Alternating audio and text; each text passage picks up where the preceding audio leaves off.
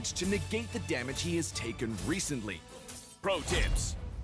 Piercing Strike has a long but narrow attack range. Carefully position yourself to damage enemy heroes while clearing minion waves so that you can get combo points. Remember not to waste the enhanced basic attack. Brave Assault has a short cooldown. After approaching the enemy, follow up with the enhanced basic attack to immobilize them. Note that the whole combo grants you combo points. Energy Eruption offers great crowd control while posing a threat to enemies in a large area. Not to mention, it only costs 1 combo point. Make sure you hit enemy heroes to reduce the cooldown of Fredrin's other skills. Though Appraiser's Wrath has a long cast animation, it comes with outstanding damage and attack range. Couple it with Energy Eruption or Flicker to ensure hit. The more HP stored in Fredrin's crystalline armor, the more durable he becomes. Combo tips. In the laning phase, approach the enemy with Brave Assault. Follow up with the enhanced basic attack to inflict control, then cast Piercing Strike for damage. Lastly, use Energy Eruption to reduce skill cooldowns. In teamfights, cut into the fray using Brave Assault. Then cast Piercing Strike for the enhanced basic attack and the combo points. Follow up with Energy Eruption for both damage and cooldown reduction. Lastly, finish off enemies with Appraiser's Wrath. Tactics. Fredrin excels at face-offs. In the early to mid-game, try approaching enemies and land as many skills as possible on them for combo points. Enemy has been slain. In the late game, given Fredrin's passive, he can shield his teammates from damage. By combining skills and enhanced basic attacks to accumulate combo points, Fredrin can easily finish off enemies with his ultimate and survive unscathed. Triple kill has been destroyed. Since both the tank and the fighter roles suit Fredrin well, we recommend this build when he takes the tank role, to further boost Fredrin's tankiness and recovery. Tank Emblem enhances Fredrin's durability, as well as his cooldown reduction, while Brave Smite grants him good sustainability. As for the fighter role, we recommend this build, to improve his survivability and cooldown reduction. The fighter emblem boosts Fredrin's attack and HP, while Unbending Will grants him superb damage output when he's in bad shape. In terms of battle spell, we recommend Vengeance to max out Fredrin's durability. Our new hero, Fredrin, will join us in battle on August 12th. Don't miss out on a 30% discount in the first week of his arrival. Also, make sure you grab his skin at 51 diamonds in the first 2 weeks. Hope you all love this new hero as much as we do. And until next time, we'll be seeing you in the Land of Dawn. Rogue Appraiser Fredrin, coming August 12th.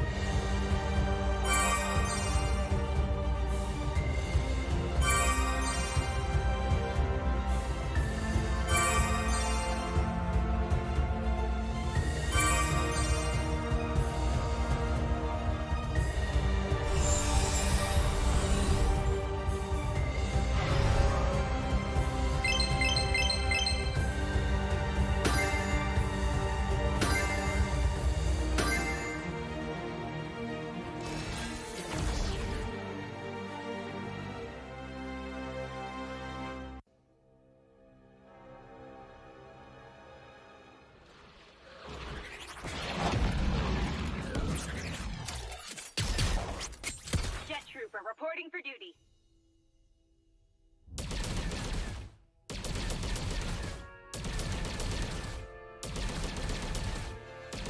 Orders received. Prepare to be faithful.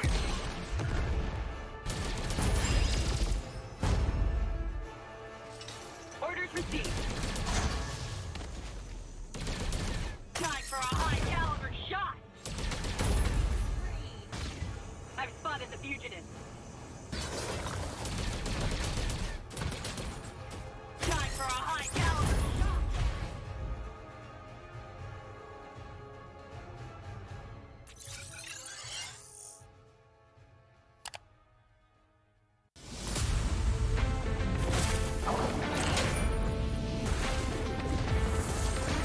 There is no more Monkey King. No good deeds goes unpunished.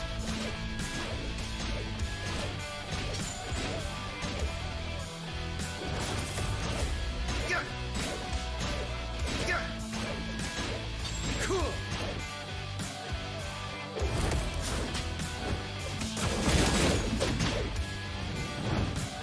Your doom doubles. Cool.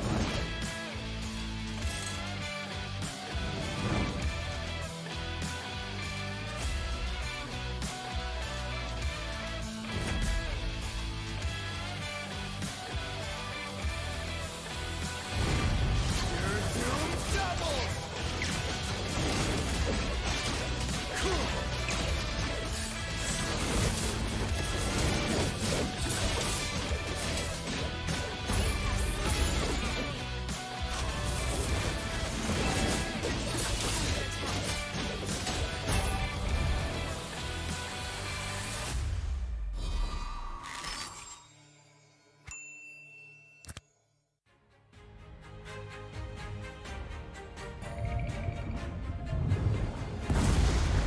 They call me a hero because I saved my nation from falling apart.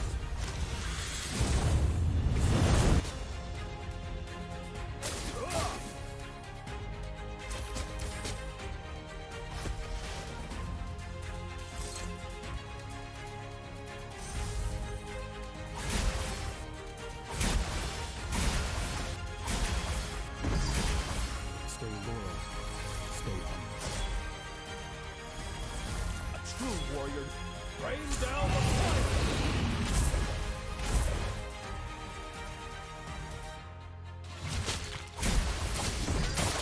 Rain down the fire!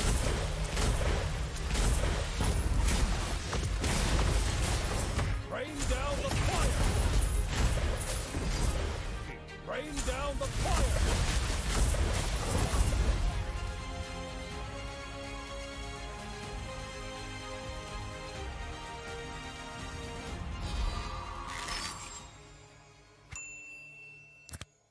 Hyperblend? What on earth is Hyperblend? Thrilling as Brawl. Strategic as Magic Chess. Unbridled like Overdrive. And versatile like Creation Camp. Hyperblend, another great game mode from MLBB. 50% skill, 50% luck, 100% fun. Skills and equipment, unlimited strategies. Heroes, skills, combinations are up to you to decide.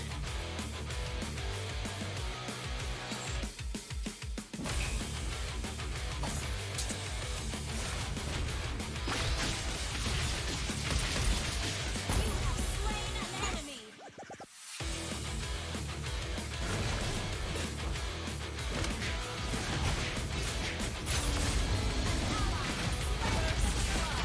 Double kill. Triple kill.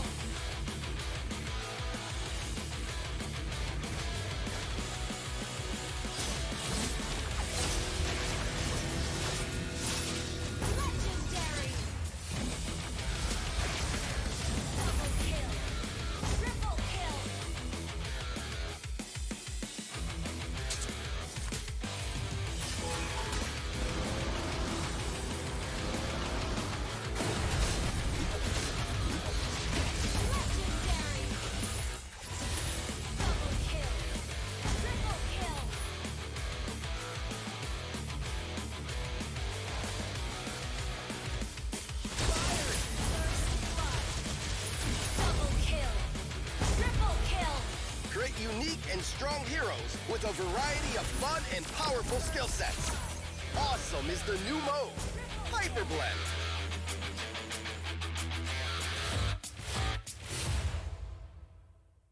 Hello, everyone! Welcome to the latest episode of Hero Spotlight, featuring Fredrin, the Rogue Appraiser. Fredrin is a tanky fighter who not only possesses a lethal skill set, but also the ability to offset the damage he takes. Now, let's take a closer look. Hero skills. First skill, Piercing Strike. Fredrin thrusts his sword in the target direction, dealing damage to enemies hit and enhancing his next basic attack.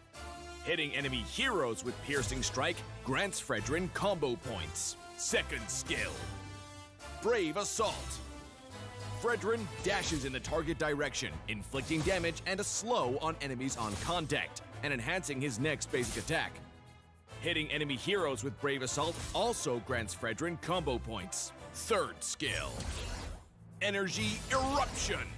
After a short delay, Fredrin deals damage to nearby enemies and immobilizes them. Hitting enemy heroes reduces the cooldown of the first and second skills. It costs combo points to cast this skill. Ultimate, Appraiser's Wrath. Fredrin slams his sword in the target direction, dealing damage to enemies in a cone and extra damage to enemies in the center. This skill costs 3 combo points. Passive, Crystalline Armor. Fredrin can deal damage to negate the damage he has taken recently. Pro tips. Piercing Strike has a long but narrow attack range. Carefully position yourself to damage enemy heroes while clearing minion waves so that you can get combo points. Remember not to waste the enhanced basic attack. Brave Assault has a short cooldown. After approaching the enemy, follow up with the enhanced basic attack to immobilize them. Note that the whole combo grants you combo points. Energy Eruption offers great crowd control while posing a threat to enemies in a large area. Not to mention, it only costs 1 combo point. Make sure you hit enemy heroes to reduce the cooldown of Fredrin's other skills. Though Appraiser's Wrath has a long cast animation, it comes with outstanding damage and attack range. Couple it with Energy Eruption or Flicker to ensure hit. The more HP stored in Fredrin's crystalline armor, the more durable he becomes. Combo tips. In the laning phase, approach the enemy with Brave Assault. Follow up with the enhanced basic attack to inflict control, then cast Piercing Strike for damage. Lastly, use Energy Eruption to reduce skill cooldowns. In teamfights, cut into the fray using Brave Assault. Then cast Piercing Strike for the enhanced basic attack and the combo points. Follow up with Energy Eruption for both damage and cooldown reduction. Lastly, finish off enemies with Appraiser's Wrath. Tactics. Fredrin excels at face-offs. In the early to mid-game, try approaching enemies and land as many skills as possible on them for combo points. Enemy has been slain. In the late game, given Fredrin's passive, he can shield his teammates from damage. By combining skills and enhanced basic attacks to accumulate combo points, Fredrin can easily finish off enemies with his ultimate and survive unscathed. Triple kill has been destroyed. Since both the tank and the fighter roles suit Fredrin well, we recommend this build when he takes the tank role to further boost Fredrin's tankiness and recovery. Tank Emblem enhances Fredrin's durability, as well as his cooldown reduction, while Brave Smite grants him good sustainability. As for the fighter role, we recommend this build to improve his survivability and cooldown reduction. The fighter emblem boosts Fredrin's attack and HP, while Unbending Will grants him superb damage output when he's in bad shape. In terms of battle spell, we recommend Vengeance to max out Fredrin's durability. Our new hero, Fredrin, will join us in battle on August 12th. Don't miss out on a 30% discount in the first week of his arrival. Also, make sure you grab his skin at 51 diamonds in the first 2 weeks. Hope you all love this new hero as much as we do. And until next time, we'll be seeing you in the Land of Dawn. Rogue Appraiser Fredrin, coming August 12th.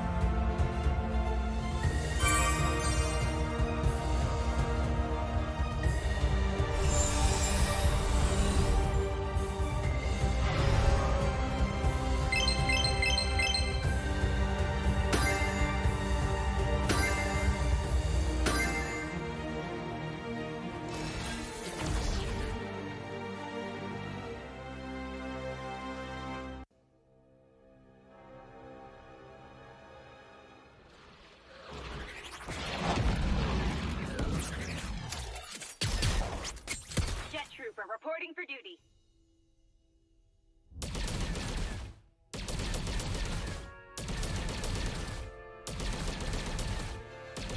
Orders received. Prepare to be faced with.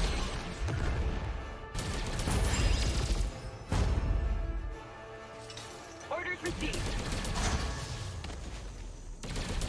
Time for a high-caliber shot. I've spotted the fugitive. Time for a high-caliber shot.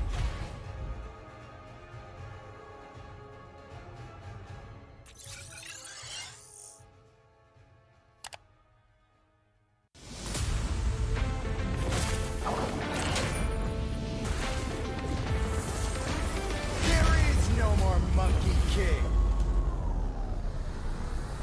No good deeds goes unpunished.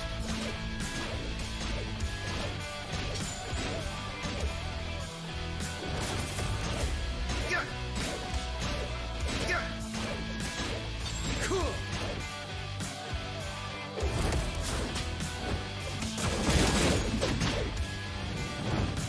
Your doom doubles. Cool.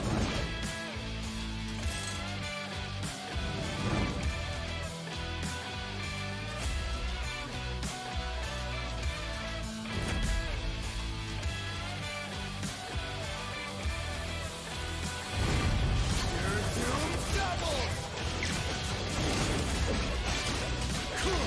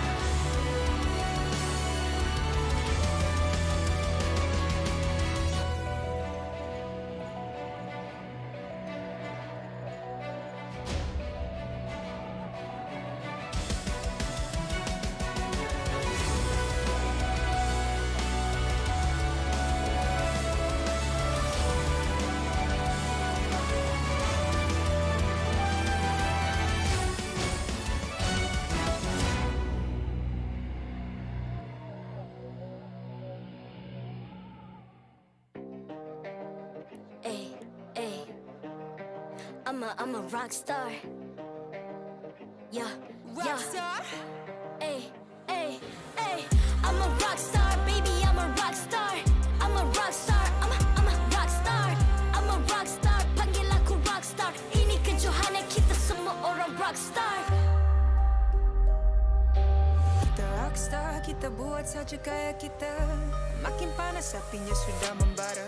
Macam mana pun kau menempuh segala. Demi negara kau buat semua bangga. Step into my world, you know I'm always in my zone. You know I got my team, no I'm never alone. Bring out my best, buat yang terbaik. Jadi juara perlahan kita naik. Get on my way, aku nak push. Naik-naik jadi lebih bagus. Jadi hero, ku ada skill. Berapa banyak musuh aku dah kill. Ramai cuba mencabar, cause they envy me. Tiap game aku pasti jadi MVP. Easy. I'm a rock star, baby, I'm a rock star.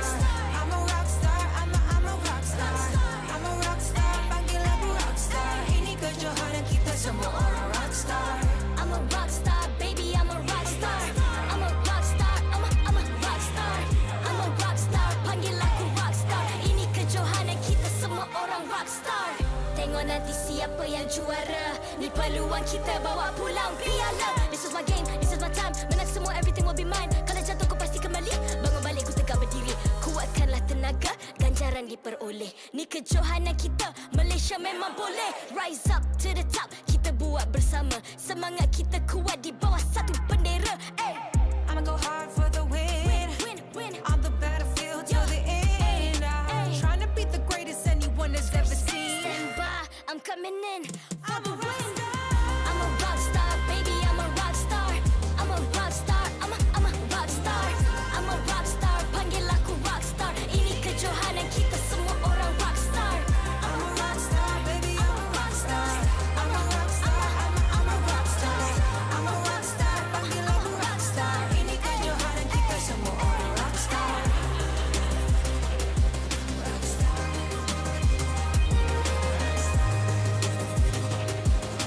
Ini kejohanan kita semua orang rock star. I'm a rock star, baby, I'm a rock star. I'm a rock star, I'm a rock star. I'm a rock star, panggil aku rock star. Ini kejohanan kita semua orang rock star.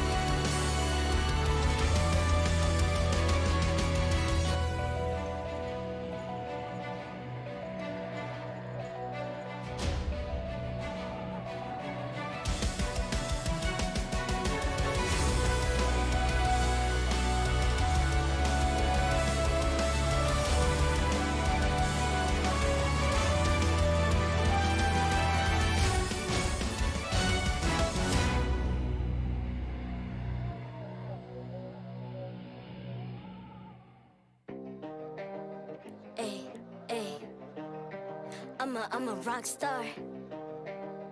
Yeah, Rock star. Ay. I'm a rock star, baby, I'm a rock star. I'm a rock star, I'm a rock star. I'm a rock star, panggil aku rock star. Ini kejohanan kita semua orang rock star. Kita rockstar, kita buat saja gaya kita. Makin panas apinya sudah membara. Macam mana pun kau menempuh segala. Demi negara kau buat semua bangga. Step into my world, you know I'm always in my zone. You know I got my team, no I'm never alone. Bring out my best, buat yang terbaik. Jadi juara perlahan kita Get on my way, naik. aku nak push. Naik jadi lebih bagus. Jadi hero, ku ada skill. Berapa banyak musuh aku dah kill. Ramai cuba mencapai, cause they envy me. Tiap game aku pasti jadi MVP. Easy. I'm a rockstar, baby, I'm a rockstar.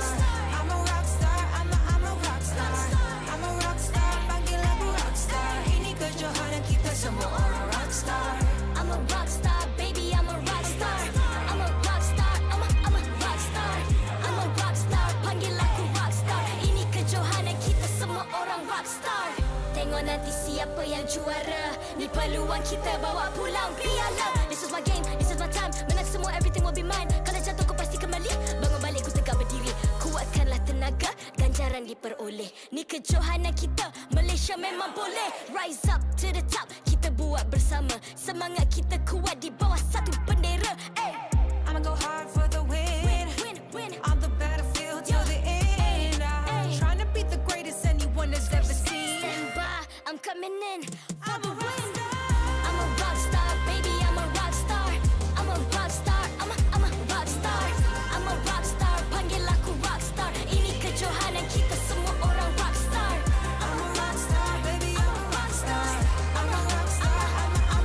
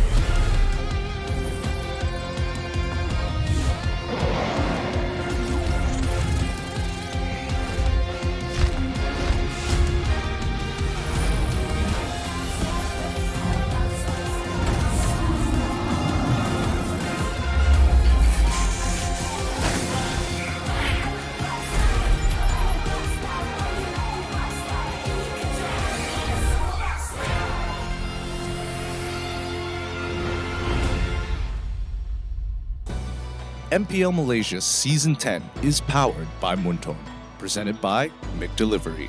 It's the perfect time to catch all the action with McDelivery.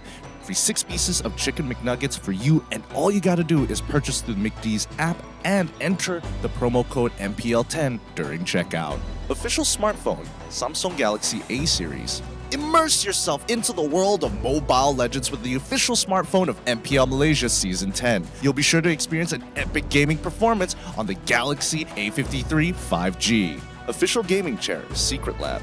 Partners in eSports, Joe's Barber, EGG Network, TikTok Live, eSports Charts, and ESI. Good afternoon, everybody, and welcome to the MPL MY Season 10 here. We thought we'd give you guys a little bit of a surprise. My name is Gideon Q, and here debuting for the first time on the English broadcast, we have Dean. We decided, people decided it's time to have 2 of the best talents here on the desk. I'm not sure about that. You're setting me up for something big right now. Thank you very much right there. But hey, it's an honor to be here. It's a pleasure to be here casting with you, casting for the English desk right now. The players may have made their own substitution. We casters as well. There's some rotation gonna go on here. Exactly. We have been changing things up for Season 10, a new era, and not to mention a great new patch to actually jump right into for this particular week. I'm excited to see how this is gonna go because week number 1 itself was explosive to see how a lot of these teams have not only adapted to the meta, but really finding kind of their own skin with their new rosters. Yeah, to be honest, after week 1 ended, I just cannot wait for week number 2. But here we are on a Friday, week number 2, day number 1. I can't wait for all the action-packed events that are going to have happening today. But right now, we're going to start off things with the first match. Red eSports up against Orange eSports at 3 p.m. on your left-hand side. There's a timer over there. But match number 2, I think, for me personally, this is going to be the match of the week. TODAK against Team Hub. Oh boy, okay, we'll hold off on that one. I know you have some strong opinions about match number 2, but speaking of match number 1, Red eSports up against OE1. Honestly, Orange eSports somehow every single time they hit the stage, you're not sure about that. You're not sure about their lineup. You're thinking maybe this is the time they're going to fail, but no, Orange eSports continue to succeed expectations time and time again, and it really shows that maybe Group A might not necessarily be the group of death. Ooh, that's a very strong point right there. But both of those teams are on winning streak right now, so I'm not sure about OE. Are they the real deal or not? We're gonna see on later. But right now, for you guys watching at home, please do help us share this live stream so we can achieve all of this tier, especially the tier S, 1,200 shares. Because I'm pretty sure we've been hitting all of these marks since day number 1, so I want to keep it on continuing. Yeah, let's keep getting this win streak each and every time. And thank you to everybody from the English broadcast who has been contributing to our share milestones. Tier S for everyone. All we gotta do is hit that 1.2k shares. It's so simple, and each time we hit a milestone, you're gonna get a code. It's as simple as that. Let's keep it up since week 1 has been going so well. Speaking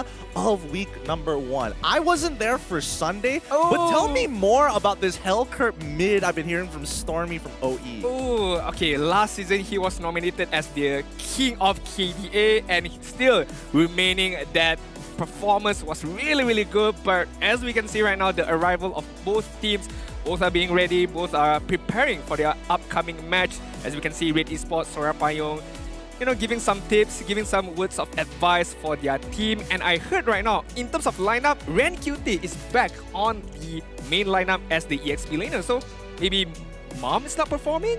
That's the thing. I'm not entirely sure. When we saw week 1, Ren QT made a significant difference for the team. I think he's really stepping up and wants to make sure that Red eSports specifically is going to go all the way because they got relatively close last season, but just not that last milestone. But then again, having Mom as your sub is considered as a super sub because he can play the EXP role, he can play the roamer role. If you need him to play the jungler, also can. But right now, why don't we invite both of these 2 teams, both of these warrior up on the main stage to prepare for their upcoming match. Let's go main stage. Orange eSports. Starting things off with Orange eSports. Fresh, original, as always, just like their jerseys. It's looking like they're going to be the strongest contenders here in Group B.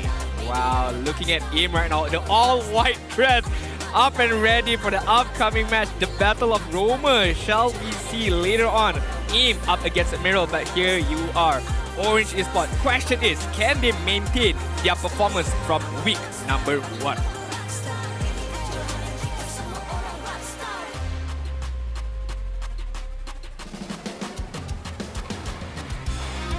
Red Esports. Confidently walking in, currently sitting with 2-1 matches at a score of 2-1. Do they want to be the new kings of that 2-1? I'm pretty sure. I am very much sure right now, as we can see the two twin towers right now. Miral and Zayed standing tall and proud for Red Esports. The question is, the 2-1 victory, yes, it's impressive, but I'm pretty sure they want to get all the 3 maximum points for today.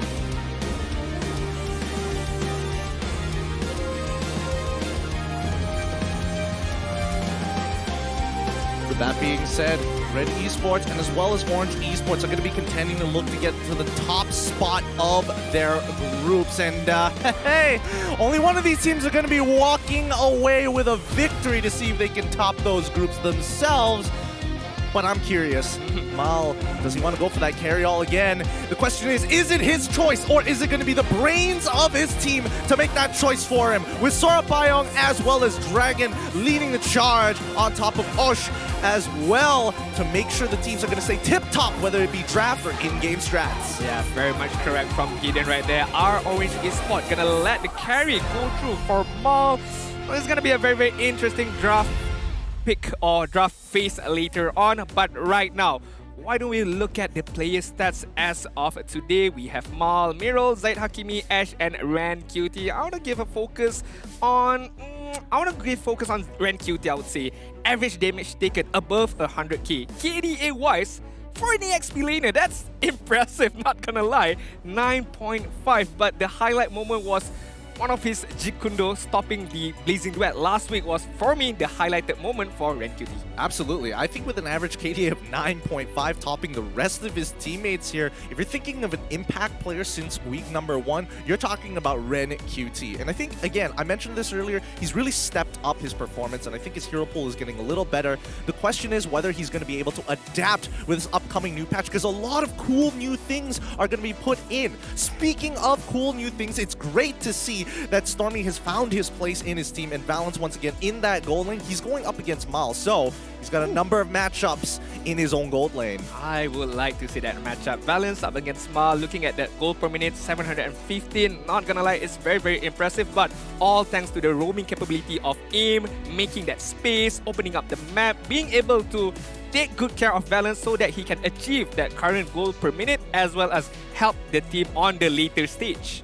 Yep. Now, this is a team where it's not exactly the most jungle-centric. They're not depending on the jungler to do all the heavy lifting for them. I think, you know, AIM specifically understands how Stormy needs to play in the mid lane and change that turn that simple lead into something bigger. Speaking of which, speaking of things that are bigger, keys to victory, protecting the gold laners. Both Valence and as well as Mal are high-value players. Yeah, correct. As we speak just now, Mal and Valence is going to be the main prioritization right now, as both gold laner is going to help in terms of the later stage. But looking at the keys to victory, number 2, Roma looking for opportunities. I feel like it's going to be very, very interesting between AIM and Miral. One, Roma has the upper experience in AIM, been competing since Season 6, but Miral coming as a rookie, performing really, really well, especially on the Franco. But the jungle comfort hero, I think, I'm not too sure. Zaid is more assassin-centric, so we might see a banning focusing on his particular heroes. But that's the thing, right? We've seen this many times where again, it's a game of rock, paper, scissors, right? Who is going to be sitting on top? But first, let's see what the audience thinks about both of these teams, and it looks like a large majority leaning towards Red Esports. And I think that's a fair point. Zayed specifically has been putting up great performances, and it doesn't really matter what he's on. His assassins are looking great. The question is, when you play a fighter into an assassin, it's all about that execution. It's all about shutting the enemy down. Yeah, correct. But speaking of all the supporters, that they need you, the team needs you right now. Give all your support, all your positive comments on the chat down below. But don't forget to put hashtag 10bersama as well as your game ID as well as the server ID in order for you to win lucrative prizes. Speaking based on what I've heard so far, apparently people can actually earn epic skins, so just keeping that real here, keeping it a stack with you guys. Let's jump into the drafting phase, starting off with Orange Esports on the blue side and Red Esports on the red side. Ah, yes, color coordination. Alright, as the team name as well, Orange versus Red right now, Ling is going to be banned out from Orange Esports. Again, I feel like this is a respect ban towards Zayed. You know, he can play the assassin really well, especially the Ling, being able to split push, being able to join in team fights, as well as the mobility that he possesses in order to help his team in the later stages. Yeah, so far it's looking very jungle-centric right now, and I can definitely understand why, but let's talk about some of the top picks. And based on week number 1 itself, Valentina seems to be like a very, very overwhelming force that most teams, well, I mean the teams that did let it through, have taken losses. Yeah, I mean, the 100% win rate from Season 9, if I'm Yup. not mistaken, still not been broken yet. I'm still waiting to see who be able to break that current win streak of Valentina. Might be banned out here, but right now, Masha is going to be the primary focus. This is a very, very good ban, especially if you're going to play the farmers, because Masha can zone out these farmers or zoning out your other mid laners in order for them not to be able to participate in certain team fights. Exactly. When you don't have a very large health pool, Masha is just going to hone down on you. You don't want to have to deal with this like unstoppable train that just refuses to die. Now, Valentina going to be the follow-up ban from Red Esports. Based on what we're seeing so far here, they want to minimize Zayed's effectiveness, his mobility. He still has Hayabusa. He still technically has Lancelot as well. But I feel for Orange Esports specifically, not only is the Masha great as, well, Valence wants to feel comfortable in the gold lane playing these squishier marksmen, but I have just an odd feeling that maybe Subway wants to go and challenge Zayed for an assassin jungler. That could be true as well, but another hero that we're likely to see being banned out is the 1-1, because I don't think Orange Esports gonna let it through, especially to the hands of Mal, which last week he almost managing to get the Savage, but right now Digi is gonna be banned out, so I'm feeling Atlas pick is going to be a main prioritization here, so we shall see. Akai, I think that's going to be a pretty good shout out here, because even last week we saw that Diggy was the natural occurrence of, hey, you pick Akai, you want him to be your main dude, the main initiator. No, no CC for you. Red Esports, they respond by banning out that 1-1, and our first pick going over to Orange Esports. Right, I like Akai, I like Julian as a first pick right now. Is not gonna lie, it's really, really good.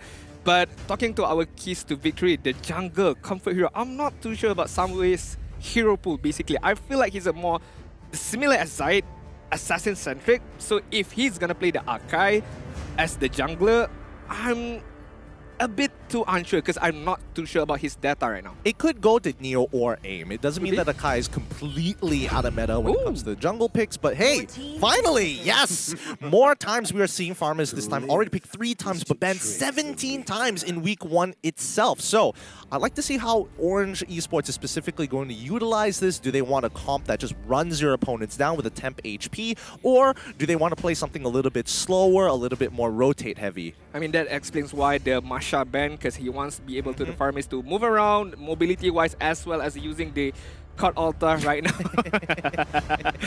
So for those of you who don't know, Chuman is basically he can only use this assassin. So not only we know, they know as well. But right now, Red Esports for the first to pick. Carry, is it going to be a first pick? Because we've seen a lot of first pick carry for Red Esports right now. I don't know.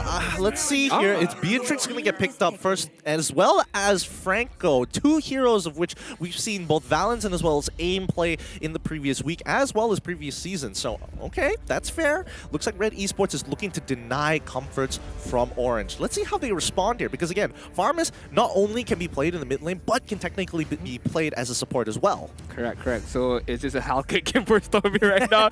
Okay, let's not jump too far here. I think it's Julian more likely. Okay, fair enough. But you know, Hellcat is still kind of cool, you know, for Stormy to pick, but could be a Yves game as well, but have to be careful for the Iron Hook coming from the Franco as well.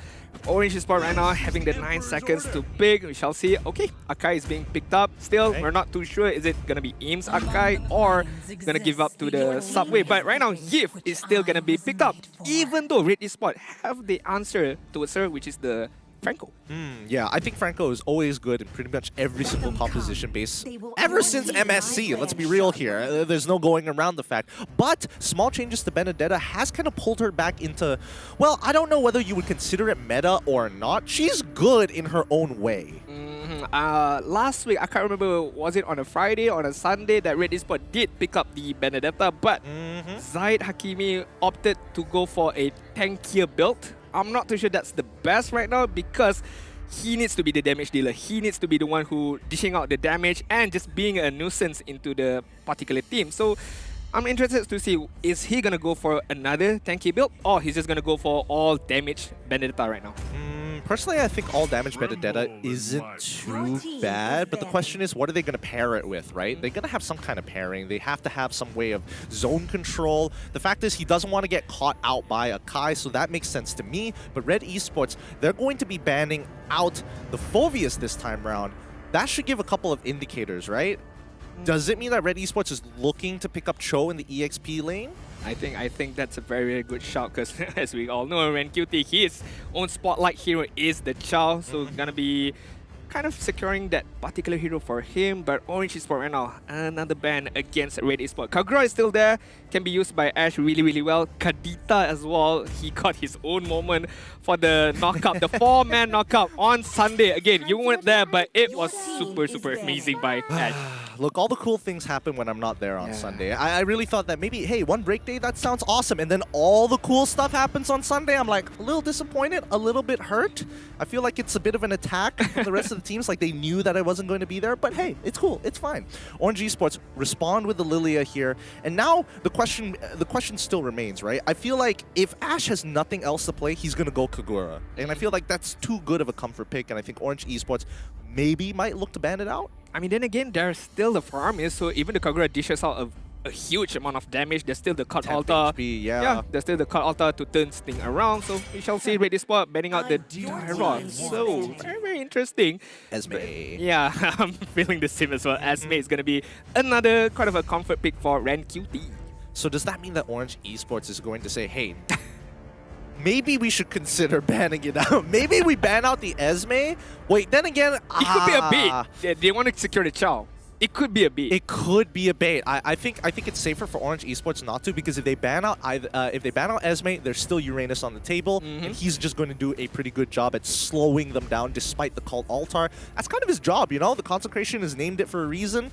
I think that's fair. RNG Esports just stick to the mages, I'm hoping, assuming in the next 11 seconds or so. I mean, if they still banning out the mages, either Kagura, there's still Kadita to give to the Ash, but we shall see. Ooh! Sicilian! I mean, okay, fair enough. Sicilian has a very, very high power spike in terms of the late game, but as of recently, I'm not too sure Ash been playing a lot of Sicilian. I'm not saying that he cannot play, but he's more of those moment kinds of hero, you know, the Kagura, the Kadita. So both of these particular can be secured by Ash. Is it going to be secured? The Esmeralda is going to be secured first for RenQT. Okay, I think that's totally fine. Esmeralda is good. What options do Orange Esports have? Do they still take the Thamos here? I think it's okay to take the Thamos. Okay, if they take the Thamos, the damage is gonna come from where? I mean, yes, Thamos has the damage, but you know, you need a few items in order for you to be able to dish out the damage. Akai is not gonna go for damage. I feel like Valence is probably gonna go for like a comfort pick of some sort, right? Ooh. That's like super ultra league game, not gonna lie. That's the thing. There's gonna be like a lot of scaling that needs to be done. I see the Thamos being hovered over. The Iratel is a really good shout out here. Oh, he's hovering over it. We know what it's going to be. It's Iratel and as well as Thamos. Called it. That's what you get from the best talent coming in from BM coming over to English. Yeah. Hey. Double. That's talent right now. I like the composition from Orange Esports. It's just that they have to play a bit of time. The early game, they need to be careful. They need to be a bit more preservative, I would say. Get the items on balance, get the power spike on balance, as well as Stormy, and then they can initiate the team fight. Whereas Red Esports, from the get-go, they can go offensive right now. I mean, as offensive as we want them to go, the question is whether or not they can do it. Because again, we have Akai who, right now, yes, you wanted Akai to hit level 4 as soon as possible and kind of make as much impact now. but now he has to play defensively. He's not looking to make huge plays. He can just be a disengage mechanic. He can, with the help of farmers, with the cult altar as well, it's going to get Orange esports out of sticky situations and probably prevent dives as well. Or Red eSport. Okay, wait. Okay, I was gonna like, Amal, are you gonna play that Franco? Okay, they changed last minute. Okay, Red eSport, what they can hope for is Miro to get those miracle hooks. You know, just landing out those random hooks is gonna attach to either the Yiv or the Faramis is the most ideal target right now. Get the Faramis first, get rid of him first so that they don't need to worry about the card altar. All right. Looks like game number 1 is about to go on its way. Orange esports feeling themselves here with a late game composition that's going to require a good amount of time before they get back into these bigger team fights. As we see the compositions being lit up here on screen, you can tell that Orange esports wants to play a little bit more defensively, but when the time is right, the team fights will fall into their hands. So it's up to Red esports to press the tempo as we make our way into the land of Dawn for week 2 of the MPL MY Season 10. All right, are you ready to rumble? Let's go to the land of Dawn right now. Orange esports on the blue side and Red esports as their own color on the red side right now. As we can see, early aggression from AIM, just disturbing Miro, getting his HP quite low right there, so he cannot afford to lose his HP in the early stages. Speaking of which, the current game patch is 1.7.08, so the changes to Faramis, well, I would say micro changes, has been kind of good. There's a little bit of quality of life changes, but Miro in particular, now that they've kind of nerfed, well, quote-unquote, nerfed the Franco here, let's see how much of a difference it's going to make in this new patch for the first 2 minutes of the game. Yeah, I mean, it's all about landing that one particular hook, but as we can see right now, the emblems is going to be picked up by both of the jungler, focusing on the jungle emblem. The Demon Slayer is going to be the main focus right now, focusing on objective gaming. So Little Wanderer, Turtle Lord is going to be the main priority for both of these particular teams. Interesting. Farmus is already trying to rotate over towards Subway. He's going to take a bit of damage. Oh no, he might be given first blood. The Body Slam connects. He fights 2, but it's too late. Stormy is able to pick up both of them. What a turnaround. Subway should have died, but his passive keeps him alive. First in-game pause. Yo. Bro, he got the kill. Yo. Yo. That was kind of like a confirmed kill against Subway. But the turnaround. How did... Oh man, I hope we get a quick replay of that. I really do, because AIM was able to get there just in time to dish out just enough damage on top of the fact that everybody was standing on top of the rift, right? Yeah. If people were taking DPS, I didn't expect it to turn out like that. I thought it would be like a 1-for-1 trade at most. Oh, okay. Okay, the body slam, there is a bit of shield that's gonna be gained by Akai. But I don't think the shield is gonna be a lot. I'm pretty sure Zaid has the amount of damage in order to kill him off. But again, as you said, the combination of skill as well as the early game damage right there, I mean, Zaid just was obliterated right there. Yeah, I mean, it's really early into the game, and Benedetta isn't exactly the strongest in the early game like she used to be. But you can definitely see the rest of Red esports is just like, huh? What? Huh? What just happened there? What was that us? If this was a technical issue, that's extremely sad, because that's going to hurt the early game a little bit and really help Orange esports kind of slow things down till they can scale. But you can see Zaid, he's just like, oh boy. Ooh boy, guys. My bad. Guys, I did not know the damage was a lot. But Orange picking up the double kill, the 2 kills right there. I'm not sure who did that as well. Ash as well, who got another death onto Orange esports, and those who pick up the kills was Stormy as well as AIM. So Subway is just going to be the distraction right there just now. Yeah, very interesting how that all turned out, I'm not going to lie. But you can see the rotational path from Red esports and Orange. They highly prioritize this bottom side of the map. Both Miro and AIM just constantly hovering here. Now, we saw... Oh, wait, he gets the pullback, gets the slow, but the Iron Hook does land, pulling AIM all the way towards Zaid. If he can get a kill back, that could change the way. Oh, he misses the ult, but unfortunately means that AIM gets to live, and Red esports will have to find gold elsewhere on the map. I feel like there's a bit of miscommunication right there, because the hook landed, but Zaid wasn't ready. Zaid was focusing on the turtle crab, I'm pretty sure. So it was river gonna, crab, the river crab. So I'm pretty sure there was a bit of miscommunication. I think Miro also couldn't expect that the hook was gonna land. But right now, Subway is a bit of trouble right now. Maybe not, maybe yes. Gonna steal the orange buff from Red eSports. Oh, this is actually bad for Red QT. He actually helps out. Wait, Zai didn't actually get the orange buff either. So on top of the fact, oh no. On top of the fact that Ren QT is going to miss out a little bit of EXP to try and help out his jungler doesn't even get the orange. And now the Iron Hook lands onto AIM, but nobody is there to follow up. Mal is nearby, and that's going to be a guaranteed kill onto the hyper carry of Red eSports. Easiest hook of his life. Right? Point just blank. Not standing, just standing still actually.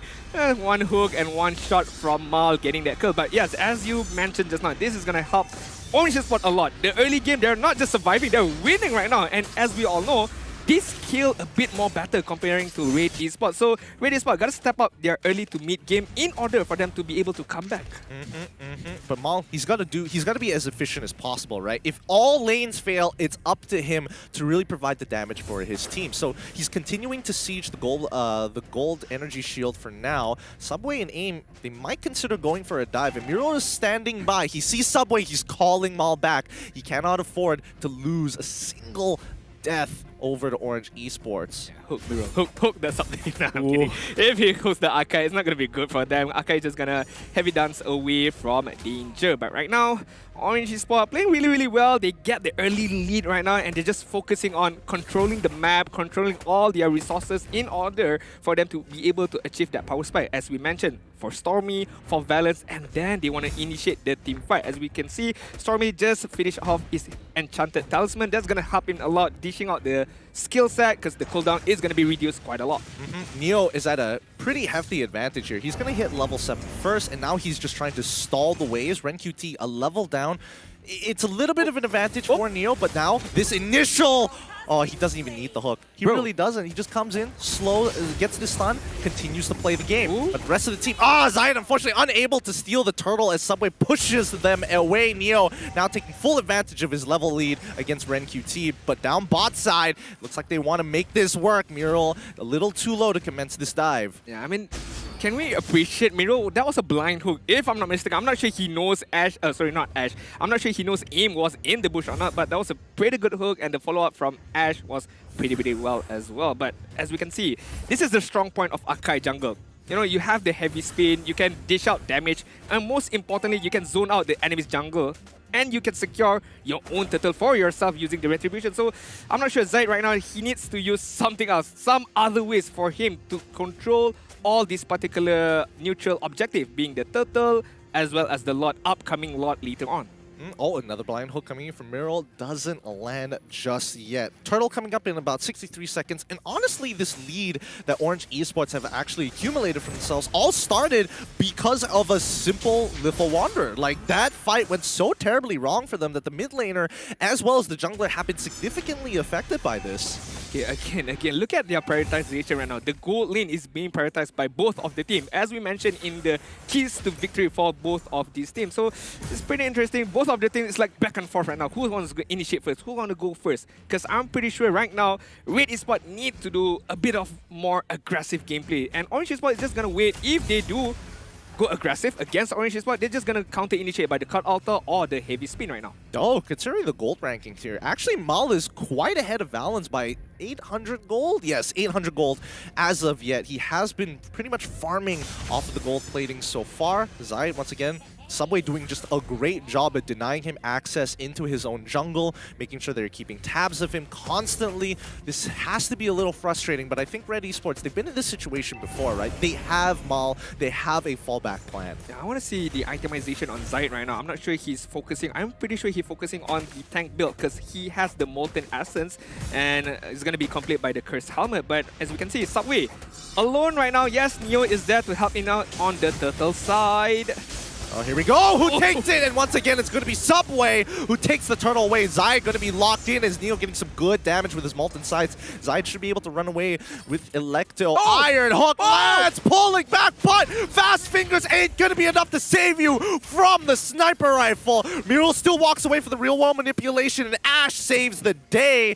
Oh my goodness, it's a little too close for comfort. Ash dashing out of the body slam. Subway continuing his zone off Mal. They will try and take away this bot side tier 1. Ash. She went it there. Okay, I don't think there's anything going on, but Subway's still gonna zone out all the red eSport for being able to then get the bottom turret right now. But Zayed is coming in right now. It's gonna make a 4v3. I'm not sure it's good for Orange eSport right now. Actually, I think it's really great. Mal is really low aim. He hops over the wall, pops the called altar. They find one. They're looking for a second. And you can see the effectiveness. Ash makes it out alive. Subway doesn't have to worry about a thing. Stormy taking tower damage right now as RenQT joins the fight. But Neo has kept them well informed. A clean dive coming out from Orange eSports. Hey, to be honest, that was not bad for Red eSport. Losing Mal, yes, it was a bit tight, but losing only one team member and losing out the top turrets to the minion is not that good for Orange eSport. It started well.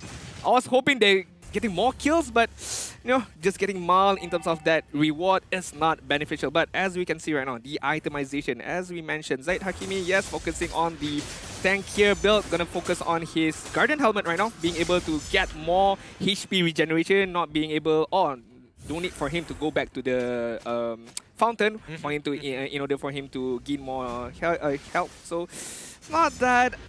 It keeps him alive longer. Yeah, it keeps him power farming. I want the full damage Benedetta right now. That's the thing. Don't get me wrong, I wanted to, but right now Neo taking a lot of damage, but his Vengeance minimizes as much as he can. Mal's got the full combo down, but Neo has successfully defended and cleared the wave, which opens an opportunity for Orange to take the Lord. If we had a Benedetta full damage, I'm pretty sure Neo was gonna get killed right there.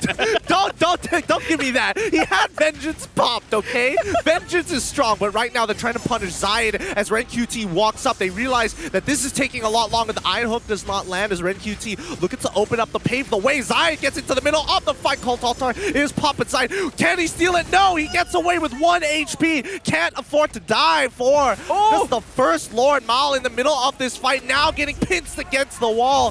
The heavy blows just keep on coming. Ash is able to cleanse himself and hop away with a quick inbuilt Purify. Looks like Red eSports with Mal down and a Lord coming their way. Orange look to take the lead. A bit of desperation move by Mal right there, going for the flicker and the shotgun, but not being able to catch anyone from Orange eSport, who commit onto the teamfight against the Lord and being able to secure the Lord really well as zoning out Zayed. But right now, Subway is gonna get hooked, but again, his Subway, he's very tanky. You're not gonna be able to one-shot him right now. That's kind of fresh, I'm not gonna lie. He eats fresh, he is fresh, and he doesn't stop being pretty effective here. Zayed trying to clear up that wave so far, but the Iron Hook doesn't land, but the pull does. Real World Manipulation is gonna pull on through, but someone pushes them out, allowing Ash and RenQT to find their first pick onto Valence. It's too late. Neo is the next to fall, and now Orange eSports on the run as RenQT looking to take one more hit for himself, forcing the Cult Altar to disengage. Orange eSport, they had the Lord, they had the great initiation by the Shadow Stampede of AIM. But again, Red eSport covering up really well. And speaking of Red eSport, they're in the middle side right now. Yep, I don't think they'll be able to do much without the wave. Nicely played by Stormy so far, but man, that was unfortunate. Orange eSports literally got split into two for those who are engaging, opening a hole for the backline to jump onto Valence. I'm not happy seeing this damage dealt ranking. Look at Zayed, 10 key damage in comparison to the other team members right now. I feel like he could do so much more, but to be fair, if he did not go for the tankier build, I'm pretty sure he's gonna get one shot all the time. If he goes for the Electro Final Blow, if he goes for the of his skill set going into the team. So I guess it's okay, but Mal needs to step up right now. Mal is one of the main damage dealer for Red eSport, and that is where the damage is gonna come from. I think, honestly, as much as I want Mal to do more, I think he's limited by what Orange eSports are able to do. This time he doesn't take the orange buff. And see, this is why getting an early Sky Guardian's helmet is really powerful. Zayed has been power farming to catch up to Subway so far, but gets pulled back by AIM. Stormy not going to do much as bottom side. They find a kill onto Neo. Red eSports slowly inching their way back into this game. Alright, but Subway is gonna look for the counter initiation. Mal's gonna be pretty careful. He should be dead here. One more. The heavy blows are already coming up, but QT slowly takes him out. Real world manipulation gets cancelled, but they do find as the Cult Altar is popped. Neo is down, and can they get one more? Aim has been slowed. He's hovering over the walls, using his Spectre to his advantage. They find two as they trade one. Can they get a third? Almost! As Aim just says, nope, ghosts out. Zion says, you're not going anywhere. But Aim has done more than he should have in a situation so dire. Wow, 1000 IQ gameplay by Aim, using the Shadow Stampede to walk out of danger. And Zaid Hakimi, if he had one more damage, I'm pretty sure he's gonna get the kill against Aim. But right now, the lot is gonna go for Red Esports side. Yeah, can the steal go? Real world manipulation comes on the through, but it goes over to Red Esports as they find the snipe, and the Yin Yang overturn does more than enough. Finds Neo as a pick, and Aim is on the run. He's got nothing left in him. Red Esports now taking control of the game. What a roller coaster of emotions right now. Red Esports coming back from a big, huge deficit right now. 1k gold lead, as we can see on the itemization right now. Focusing on Mal, having the Blade of Despair, having the Blade of Heptasis, as well as the Malefic Rod, focusing on physical penetration is gonna be the main highlight for the Beatrix. So that's why the Flicker and Shotgun is very dangerous for him. So Orange Esports gotta be careful, especially Aim. Because if Aim is gonna get shut down first, there's no Cult Altar, there's no counter initiation, there's no prolonging the team fight for Orange Esports. Last item coming in from Mal, is it going to be a Haas Claw? Is it going to be an Immortality here? I feel like he might greed out. Haas Claw? Haas Claw. Yeah, definitely. That's the call. That's the call. But as the outer turrets fall so far, this Luminous Lord is really going to put the hurt into Orange Esports. Subway now in some trouble. Manages. Oh, the hook doesn't land coming in from Mural. But now, can they get an inhibitor here? Does Red Esports press their advantage to try and get an inhibitor? That's the big question. As Neo is going to be throwing in his Molten Sights, the rest of the team looks like the Electro Final Blow comes out to deter them, but they will not. Oh, wait, the Empowered, they find getting a killing spree off the Subway. Mural with the hook despite the chaos. Control, alternate, delete Subway just now. Again, the shotgun is too powerful right now. Focusing on the physical penetration, and speaking of physical penetration, Zaid Hakimi as well as the Malefic Rod. Mirror is gonna catch anyone out right now.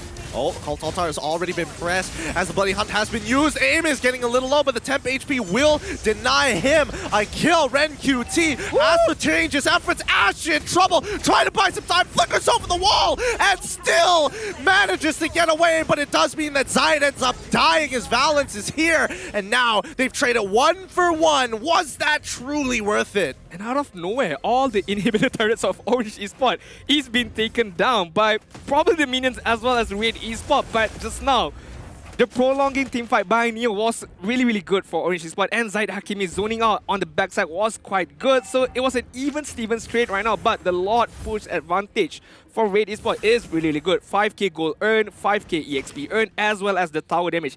37,000 and getting all the inhibitor turrets with one Lord push. Yep, 37,000 damage coming in from towers alone, just crushing through them. And honestly, this puts Orange Esports in a pretty bad spot. Like every single neutral objective is going to be at a disadvantage. Yeah, I feel like I have to make a personal apology for Zaid Hakimi right now. Okay, fine, the tank build is good right now. You can sustain a lot of damage. You can be the front line for your team and giving Mal all the space, all the damage that he needs. Lafel did joke around about this. Red Esports won't end the game if Mal cannot achieve 100k damage. That adds up. That really does add up. As much as I would hate to agree with Lafel of all people, there's definitely a point. Red Esports, they play for Mal, and that has been their strategy for the longest of times. He is reliable, he is consistent.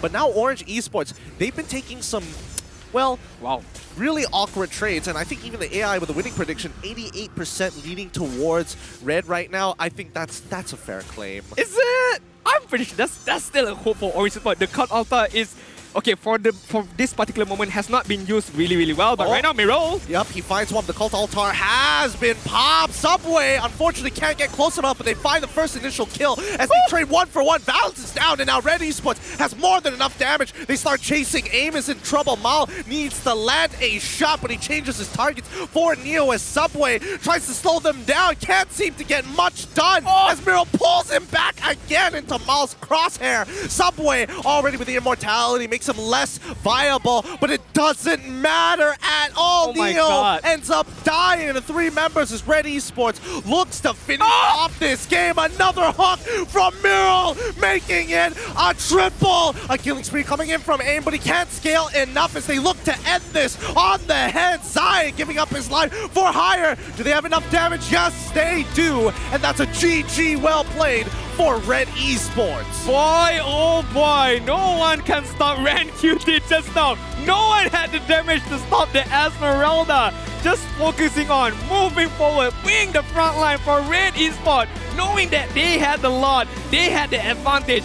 They went on to just kill off the game one by one, but Miro, bro, you gotta stop with those hooks, man. I don't know, man. He's playing a different game. Bro. I think he has like an extension where he has a protractor to help him angle it right. I don't know. It's a measuring tape. He's got a in-game measuring tape. He knows his distances and he knows his angles. What a game. What a performance from Red Esports. Really nicely done. Regardless of long-range hook or short-range hook, regardless, Miro's been hitting all those hooks, all kinds of hooks. Blind hook, long range, short range, even Aim standing still, also he can hit that particular hook. Yeah, I don't know. I think he's really got a knack for this. Bro. I think most people would expect, like, I would have definitely missed the hook when Aim was standing still because I expect him to juke.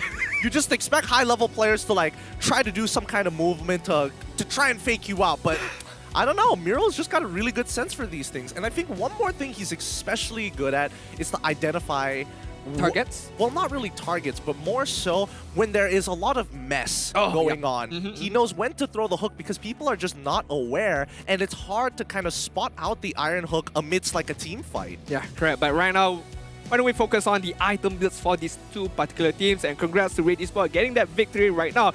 I want to say Esmeralda, why was he so tanky? And there is why. All of his items, except for the Enchanted Talisman, is more of a utility, but all focusing on the defensive right now. Blade Armor to counter-initiate against balance damage. The Radiant Armor to go up against Stormy when he opens up his RWM, or Real Manipulation.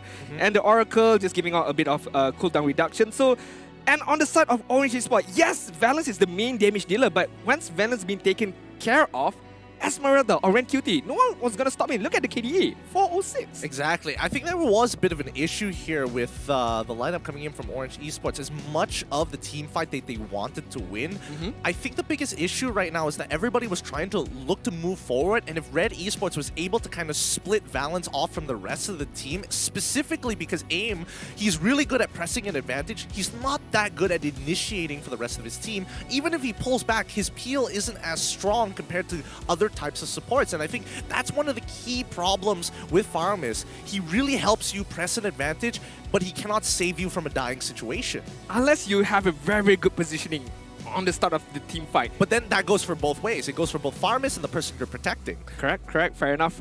I think that is one of the key points, the lackness of Farmis that we can see right now. But Mal, as we all know, the greediness from it was the Hustler. It was the Hustler. I respect that. I respect that. All right, it's time to see who the MVP of this particular game. Coming in from Red Esports, MVP going over to Mal once again, the dedicated damage dealer and marksman gold later from Red Esports, with his match KP being 79% with a match KDA of 8-3-3. I didn't say how long did that game took, because I wanted to calculate. His damage per minute is 3,900, almost 4,000. The question is, the million-dollar question is, did he manage to get 100k above damage? Okay, this is all impressive, 833 KDA, 79 kill participation, 800 gold per minute. Yes, the richest guy of all. But the million-dollar question, Mal, did you manage to get 100k above damage? That's the important question. Here at the English broadcast, we ask the important ones. Yes.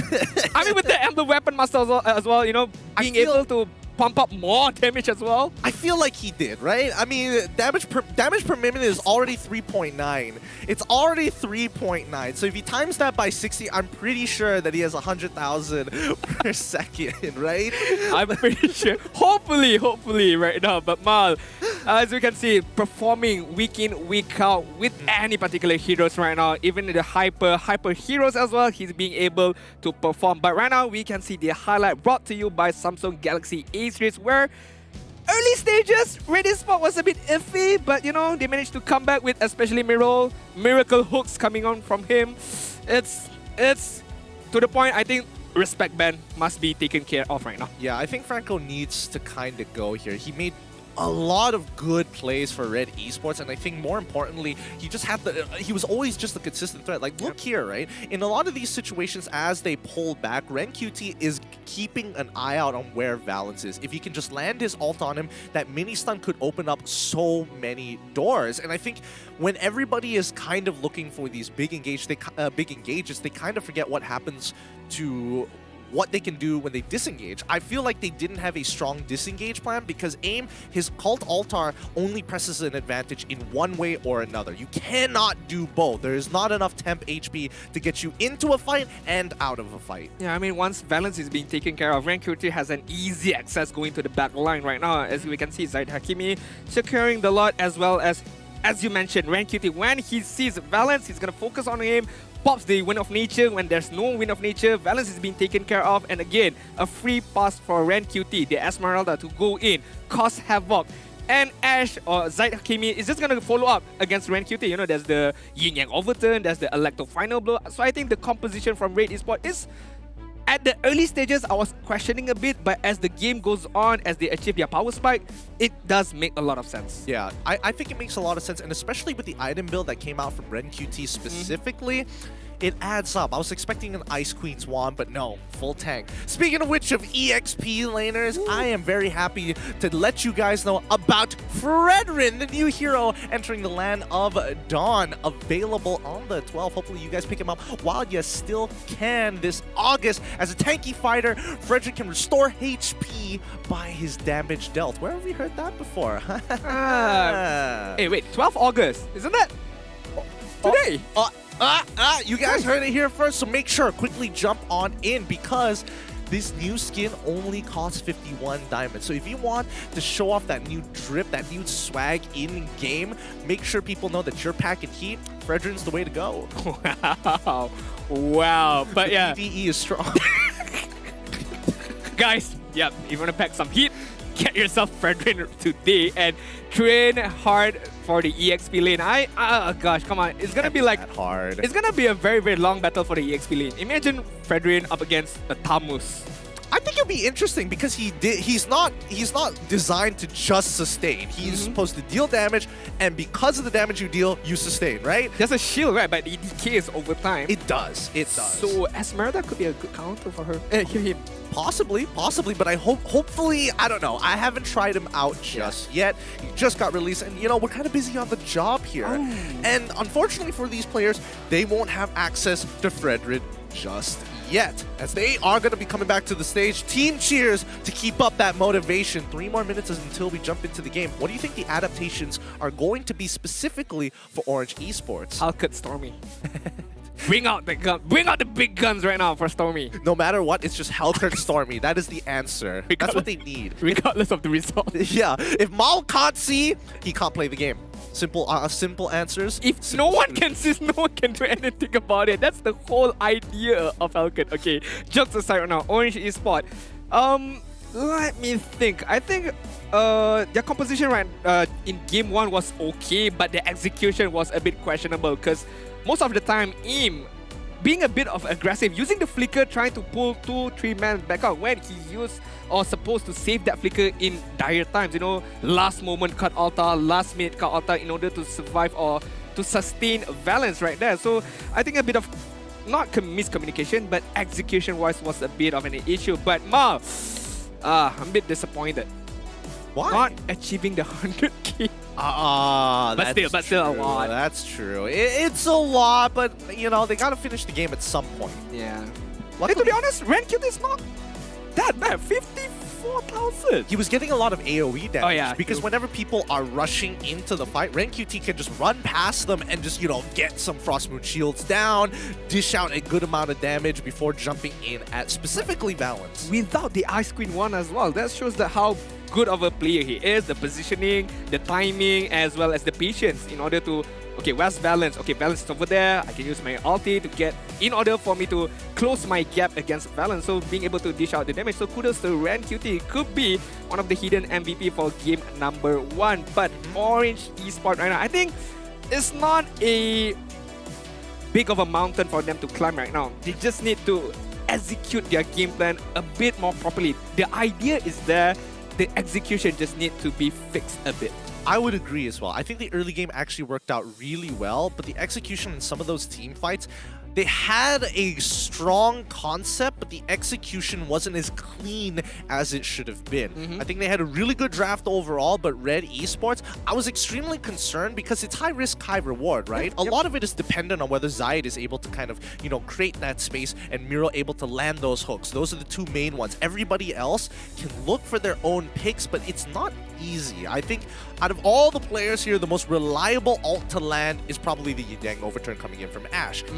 But half of the times, he doesn't have to look for the picks himself. Miro was able to perform, was able to land the hook, was able to bloody hunt the correct targets. Yeah, correct. And to a certain degree, I would say both of this particular lineup has the same amount of game style or gameplay, I would say.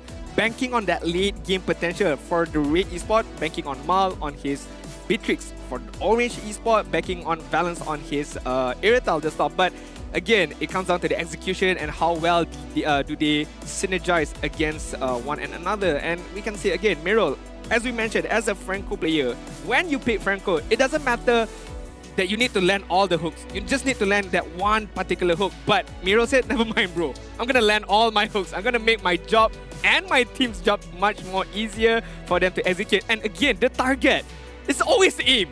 Yeah, it's always aim. And that's going to be really frustrating because, again, when aim himself wants to pull somebody back, there's a duration. There's a bit of a duration before you can actually pull them in. And just before he gets it, he gets yoinked halfway across the world and just misses it. Right after he uses his Spectre, it's the worst. It's the worst feeling in the world. Not gonna lie, aim, it's gonna be a bit, feels bad for him, a bit of feels bad. But there was a greatest escape moment from him just now using the Shadow Stampede, going out of map. And Zayed Hakimi almost catching him, but never mind, it's still be able to move forward. And speaking of moving forward, why don't you come down over to Quill City Mall, get your tickets.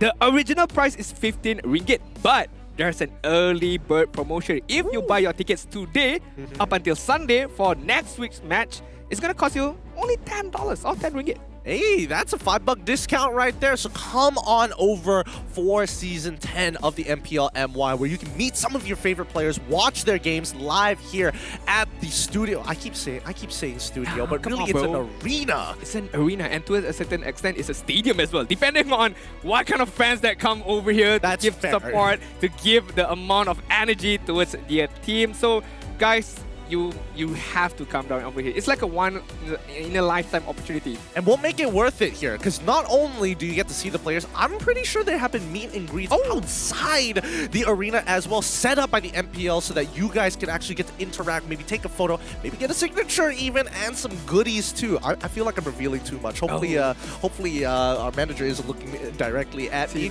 All good. My head low for now, but guys, quickly, get the early bird while you still can. Watch MPL, meet your favorite players, signature, pictures, maybe some advice from your pro player. You know, you want to learn how to play EXplainer, like RenQT, you can ask them, hopefully. I mean, considering how their, post-interview on stage looks like, it's probably going to be a one-liner like, do better, do good.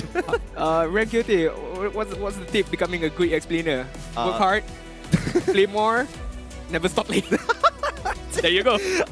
I feel this is too real. I feel like that's something he would legitimately say to my face, and I'll be like, yeah. Thanks, bro. Thanks, man. I really, wow. I traveled all the way down from Malacca for this.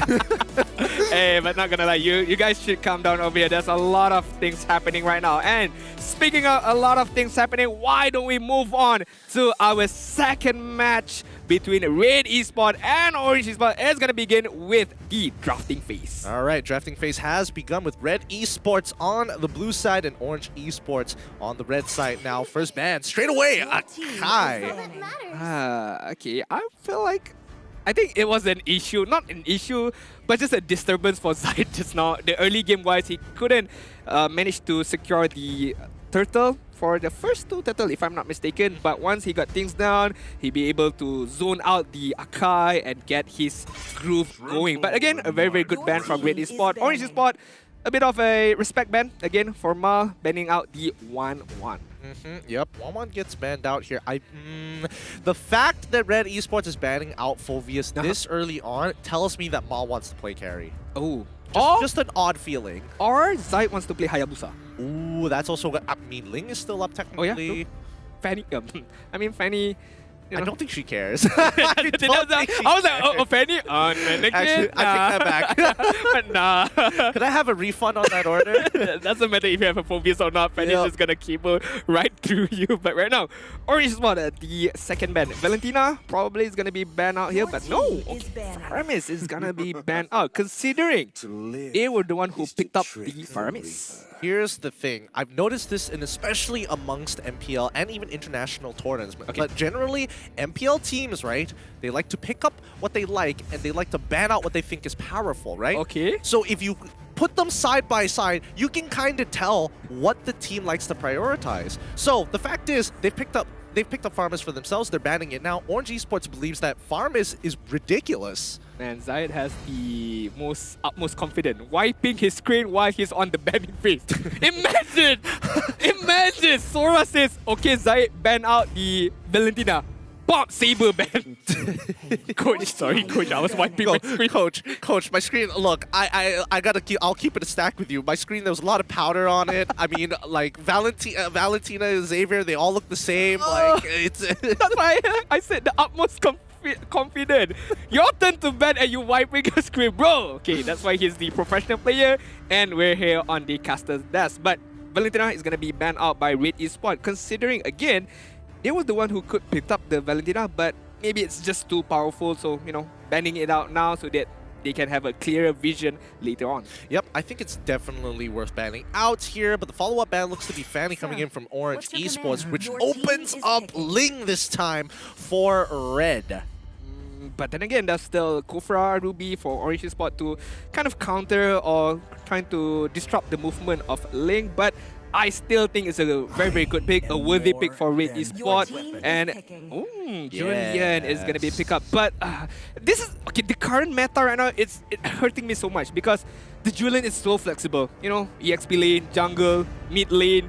To a certain extent, maybe some of them might go for a gold lane Julian later on. I would be impressed if someone decides to actually go for the gold lane Julian. I am not going to lie. But considering that we are playing on the new patch, they have sort of changed the damage numbers around for Julian. Okay. And I still feel like, is it enough to you personally, considering last week's performance? And even, I want to see whether Julian, whether these nerfs that have recently come to him is going to be effective. No, I don't think so. I don't think we can see much of a difference. There's still going to be a huge amount of damage coming out from the Julian, especially when he complete 2 or 3 of his items. The enhanced chain, enhanced sword is going to deal a lot of damage, especially if you put the Julian on the jungle for him to be able to rotate very, very quickly. And, you know, as well, you don't need the level 4 to get his ultimate. So, again, very, very interesting how Red Esports is going to play around this Julian. But Orange Esports is going to have the luxury of picking up the Ling as well as the Esmeralda. When they saw the first game, Red QT on the Esmeralda was kind of unstoppable. Yeah, but speaking of which, if we're talking about unstoppable, we're getting the Franco coming in from Miro once again, and it's going to be Mal on the Beatrix. So, 2 picks that we've seen before and have performed extremely well for Red Esports. Orange Esports look to deny, but I mean, the most that they've denied is Ling so far, and we've seen Zayed actually play the Julian in the jungle too. So I'm curious to see how this is going to turn out for Orange Esports. Do you think Red Esports is gonna like rinse repeat for game number 1, considering the 2 picks are the same as game number 1? I mean, I don't see why not. They got the win. They got the win. I mean, okay. To be fair, they are not going to get the Esmeralda, right? I don't think that really changes too much for them because there's so many replacements. Like, it's just RenQT is going to be playing Thamos now instead, unless Orange Esports ban it up. But Orange Esports, they are going to go with the Selena, so they want to make sure they can keep tabs and look for these long-range pickoffs. Okay, for the side of Orange Esports right now, the bans, I think Derot is going to be a good shout-out right here, considering there's an Esmeralda on their side, so you want to be able to win your EXP lane, so why not just ban out the Derot? But I think Kagura is going to be the main prioritization. Oh, that's just the last-minute change. Oh, chop, chop, wait, hold on. Yeah, maybe not the Kagura. I think that's a good idea because, again, there's still so many really powerful mages that are still up for grabs. I mean, Yves in particular is still available. And I think with the Selena, it does kind of deter them away. So Orange Esports want to kind of cut off the edges for Red Esports and push them into this corner, right? Now, Kagura gets banned off. Red Esports, they're going to see, okay, it's all about mages. Let's get rid of the Lilia. Let's follow up and really shut down Orange Esports here. Okay, if we're continuing on this style of mages right now, Kadita, Yves is still there, so I think this is quite a high prioritized mages that is still within the game. Unless they're gonna want to go for something different, Red Esports can still pick up the Veil. The Franco-Veil combo is still quite strong. It's still very, very strong. But as we can see on our screen right now, Marsha is gonna be hovered. I think not a bad ban right now, Marsha, considering how strong she is, being able to win her lane as well as sustain with the 3 Li of HP. So could be a good ban right now. Okay, I think this is a good ban coming in from Orange Esports. However, this does leave a counter pick open for Red Esports. I'm very curious to see whether, because we saw this in Season 9. We've seen RenQT decide, you know what, I'm going to go with Dyroth. And sometimes he is sort of winning the lane, but not winning it hard enough. I want to see if he does pick up the Dyroth here. Well, later in the pick phase, is it going to make a difference for the team? Or is he still going to be a team player? I'm going to pick Uranus or Thamos, and I'm going to try and help out for the rest of the team fight. It could be a double-edged sword. If he picks up the Dyroth, yes, it's a counter on paper, but knowing RenQT, sometimes he can be a bit too aggressive, and that could be the death of him. But right now, Red Esports is going to be banning out another mage, and the mage is going to be banned. It's Sicilian. Not giving Stormy, that particular hero, with the positioning that he has, is going to be quite unstoppable if he gets on the Sicilian. Yeah, this is great. This is great. Now, picking up Yves is a huge deterrent for both sides, right? Because if you pick Yves for the side of Orange Esports, you have 2 people who can easily take you out of the game and cancel the ult. If you take it for Red Esports, same thing goes for Orange Esports. So I don't think either team really wants to play Yves right now. And in terms of scaling mages, there's not too many on the field. We could go with the Kadita, but it's a high-risk, high-reward situation for Orange Esports. What do you think about the Lunox? I think Lunox might go well here.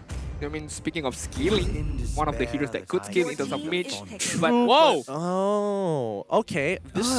This could potentially be flexed.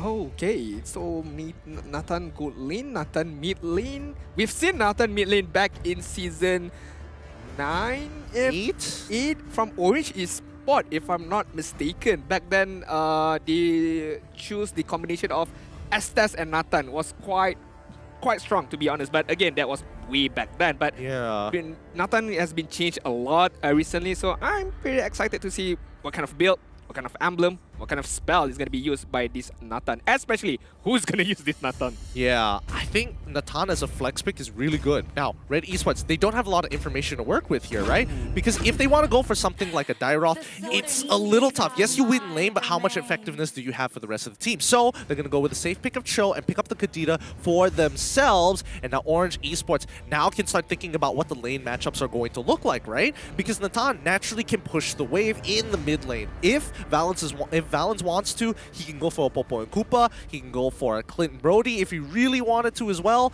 Personally, I do think Nathan isn't too bad in the mid lane, but ideally, I think Lunox might be the go-to for Orange Esports. Okay, as you can see, okay. Nice try, bro.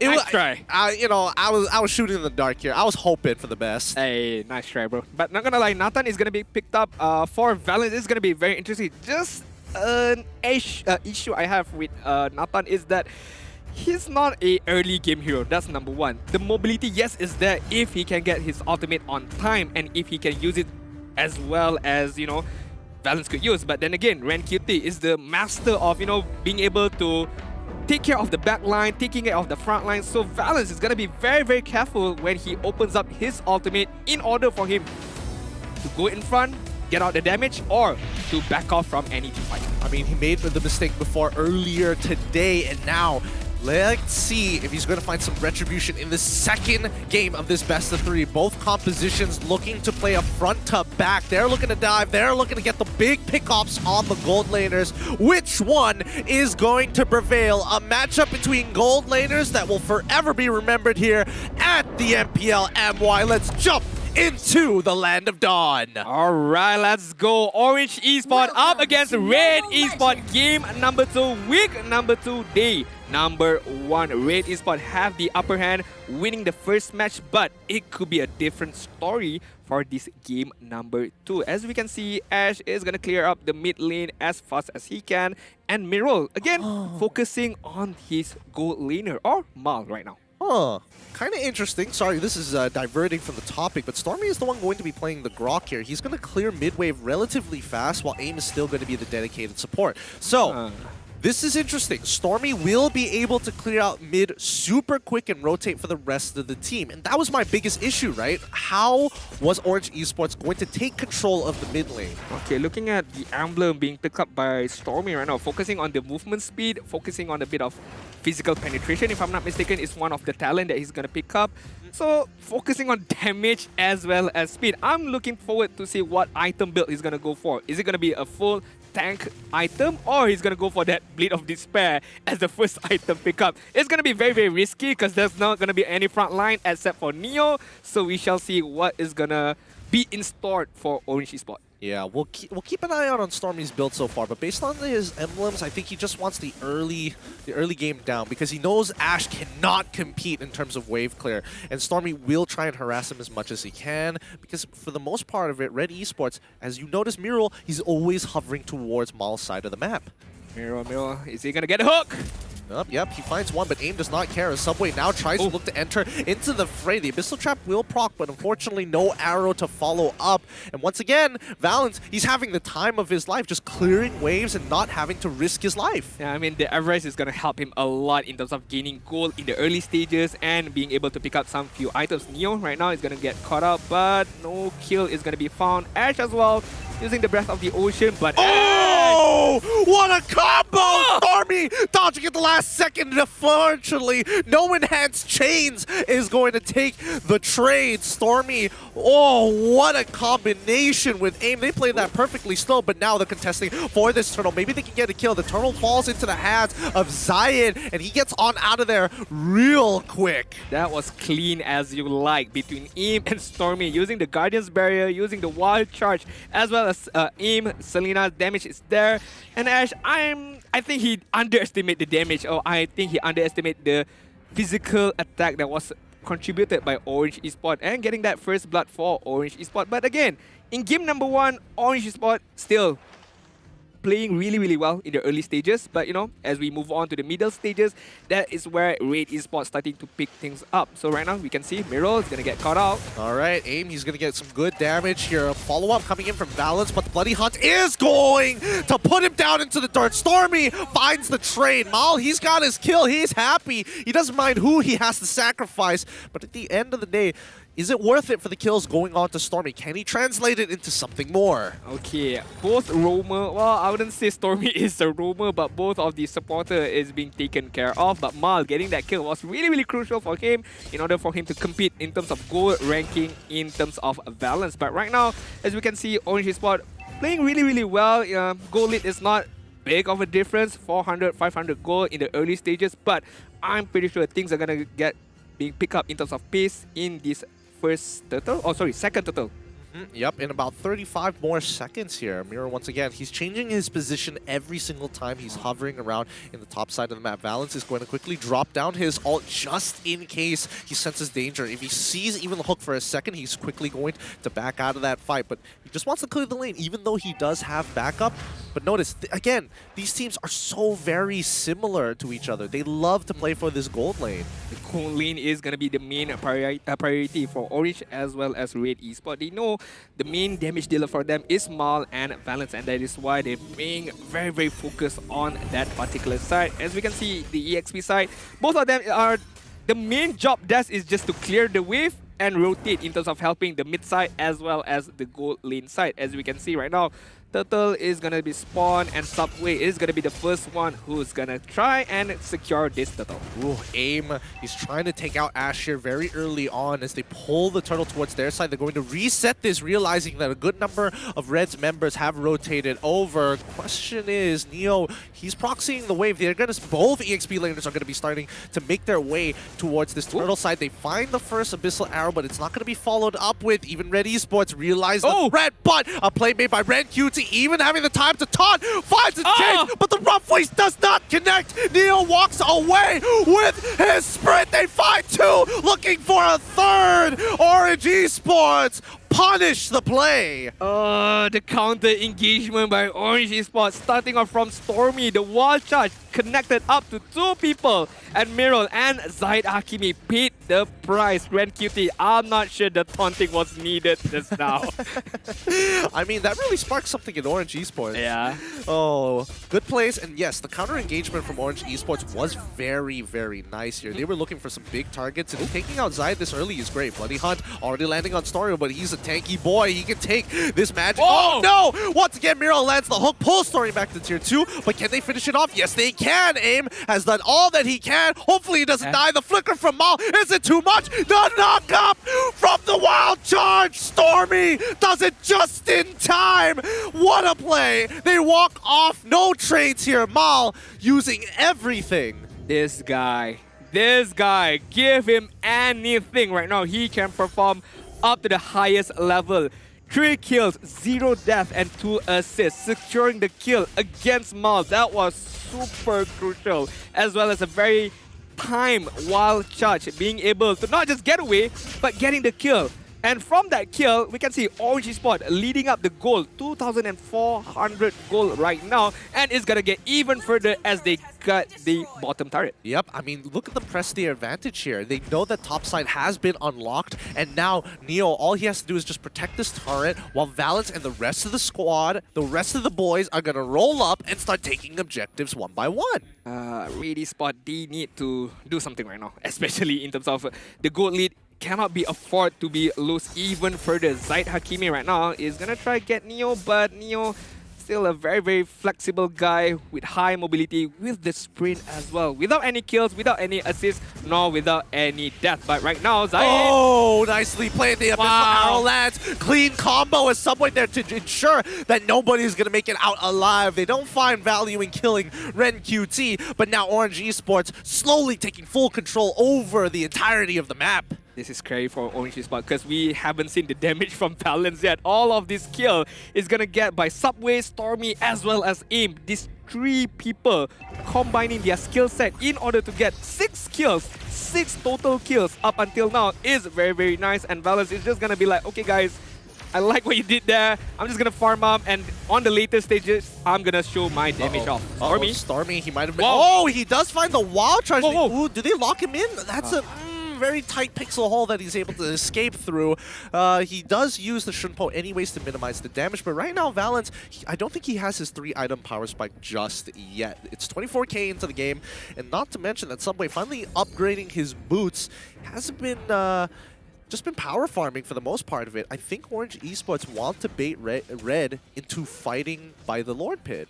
Yeah, but we still cannot count out Red Esports. They still have the AoE damage from Ash, the setup from Zaid Hakimi. So if they can execute their team fight or next team fight really, really well, I can see Red Esports turning things around. But as you can see, the Lord is going to be started by Orange Esports, Ren QT, and Miro just hovering around right now. They're going to start things off and speed up, and Subway here to secure every... They can burst this down if they want to, but I feel like Orange Esports, yep, they made the decision, cleared up the Lord, and now start moving away. I bit my tongue there midway. That one actually hurt. Wow.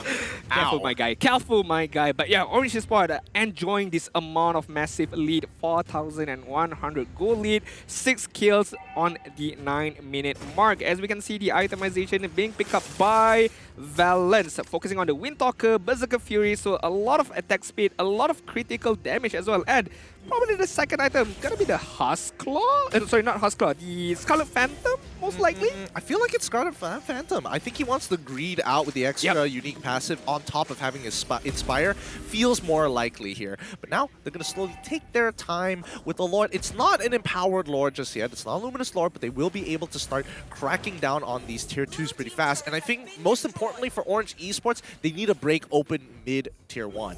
The only way Red Esports gonna come back from this game is a surprise pickoff. And the pickoff is gonna be executed probably by Ash, catching Valence most likely with the Petrify, with the Rough Wave, as well as the Breath of the Ocean. But it's gonna be really, really hard right now. Yep, Neo jumps right into the middle of the fight. They find their kill, and now Subway with a sliver of HP tries to pick it up in the last tower shot. Nobody took aggro for that. That's really depressing as they crack open mid-tier 1, and they almost break tier 2.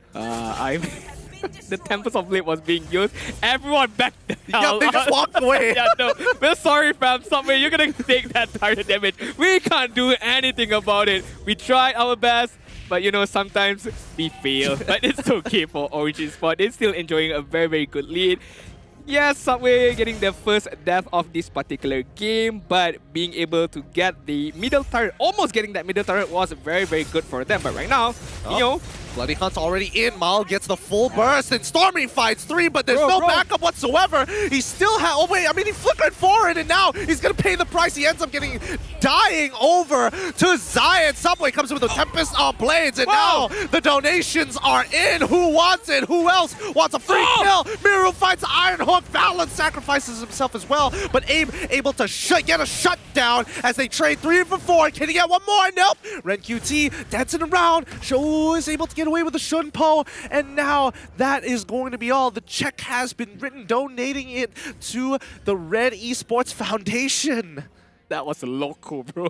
Everything was going around, and I'm not sure about Stormy's decision right there. Using the wild charge when there's no one around him. The fallout wasn't Flicker wild charge, by the way. Flicker wild charge. Yes, the fallout is there, but it was so far away. I was looking at the minimap. No one was there. No one was literally there. So probably a bit of miscommunication. And again, what a very nice donation from Orange Esports. Enjoying a 4k gold lead, but right now decreasing their lead to 2.9k gold lead. So a bit of more of that teamfight is not gonna do good for Orange Esports, not gonna lie. Look, they don't want to break the bank right now, and I think Orange Esports, they want this to be a competitive game, so they gotta be like, all right, let's make this a little spicy. Since we're already down a game, this will add to the stakes. Okay. I can respect that. I can respect that, but they cannot afford to make such a simple mistake like that again. And it looks like Valence opted to go for the Demon Hunter sword. Interesting. Interesting. Okay, so attack speed, there's a bit of lifesteal, but right now Subway gonna go in. Oh, he finds it, and he manages to take out Mal. The rest of the team is running, but now that's gonna be Subway already down. Valence can't get his damage in as the rest of Red Esports pull back a 2-for-1 trade in favor of Orange Esports. I don't think Orange Esports should do the Lord right now because Zayed is still there. The arrow. I think it's good. I think it's good. Bait them into a fight. They're going to turn this around. They find the Iron Hook onto Neo, but again, it doesn't matter. The Falling Star Moon gets 1, but the slow, it doesn't really matter. Enhanced Chains, whoa, Neo taking a lot more damage than I'm expecting from Zayed. The Enhanced Sword, he's able to buy just enough time as Neo by himself zoning off 2 members and taking out Ren QT in the process. Zayed now trapped, gets hit again. Stormy with a wild charge, he does not miss. Okay, if that is the way of the frontliner of Orange Esports, yes, that was a good move by Valence, pushing the Lord, using the Lord, as well as finishing off the Lord. But you can see how Red Esports was trying their best to find a way through Neo, finding a way through Stormy, but the damage, the front line, the sustainability that they had, Red Esports couldn't do anything, couldn't find a single way, single maneuver trying to secure or steal the particular lot. But it's what they do with this particular lot. Orange Esports right now, yes, they do have the upper hand, but Red Esports having the Kadita, having Mal as well, it could be a very, very good defensive gameplay right now. Yeah, I think, Orange Esports, they've got some really good execution when they're on point. But even right now, you can start to see that Red Esports has been playing a strong macro game. Top inhibitors already down, and now they just have to defend. Now, with the Luminous Lord crashing in, RenQT in the middle of that fight, they jump straight for the back line. Stormy tries for it, manages to find one. 3 are dead, and they're all gone. They're already dead. Miro, the last to survive. Orange Esports respond in kind. I rest my case. Stormy! Stormy! Being the initiator! With the flicker wall shot, that's how you're supposed to do it. When there's follow-up, when there's people behind you to help you out, that's what they should have done in the first place. And kudos, look at the fans giving out the applause to Orange Esports. But man, oh man, Stormy, bro, keeps on surprising us day by day. Halkut done, Grok is done as well right now. Yeah, he's nuts. I understand why LaFell put him in his dream team. Wow. That was a outstanding performance coming out of Stormy specifically. He had one pretty interesting play. Yeah? He got 4 guys, I guess, but with no backup, it still turned in on his head. But the rest of that game was looking fire. Like, he really, took it personal. really Honestly, I felt like he did. Yeah, he did took it personal. Oh, you guys are mocking me, aren't you? Okay, wait for the last moment. That last moment was so good. It was like the icing on the cake just now. Absolutely, absolutely. And I think, a lot of players in the MPL can actually take a note from Stormy in particular, because I feel like a lot of Grok players are very hesitant to look for those engages, with the flicker especially. But when you get results like that, how can you blame him? That was the highest reward that Orange Sport could get. But right now, looking at the itemization, I want to focus on Valence. Having the time of his life, 119k gold earned with the Everrise, with the space that he got, and with that space, look at the item. Berserker Fury, Windtalker, Scarlet Phantom, and Demon Hunter Sword. Last item could be a defensive item, but it doesn't matter. If you can deal a lot of damage, if you can get the Maniac just like that, why should you even focus on your defensive item? Stormy. Look, there's only one particular defensive item, I would say. Not even defense. Too much, more of a utility. The Immortality. But almost completing the Blade of Despair. Having completed the Malefic Roar as well as the Blade of Despair. I know that, Grok, if you do physical item, yes, it's going to contribute to your physical defense. But hey, man, 5 kills. Yeah, you can't blame that. You cannot fault him for this, because when he is a literal warhead, ready to blow, literally just punching through a lot of the members, and especially since he had that added armor penetration from his emblems on top of that Malefic Roar, that backline it stood no chance. Like, Mal could only do so much, and he's so greedy. Look at him.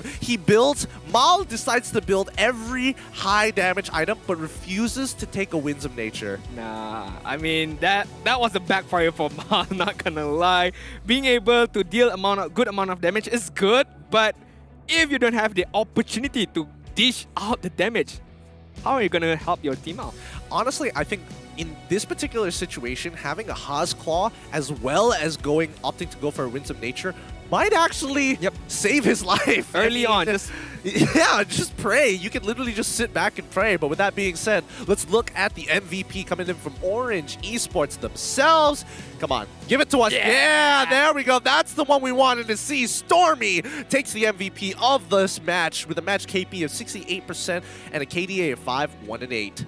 Bro, not gonna lie. Most of the Grok players I've seen in MPL, the highest amount is gonna be the assists. Not the kills.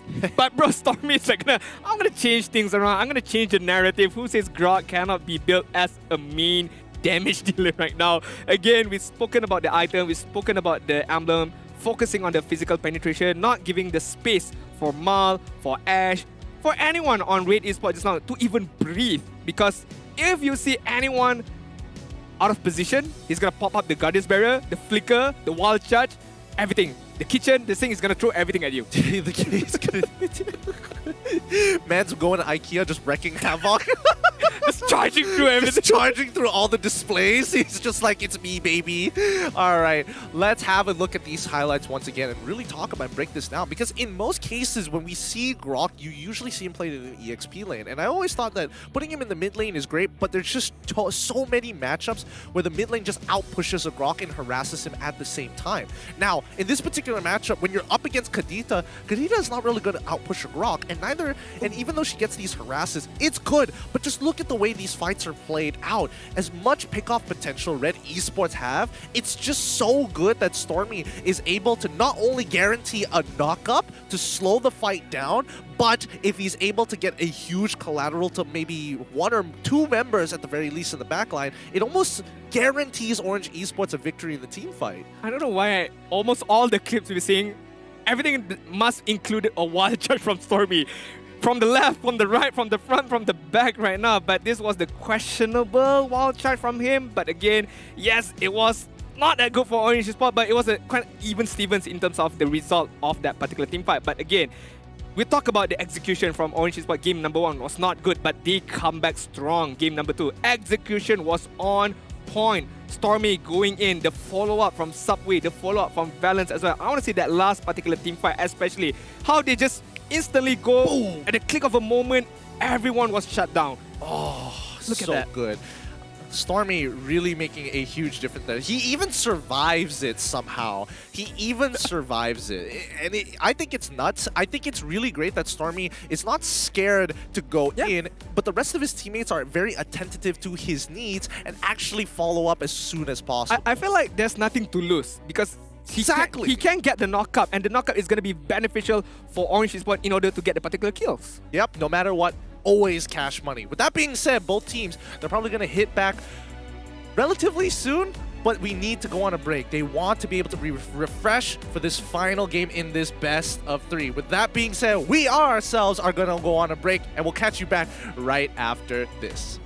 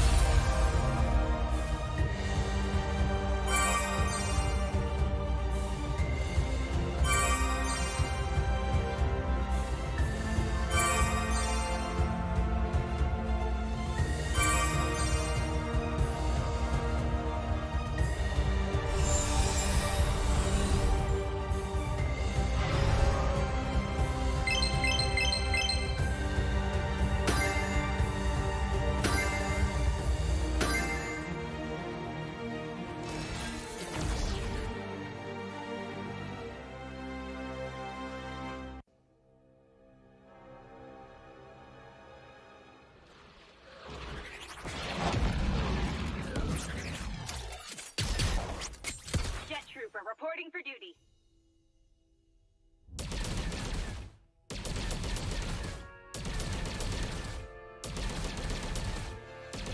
Orders received. Prepare to be faithful.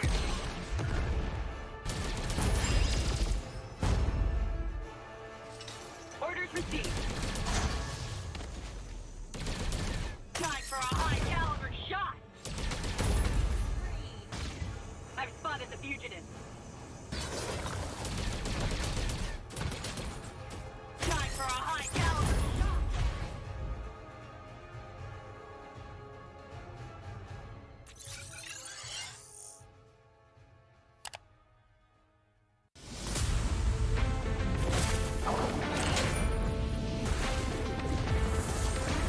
There is no more Monkey King.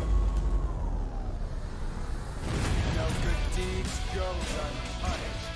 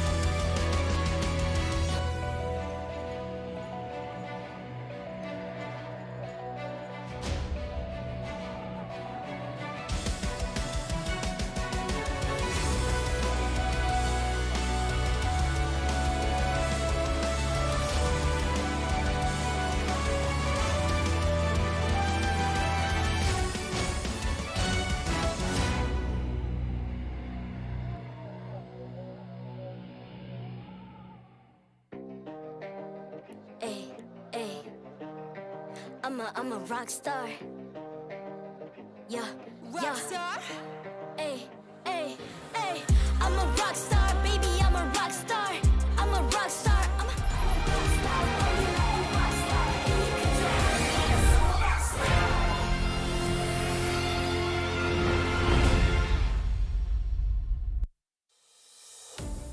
Welcome back, everybody. The break has been short, but these players are ready to rumble once again here at the MPL MY Season 10 with me getting Q as well as Adine from the BM desk. Now over to the English with two best talents here. Ooh. I don't know. Game number 3, give me some predictions. You have to put me on the spot again. Oh, yeah. With every opening, I don't know why Gideon has a personal thing against me, but never mind. Prediction for game number 3. It's been a roller coaster of a game 1, game 2 as well, but with the momentum that Orange has and the performance of Stormy right now, I gotta say Orange eSports might have what it takes to close out this game 2-1 against Red eSports. Oh, okay, bold especially prediction. if Halkett is being picked. Ooh. Okay, all right. I'll keep that in mind. I'll keep the Hellcurt in mind as we get into this. The teams are going to get ready here as they discuss their strategies here up on stage. But let's recap game number 2. Stormy, unlike a lot of mid lane players, decides to bring out some of the weirdest stuff, but he always makes sure that his results are there. Second highest damage on the team with 43,000, just behind Valence at 52,000, playing a Grok of all things. Of all things, Grok is being played by Stormy, and to be honest, it was a much impressive game from Stormy to the extent where I don't see Valence in the game at all just now. Valence is gonna be like, oh no man, I'm just gonna farm. In late game, yeah, I'm just gonna collect my Maniac. And the Maniac was not even the highlight moment. Yeah, it wasn't. I mean, it was just, it feels like he was the executioner and everything was kind of like, you know, kind of spoon-fed to him. Yes. Or let's just say it's a visual bug and maybe Natan needs to have his projectiles a little bit more visible. They're very small and they're very hard to keep track of. Okay, on the opposite side, Red eSports, not the best of games for them. Mal was a bit too greedy right now. Again, we spoke about the Wind of Nature was not being picked up by him, and he got punished over and over again by the wild charge, by the damage dealt from Orange eSports. And Mirrol, again, this Franco, again, we've been talking a lot about it. It can be a double-edged sword. If it goes well, it goes super well for him. If it doesn't, you can't land those hooks, and even if you land those hooks, there's no damage dealt. It's gonna be really hot. I don't know. It could be tough, but you guys seem to be enjoying this a lot more. And these speculations aren't going to matter when there's a code up on screen. Woo! Thank you for the 500 shares. This is the first milestone. There's still plenty more to go. Tier S by the end of the day seems very doable, considering that if all games go to this best of 3, oh, it's tough. I personally think that this is a tough one to predict for anyone out there, because I think it really comes down to the draft, right? Yep. Red eSports in particular, I want to see them be a little bit more selfish here. And not for the case of Mal, because I think, you know, the team always plays for Mal, but they need to diverge from this strategy. I can see a Masha being banned out right now. I'm predicting the future. Masha is going to be banned out. But there seems to be a trend right now for Mal especially. Week 1, day number 1 for him, he picked up carry 3 times. Day number 3. What's your command? It's a bit of a mixture. He played the 1-1, he played a bit of carry as well. But now, Beatrix, 2 games in a row, so... I feel like this is his training arc. This is his jacket on, jacket off moment. Okay. You know? He's gonna put it all together right at the end. Building up to that one final moment. Exactly, when he does the crane kick. But until then, I think it's interesting to see that Red eSports, yes, they are putting a lot of points and their compositions are always around their gold laner, but they needed to be a little selfish there. I personally think that, you know, specifically Ren QT, instead of going for Cho, could have gone for the Dairoth to completely shut down this Esmeralda, considering that everybody was playing on Mal's side. But let's check out the focus player here coming in from Orange eSports. It's going to be Stormy, previously playing on Team SMG, getting the MVP award last season.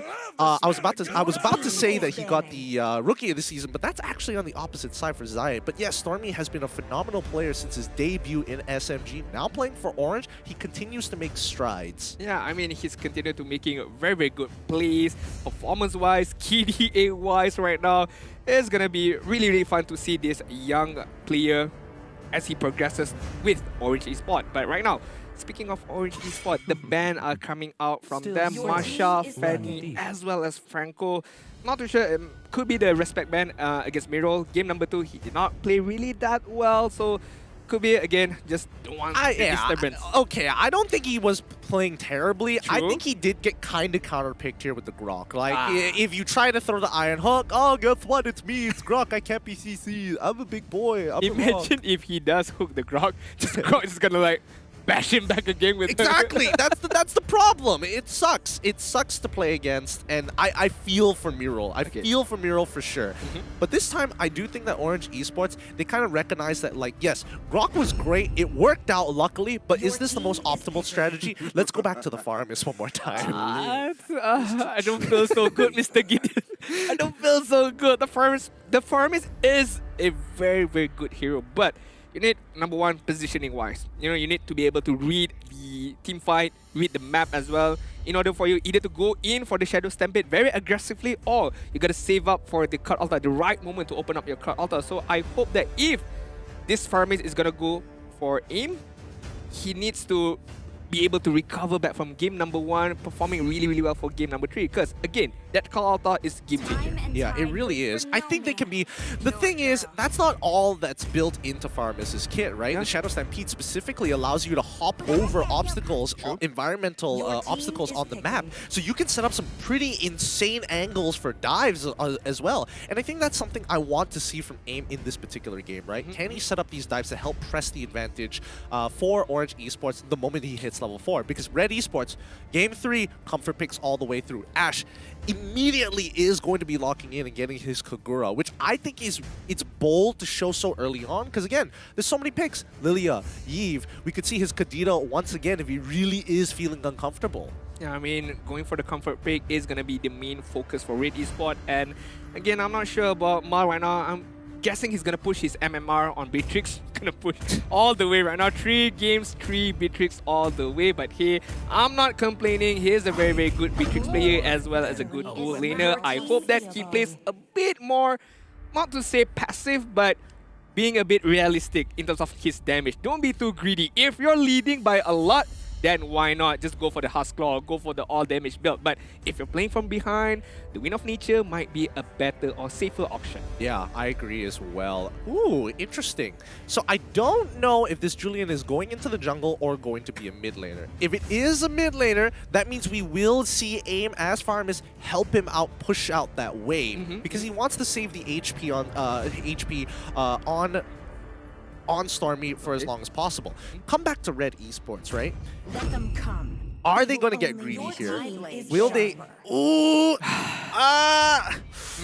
ooh, that's a tough call for me. I think it's not that bad. Because at least with the Electo final blow, you can at least chunk out and create space, even if you cult Altar, right? Yep. But if you walk through it for 2 seconds, that's 50% of your temp HP. If I remember, if I visualize this correctly. Could be. Again, they're gonna go back to game number 1 for Red Esports, is what it seems like right now.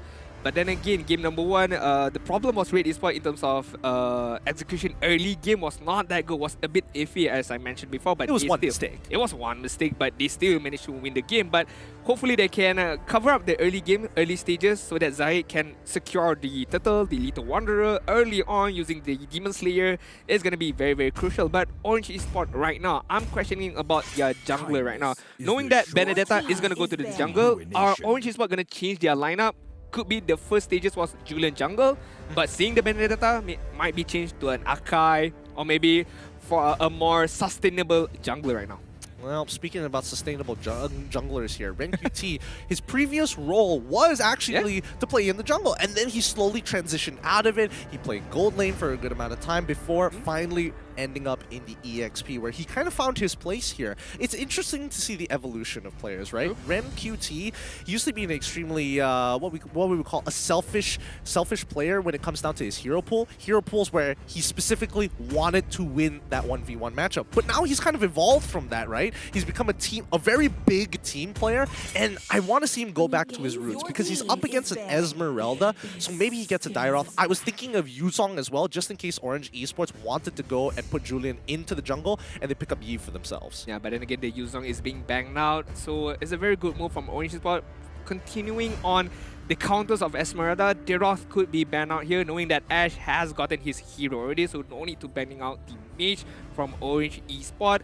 In the gold side, Ma has gotten his particular hero, so EXP lane might not be a lot. We can see, oh, Johnson. Oh, that's a curveball. Johnson. Okay, not gonna lie, Red Esport, I've been talking to Ash back then in Season 9. They've been training a lot of Johnson Kadita, Johnson Kagura, Johnson Beatrix as well. But then again, that was like a long time ago. I think they might be scared of this, you know, weird curveball picks that, Red Esport could use. Johnson, though. Has Red Esports been scrimming with Falcon Esports? Is that all they've been doing? They have no other partners. It's like, we're just going to be playing against See You Soon as well as Falcon Esports. Those are the only two. That's what it feels like right now. But Red Esports this time, they're going to be locking in the Thamos for Ren QT. I definitely wanted to see a Dairoth for sure. That's personal preference. But an optimal choice is always going to be the Thamos. That's why I find EXP really boring. It really just hovers around Thamos, Esme. Sometimes you get a Yuzong, but most of the time it's just a Uranus, and I think it's like, It's just the circle of life for the EXP lane right now. It's the circle of pain and me. I don't like it. That's why I'm excited for Frederick. Hopefully he changes things up. But imagine he's gonna be perma-banned. You know, all these new heroes gonna come out. That means something else. That means it's more beneficial for other lanes. Oh, maybe Valentina might be. Okay, maybe not that far. Let's not get too ahead of ourselves. Masha, more likely. Masha is more likely. But now, Orange Esports going to be locking in the Sicilian as well as the Brody. Rather interesting, but I do agree that Orange Esports don't want to play too much around the Yves. So at least with Sicilian, there is scaling, but a little bit more flexibility. Bit more flexibility, then this means Julian is gonna go to the jungle side right now. I like it a lot, being able to move around the map really quick and clearing up the jungles really fast as well, and being able to help either the gold lane or EXP lane or the middle side when he gets his power spike down. Red Esports for the last hero gonna be go for Mirror right now. Franco is being banned out, Johnson's being banned out. Matilda is still there, but I'm seeing Lolita right now. So another AoE combination with the Yin Yang Overturn, with the Numenon Blast is gonna be a very good weapon on the side of Red Esports. Yeah, I think Lolita here with the Guardian's Bulwark being able to block out the bad impact, being able to block out the torn apart memories, even the Corrosive Strike coming in from Valence on Brody. Let's see how much value he's really going to get for it, because at the end of the day, your main objective is to take out Maul, right? But then there's that added damage of Ash, if he's able to get a good one, a good Yin Yang Overturn. Ooh, we'll see. We'll see how effective it's going to be, because it's going to kind of be a repeat of game number 1 with some adaptations. Hopefully, it is going to be enough to win that 2-1. Alright, this is game number 3, boys and girls. The drafting has been done. Both teams has secured their particular heroes. This is it. This is the moment that we've been waiting for in terms of sustainability, team fight, all around potential. I would say it's even Stevens between those two sides, but there can only be one winner for this match, for this upcoming match. Red Esport up against Orange Esport. Game number 3, the decider starts now. Let's see which team is going to be coming up on top, with OE on the blue side and Red on the red side. Once again, this early game is going to mean everything to both of these teams, so hopefully we don't see that same mistake come out of Red Esports again during the Litho Wanderer fight. Oh yeah, I mislook at Guardian's Bulwark could also block out the Ghostbuster from Im. So that's a very interesting interaction as well. Oh, yeah. Because if the Ghostbuster is being hit, there's a bounce effect as well. So, you know, being blocked by the Guardian's Bulwark is a good counter, sort of. Yeah, that's kind of that's actually kind of cash money. Look at Miro now. He's extremely confident walking up to him. He literally does not care. Tries to cancel out the regen from Valence. He's going to get the initial stun, but really gets pulled back. He doesn't care. He knows he's fine. He still has his flicker just in case, but Subway, he sees an opportunity here. He's going to make his way to invade the jungle, but just in case if Miro makes a mistake, Zayed going to follow Subway very closely here as Neo rotates halfway across the map to ensure this is going to fall to their favor. He's going to dash away, but Neo slows them down. Zion wants to take this fight, but unfortunately doesn't have the manpower to do so. In broad daylight, the purple buff has been stolen just now. But again, Miro is gonna use the flicker right there. Gotta be careful with that Shadow Stampede. Yes, Guardian's Bulwark can block a lot of damage, but it cannot block the Shadow Stampede coming up from AIM just now. Yeah, I think AIM's doing a really good job. He's getting the maximum distance of the pull. Just before the pull is about to trigger, he quickly goes into his Shadow Stampede and moves backwards with the extra movement speed, gets that extra bit of distance. But honestly, I think both sides are doing a really good job at kind of identifying the paths of the junglers. Yeah, and looking at the junglers right now, Subway opted to go for the Veteran Hunter. Is going to help him out in terms of the later stages, in terms of getting his item, his power spike item. So I'm looking forward how Subway is going to progress in terms of his itemization. And Zaid, without any trouble, is going to secure the first turtle of game number 3. Yep, with Turtle already being slain here, going over to Red eSports. This has been a pretty stale matchup, and both sides haven't really gotten those first bloods just yet, but they're still playing around the same strategy. Play for the goal lane, ensure that they survive. Miral's going to attack AIM, AIM spots him out, but it really doesn't matter. They're just going to trade, and AIM is going to sustain. Looking at the sub-stats here, sub-emblems for both teams, nothing too out of the ordinary. Although I will point out that AIM's build where he goes 2 into movement speed and 1 into cooldowns is kind of interesting. Yeah, I mean, focusing on the movement speed, and speaking of AIM right now, there's going to be a bit of scrimmage. Yep, Cult Altar has already been popped. Miro does not have his flicker for the time being. Ends up being first blood as Stormy finds the bad impact that changes his life. Subway now, unfortunately, able to use the iframes, tries to get up, but Mal refuses to let him to escape.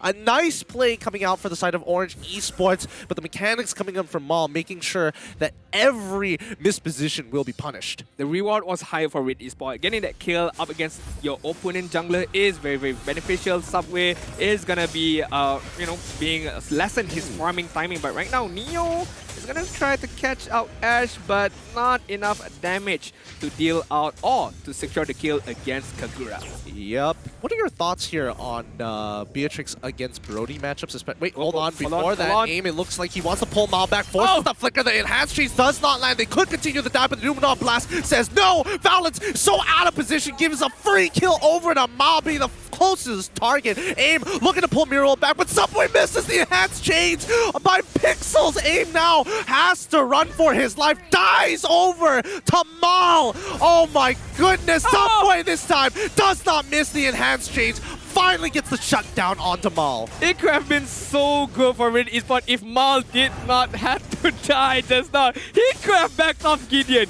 He could have walked away, teleport back to his base, restore his health, do something else, but yet he wanted to stay. He wanted to increase his kill participation, but it was going against him just now. It was the ego challenge. That was straight up the ego challenge of a lifetime. He thought he could get a triple kill there, and he was close, but now Red eSports look to contest the turtle here. Numenor Blast comes out, but it falls over to Subway's side, and now Orange eSports have what they want. Cult Altar already being popped, AIM being silenced. He's locked in. Yin Yang overturn is going to pull him and send him to the depths. Neo all by himself here. It looks like they're going to do a bit of a hold. Neo is going to have a lot of trouble. 4 members want to dive him real bad, but Neo's playing it well, getting in and out of the brush. Gets on top of 3 members. His shield is too strong. Mal, he's trying his best. Yin Yang overturn onto Neo so far. He's standing with a Frost Moon shield. Chains land, but it's too late. He's down. They're so low, but Stormy can't hit the bad impact that matters. Everybody, Miro sacrificing his life. If somebody has to go down, it's gotta be him. And Subway, unfortunately, cannot clean up shop. What a yo-yo of a team fight just now. Back and forth, and Neo, I gotta say, man, he beat it out. He prolonged that team fight in order for Orange eSports to come in and try to pick off the kills that they wanted, and they managed to get Miro. That was not probably the main prioritization. They wanted to get Mal, but Mal was being really, really nice in terms of his positioning and in terms of how he distanced himself. But kudos to Ash, kudos to Zaid as well, picking up not the kill, but managing to slow down Neo in terms of killing Mal. But as we look at the damage dealt, Zaid is gonna deal a lot of damage. 14 key damage. I think he's still gonna go for the tank build, but right now he's gonna a good amount of damage right now. A way better early game, but the BDE radiating out of Neo right now is through the roof. Like my BDE sensor is just, it's gone, it's broken. There's no scale to measure how strong he is right now. And more importantly so, the rest of Red Esports, they still haven't broken bottom turret. And that's a bit of an issue because they want to unlock Miles so they can continue to siege down these turrets all across the map. But being held hostage here is a bit of an issue. Now, Ren QT doing a good job at winning his 1v1 against Neo here. I think Neo was playing too close to fire, forced to use the sprint really early on. And Ren QT, he's happy because he gets a free rotate down as he proxies the wave. But OE will be contested here. Zide going straight with the Electro final blow. Goes straight for the fight. Cole Ultra already popped. Numenor Blast will land onto 2 only. Finds 2, but it resets the turtle, and Stormy pops his ult just to ensure that they walk away. And pulls back to himself. Sanguine Claw finds Miro, but it doesn't matter. Ash with the Yin Yang overturn chunks out 3, and now they have full control over the turtle. The question is why no one died? Why not a single soul died during that particular team fight? There was a lot of combination of skill being used, moments being held just now. Numenor Blast against 2 people, Yin Yang overturn up against 3 people, but somehow Orange is fought. I don't know what voodoo spell was being used, but they still managed to survive the entire team fight. How much you want to bet? How much you want to bet in the mic check, Red Esports during that moment is like, discipline, discipline, discipline! That's all they're shouting at each other. And Miro was like, why no one is dying? that seems very accurate. That seems too real. A little too real. But now this mid turret's in trouble. Yin Yang overturn as AIM loses 50% of his HP. The rest of OE are here to back him up. And this is starting to get a little frustrating for Red Esports because every time they get just a slight lead, Orange Esports bounces back or is able to counteract it with a counter engage. I mean, look at that. They've got 4 sprints on their side. I didn't even realize that, to be honest, but I think that is why there's no single death in the particular team fight because everyone was using sprint, but right now in the middle side. Oh, Stormy trying to take out Ash right now. The footsie is being played well, but the ult finally takes him out of the cult altar to ensure that nobody else is going to be giving free kills and donations to the Red Esports Foundation. Ash gonna get try to sidestep the bad impact, the Sanguine Claw, but then again, just too much damage from Stormy. And speaking of Stormy, picking up 3 kills in the 8-minute mark, not a single death, is gonna help him in terms of getting his power spike, his his stacks. His stacks, yes, thank you very much. It's gonna help him out in the later stages, and having the mystery shop as well. You know, you're gonna see a lot of items being picked up by Stormy. I think Stormy, as of right now, should have 2 items guaranteed, and I think his stacks should be about 80, around 80 to 70. That's my best guess here right now. With the Lord coming up, the question is whether or not Red Esports have figured it out, right? How do they kind of take these fights against Orange Esports? Like, Stormy's doing a lot of damage, but let's not forget about Valens. He is slowly scaling in this game. Yeah, Zide is just being a nuisance on the left-hand side right now. He's gonna poke the Lord.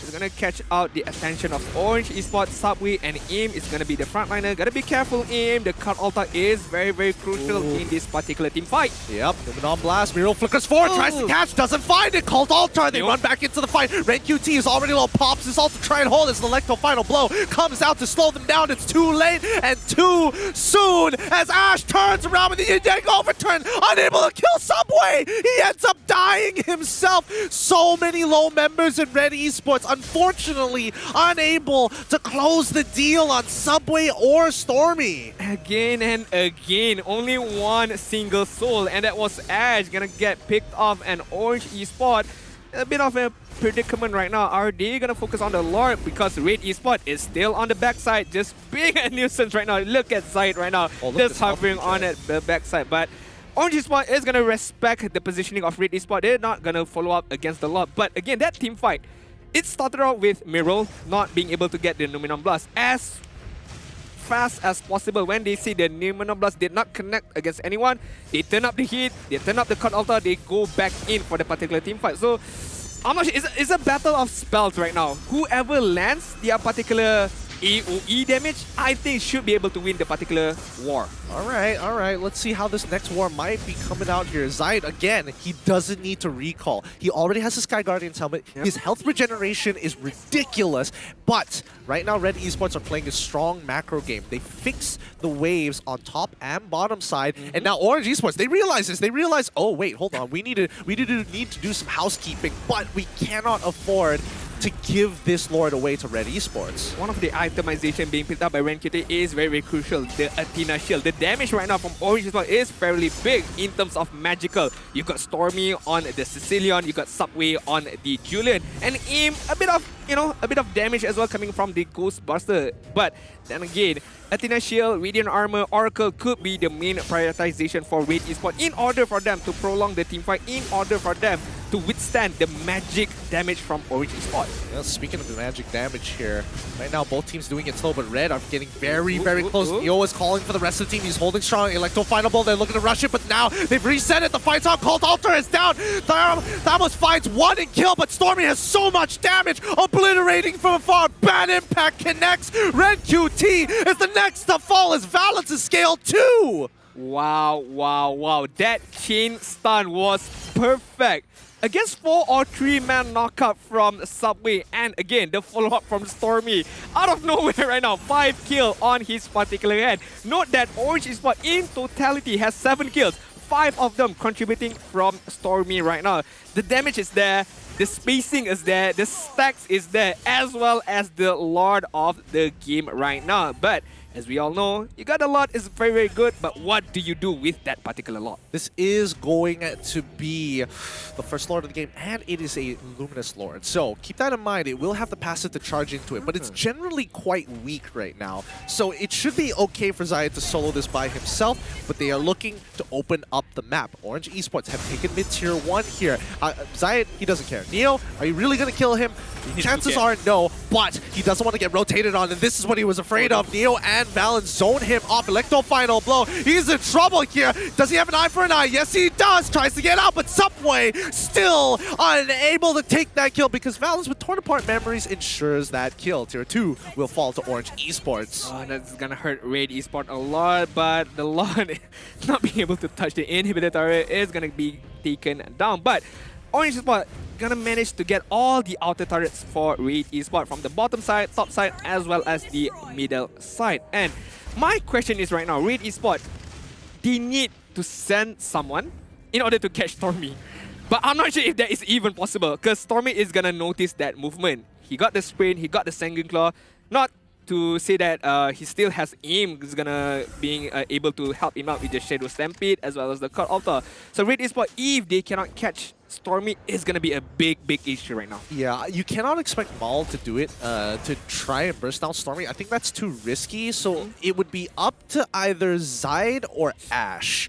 I think those are the only 2 players who can actually do it out of convenience rather than putting themselves in a very difficult spot. I think Ash in particular should be the one to take out Stormy, but again, it's a game of positioning. It's a game of footsies here. You walk up too far, you're gonna get hurt. You walk too far backwards, you're gonna miss out the opportunity. You have to play that very tight balance. But then again, Orange Esports still has that Call Altar. If Red Esports commit against Stormy, and if, let's say, somehow they manage to catch out Stormy, there's still the Cut Altar to be able to save Stormy out of danger. So, going back to when I think, okay, they need to catch out Stormy, they still need to catch out him as well. So the target prioritization right now for Red Esports is going to be very, very crucial before they start any particular team fight.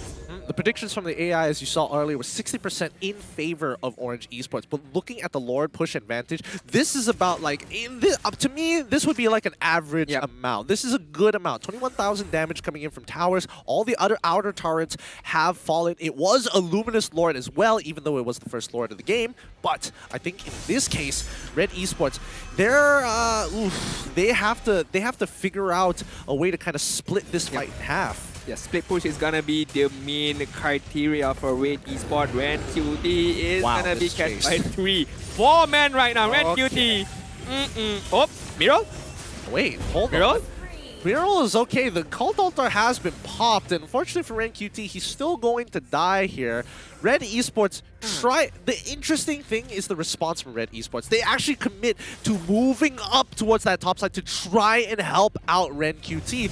But really, there is no saving him. There's no real world where they can save him. And now Orange Esports, with a man up, will take this Lord, and Red Esports will have to throw their bodies at the wall to try and steal this Zion. It's all up to him. He's in a very good flank position, but the backline is getting attacked. Neo finds it all. Already getting attacked here. Bad impact takes out Ash. Maul dies to Neo, and Miro has to face the wrath of 4 members of OE. From Neo to Hero right there. The backstab, the initiation from Falling Star Moon, and the massive damage from Stormy right now is unstoppable. And again, Neo is gonna be the front line. Can Red Esports withstand the barrage of Orange right now?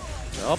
No, inhibitor turrets are already going down. They need to survive for another 15 seconds. Zion is trying his best to clear up his wave as they pop the cult altar. They want to ensure Red QT clearing it, but it's too strong. They cannot deal with the damage Stormy provides, as well as Valence. They have scaled Yin Yang, overturned, takes out the last minion, finds one, but Neo, he's too tanky, and it's way too late. GG! Well played as OE take this best of 3. And the man that was alive at that last moment, none other than Stormy, with the massive basic attack, guys. Basic attack, ending off that game really well, really nice. But Gideon, the highlight moment, the winning place was Neo, not gonna lie. The Falling Star Moon catching up to at the back was the initiation that Orange Esports needed. People need to respect the Falling Star Moon. Most people can't react in a fraction of a second to a mini stun. A mini stun. It's not even a full second of stun when you get hit by the Falling Star Moon, but that's more than enough for OE to capitalize on. Wow. What a masterclass performance from Orange Esports, from all of the team members. Not gonna lie, it was a roller coaster of an event, of a match, but Orange Esports is the victor. It's proven right now. They are the team to beat. Yep, they are the team to beat. This is extremely exciting here. But with that being said, let's have a chat with the winners of this game. Let's go over to our host. Akhirnya, Feramis berjaya untuk memecahkan curse dan berjaya mendapatkan kemenangan dan sekaligus memberikan kemenangan mutlak kepada pasukan Orange Esports 2 berbalas 1. Tiana sekali lagi diucapkan, dan anda sekarang ni bersama saya Sid selaku host anda untuk menemu ramah salah seorang pemain daripada pasukan Orange Esports yang sekarang ni tengah pun melakukan sportmanship. Mereka bump fist antara satu sama lain. Tapi sekali lagi diucapkan tahniah kepada pasukan Orange Esports. 2-1 bukanlah game yang mudah untuk pasukan Orange Esports, tetapi mereka melakukan dengan cukup baik. Walaupun tewas di game yang pertama, tapi mereka mampu untuk melakukan sesuatu yang cukup menarik untuk pasukan Orange Esports. Jadi saya ingin menjemput salah seorang pemain daripada pasukan Orange Esports, iaitu Subway, selaku jungler utama untuk pasukan Orange Esports. Yes, Subway, please. First of all, tahniah diucapkan sekali lagi. 2-1 game yang cukup panjang sebenarnya untuk pasukan Orange Esports. Apa perasaan pasukan Orange Esports selepas berjaya menewaskan pasukan Red yang bagi saya cukup the game? Happy lah sebab Red kan kuat kan. Lepas tu kita orang expect untuk dekat sikit mic. Kita orang expect untuk just untuk for fun je, have fun, main pun sebab drop mid apa semua tu try je. Dan tiba jadi pula. Alright, okay. Tadi awak ada cakap pasal grok dekat mid. Okay. Stormy guna grok memang cukup baik. Minggu lepas dia guna Hellcat dengan cukup baik. Adakah ini adalah dia punya strategi sendiri ataupun ini merupakan arahan daripada coach Orange sendiri? Ini sama-sama bincang. Kalau semua bagi-bagi pendapat, boleh main, percaya, boleh go on lah. So korang pun memang setujulah grok main kat mid. Okay, alright. Esok hari akan bertemu dengan pasukan Karakal. Adakah special persediaan yang akan dilakukan oleh pasukan Orange sendiri? Itu kena tengok esok lah. Okay, rahsia lah ni. Rahsia. Alright, jadi mungkin ada kata-kata terakhir kepada peminat-peminat pasukan Orange Esports yang menyokong di City Mall, baik yang sedang menonton di rumah. Subway, please. Thank you untuk fans Orange dengan dekat rumah apa semua, family saya, mama, papa. Lepas tu, lagi satu, keep supporting us lah. Bye-bye. Alright, 2 kemenangan sekarang ni sebab dia menewaskan Homeboys dan juga pasukan Red Esports. Tahniah sekali lagi diucapkan kepada pasukan Red Esports. Subway, anda boleh lepak dengan geng-geng awak. Jadi, Sebelum saya pass kepada caster punya analis, kita akan terlebih dahulu melihat mic check daripada kedua-dua pasukan. Mate boleh clear je. Boleh. Jim missing out. Jim missing out. Dia flicker. Sebelah mana? Apa dapat Intel? Gerak. Mati doh. Acuk boleh balikin bodoh. Je, aku ada je. Baik, aku main bawah. Kita tolak wave kan. Kau pun dapat lock je. Sumpah, kau tarik lock tu. Dah. Lanjut. Perang. Retire. Mantap. Mati doh. Ni mati. Sampai. Eren, kau MU Eren. Meja. Ui, sakit. Boleh end mudah korang. Boleh end. Dah. Makan je siapa dekat river tu. Korang. Kita kontrol dia. Kena. Nice. Go. Nice. Go. Let's try bro. Ro tengok Ro. Kena. Aku masuk. Masuk. Boleh. Ciao. Nathan ciao. Nice. Dia retreat aku. Potong wave kita tu. Mati. Tarita. Nice. Dah gigit, dah tendang. Ro. Gas. Apus. Nice. Kambing hitam lo. Aim tengah buat bodoh ni. Akan dia. Tarik dia. Tarik. Nice. Mirror. Nice. Oh, dia flicker. Vitri flicker. Boleh lah. Nice. Bye. Stormy tengok Stormy guys. Stormy ada Elok. mati. I'm good SP. Aku tu. Tahu sumpah. Nice. What a best of 3. What a mic check, especially when we're looking at OE, their comms. The vibes are very different. Valen seemed pretty chilled until you get right at the end where he matches everybody else's just chaotic power. To be honest, it's fun to see Valence being very, very expressive with his team and with his shot call, as well as the communication. But I wanted to hear, I couldn't differentiate which one was Stormy's voice just now. I just wanted to hear, does he have any particular emotion? Because he was one of the main reason that Orange managed to get the win from being 1-0 down and 2-1 up. Yeah, no, that's true. And having Valence as a shot caller, he definitely understands the position that his team is in. Yeah. And it feels like everybody was really on the same page for that final game. Game 1 and Game 2, a little bit of like adjustments here and there, but they really found their step in Game number 3. And that's something to keep an eye out for the rest of this season. Let's jump right into the item build here because, again, let's see. Is there greed or is there no greed coming out from Mal? Mal. I would say okay, to be fair, there might be some greediness here. Because I would expect at least one item in terms of magic defense. Because if you get one shot by Sanguine Claw, Bad Impact, you're not going to be able to do much.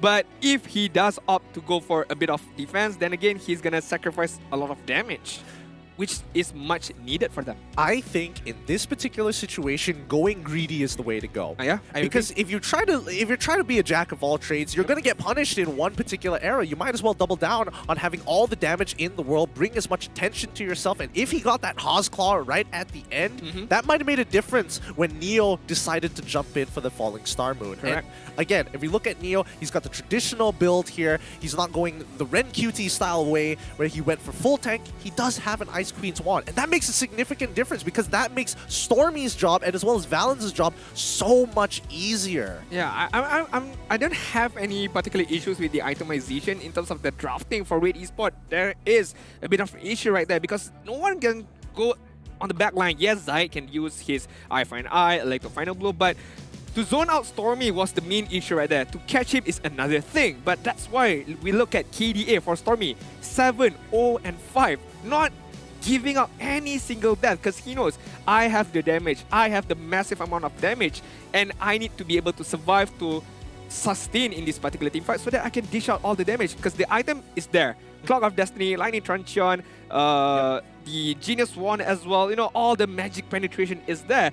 What I need is the moment as well as the opportunity for me to be able to dish out all this damage. And even if I get caught out, I got nothing to worry. Aim is gonna save my butt on the backside. That's fair. That's fair. I think that, honestly, let's look at the post-game stats. Maybe this will give us a different story here because in terms of damage dealt, OE top in the line, damage to the towers, and as well as total heals. However, damage taken, Red Esports, I think Miro in particular was taking a good brunt of that damage, right? And here's my personal issue. When we're looking at OE side, it's a very kite-heavy composition. When they find the pick, when they find the initiation, then it looks really, really good. But in other situations, if, let's say, Red Esports kind of held their own, and more importantly, Miro was able to land these big Numenor blasts, I think that is the biggest difference here. And that's something that we didn't get to see. OE were hyper-focused on making sure that Miro either could not play the game or was so far behind that by the time he caught up to do his big combo, they just pulled back or they just shut him down. To be honest, Miro had gotten a few moments with the Numenor Blast catching out 2 to 3 people. The follow-up from Edge was really, really nice. But OE expected that. They react to that particular initiation. They know that Red Esports, if they're able to get the amount of damage they can, it's gonna have to come from Miro as well as Ash. So if they just distance themselves, and as you say, they split the particular team fight, OE is gonna enjoy the benefits a lot just there.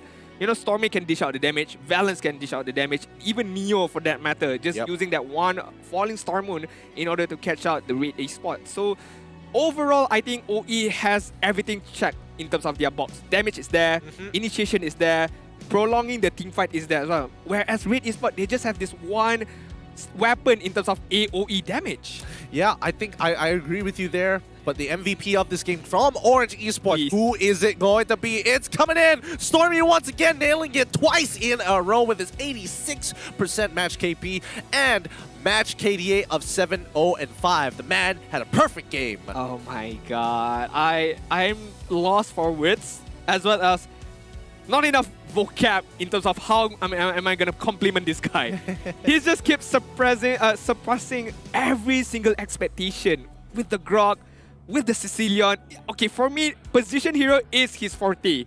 You give him the Yves, you give him the Sicilian, you give him a savior. He's gonna perform out of this world because he got the basics down, which is positioning. Every mage out there, one thing that I always stress upon is positioning, and Stormy got it down very, very well. That's why he's being able to dish out the damage and without getting any single death.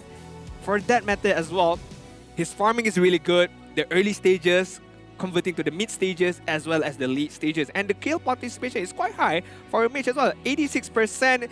Meaning to say that most of the team fight is either going to be started by him or is going to be followed up by him, as we can see from the highlights brought to you by Samsung Galaxy A series right now. Yeah, I mean, a lot of these fights you can see that Miro is going to be a big target here because when he is able to kind of do his thing, you can see the pushback from Red Esports, right? Miro is a very big cornerstone when that happens. These dives, the way that Subway plays, I mean, there were, let's say, Orange Esports didn't exactly play absolutely everything perfect, right? You can't expect them to do their absolute best and win every single situation, but Red Esports were forcing it out of Orange Esports, right? Every single time we see it happen, mid-rotation, mid-control has always been the name of the game for both of these teams. I like how Farmis being the enabler for Sicilian to go forward. You know, you don't see Sicilian going aggressive, but this was a very, very good knockout by Subway just now, catching out 4 to 3 people right there and being able, again, being the enabler for Orange Esports, for Sicilian, for Stormy to go in, because the damage is there, the follow-up is there, as well as the security. Because what Sicilian lacks is that he cannot go too forward. You know, there's no escape ability. But with the Cut Altar, with Faramis, he's being able to go forward and dish a lot more damage out there. He can literally, like, again, he can just take the damage and then walk up and attack the back line with the Bat Impact. But now, let's have, at the new updated standings here, and in Group B, Orange Esports skyrockets, surpassing actually Team Lunatics here by 1 point. Red Esports, even though they did lose, are still on top with the aggregate 5 points. Yeah, I like Group B right now. Maybe this is the group of death because the difference between 5, 4, 3, 2, 1 is just near 1 point right now.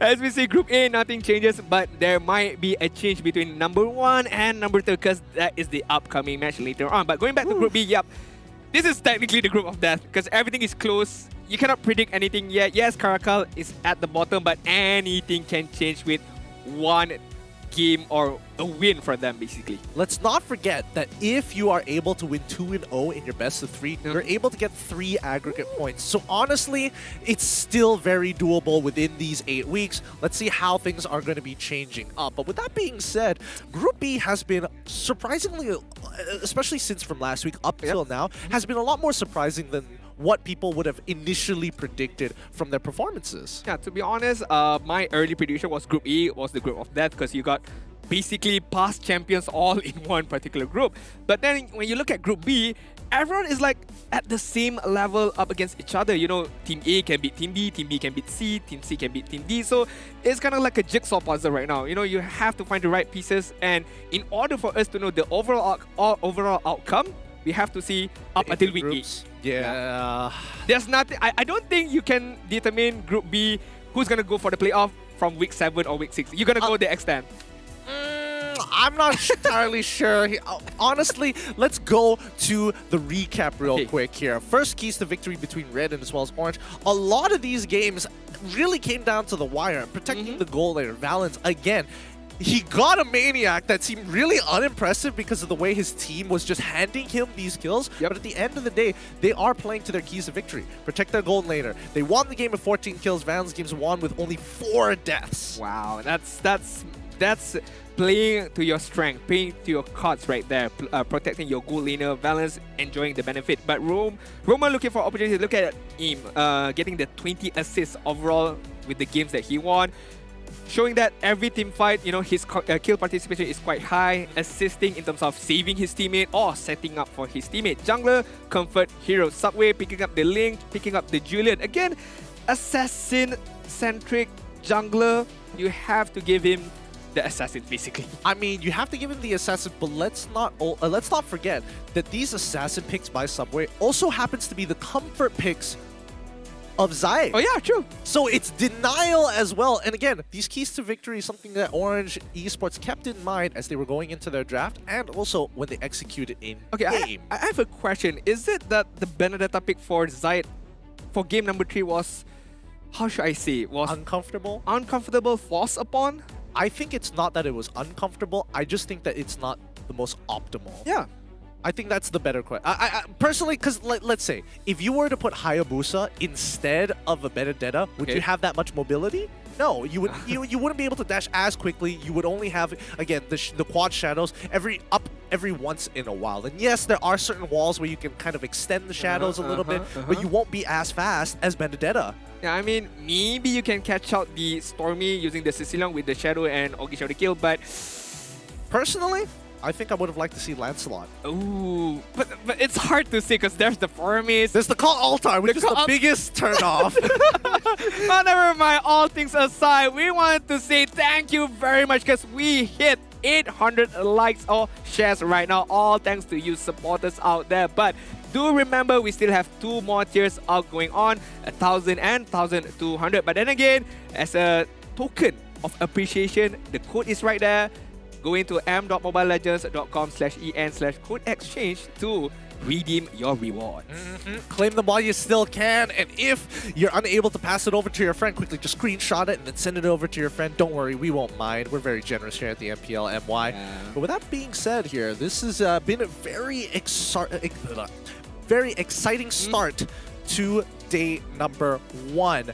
But we also have our winners of the people who support their favorite teams because they need you. Thank you to everybody who used the hashtag as well as giving the game ID as well as server ID. And not to mention, don't forget to come up with a great comment because so far it's you say great comment, but I wasn't looking at it until I looked at it now. You say great comment. I'm not saying that these aren't great comments. There's fantastic comments, to be honest, but this just shows that how easy for you to win any prizes in MPL. It's true. It's true. I mean, look at that. It can be a little bit more creative, I'm not going to lie. Well, actually, some of them are pretty okay. But yes, you guys can easily get into this. But don't forget that you guys could actually join and be a part of this community at the MPL MY official group. Again, it's a simple group, and I bet if I check my phone, there's literally going to be memes about this particular game in like, I don't know, 2 or 3 minutes. That's the fun part. That's the fun part about our community right now. They're so fast. The game just ended, and the memes already are there. So if you guys want to check out all the memes as well as give out some positive comments, do join the MPL official group. The QR code was just there right now, but you can just type it in at Facebook. Just join and be a part of the family, guys. Be a part of the family, and also make sure to check out the rest of the social medias, ours included. But we have to go to our Guess Who, a little fun segment for you guys. Oh boy. All right. So our production told us that they were going to show baby photos. Okay. I didn't realize how hard this was going to be. So first of all, the hobbies of this particular player, and his favorite fruit is oranges. His featured hero pool is Popo and Koopa, Kimi and Angela, and his birthplace is Sabah. Very smart of production to include 2 Sabahan players in it. Yeah, which is Ren Cutie, right? You're the worst. You're like a sick gaslighter. But right now, okay, looking at the clues that been given, because if we base on picture, to be honest, I don't even know who that is. It's a baby picture of one of these 3 players right now. But if we look at the hobbies and trivia, there's a hint right there. Yes, hobbies and trivia. I'm calling it now. I think it's Valens. I can imagine. I think it's his eyes that's giving it away. But the featured heroes, he did not play any of these heroes today. Okay, this is like, oh man, I feel so old for this. When Valens was playing, there is times where he does play Kimi. We've seen him play Popo and Koopa. The Angela is when he was subbed in to play as a support when he didn't get his comfort picks in the gold lane. He played Cho and Angela, the only 2. That's my guess. All right. Why don't we reveal if you're right or not? And yes, you are correct, my friend. I hope that you guys are correct as well for all the supporters out there. And again, when there's a game, there's a prize. So the reward is right there. Go to the particular website for you guys to key in your reward. But yeah, I mean, Valens, man, as a baby, he's very, very cute. As he grows up, man, did that boy glow up. Yeah, the glow-ups are real. I feel like anybody with a baby photo, if you compare them to their just baby photo. Are you serious? I don't think so. Production, let's roll up the clip. I feel so insecure right now. You don't know when it's going to come off. You never know with production. But thank you to everybody who's been sticking around for these games. And claim the codes while you still can. There's plenty of more to be given out throughout the rest of this weekend. So hopefully you guys will be watching very attentively. But coming up next, we have the group, or the so-called group of death, happening in a best of 3. It's gonna be TODAK up against THU, currently at the top of the standings. I like the key players are the junglers right now, Rival as well as Gary. I wouldn't say Gary is a rookie jungler. He's been in the MPL as well as the international stage, up against the rookie, the true rookie from TODAK side. And I heard some little bird told me that Chico is gonna be playing today. Ooh, that's what I heard. I don't know. You guys gotta check out. You guys gotta stay and check out if it's true or not. Yeah, that's gonna be a spicy one here. We don't know what exactly the lineups are gonna be. We'll find out when they walk up on stage. But until then, hopefully you guys have been enjoying all the games so far. Yeah. Speaking of staying in the live stream, you guys have to stay because there's a lot of prizes at the end of the show as well. Just like this Guess Who segment just now. Yep, that's true. That's true. Keep that in mind. But for the time being, this best of 3 is over. We'll be moving on to our next one after a short break, and the teams are ready to go in. With that being said, hopefully you guys you've been enjoying. Stick around for after this break. It's going to be TODAK up against Team Hawk.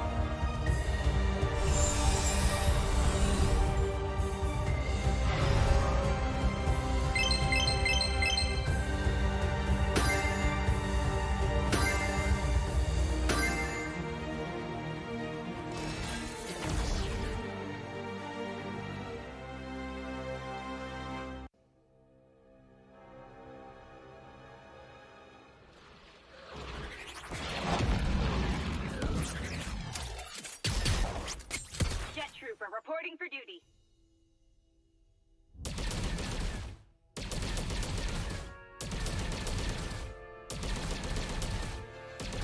Orders received. Prepare to be faithful.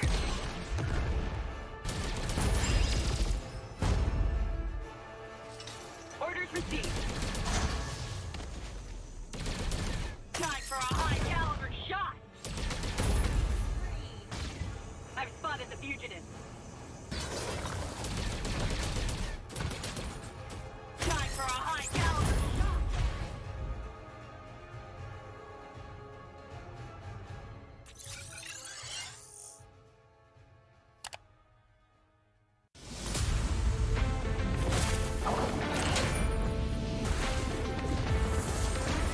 There is no more Monkey King. No good deeds goes unpunished.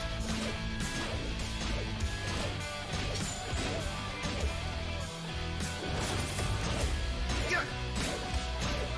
Yeah. Cool.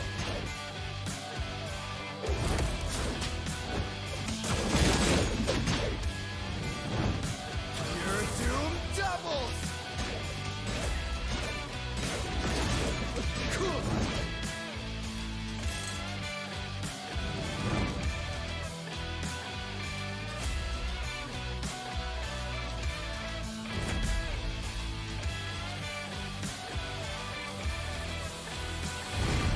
Your doom doubles.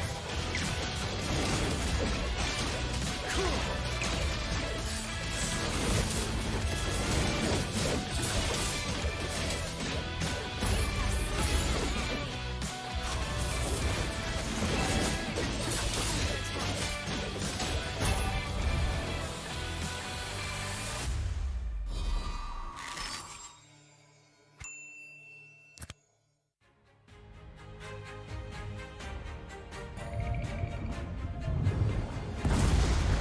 They call me a hero because I saved my nation from falling apart.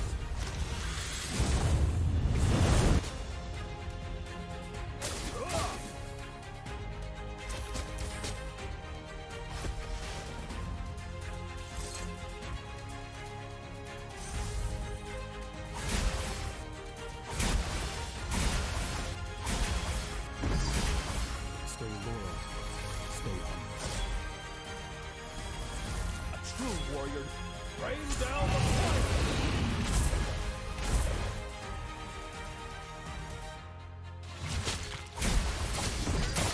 Rain down the fire!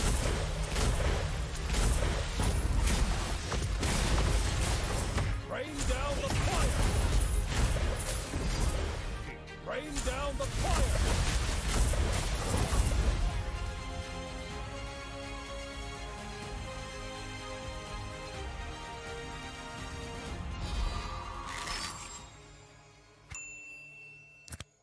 Hyperblend? What on earth is Hyperblend? Thrilling as Brawl. Strategic as Magic Chess. Unbridled like Overdrive. And versatile like Creation Camp. Hyperblend, another great game mode from MLBB.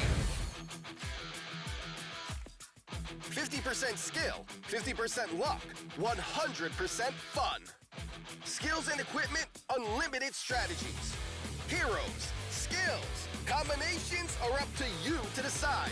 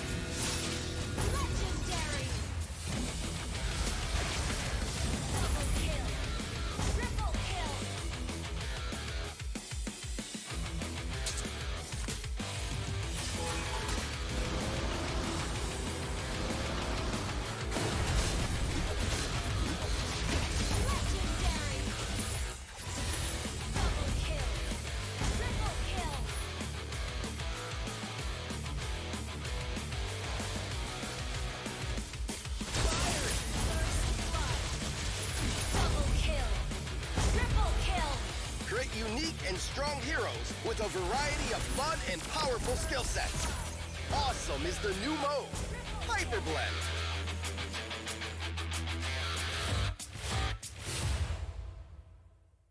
Hello, everyone! Welcome to the latest episode of Hero Spotlight, featuring Fredrin, the Rogue Appraiser. Fredrin is a tanky fighter who not only possesses a lethal skill set, but also the ability to offset the damage he takes.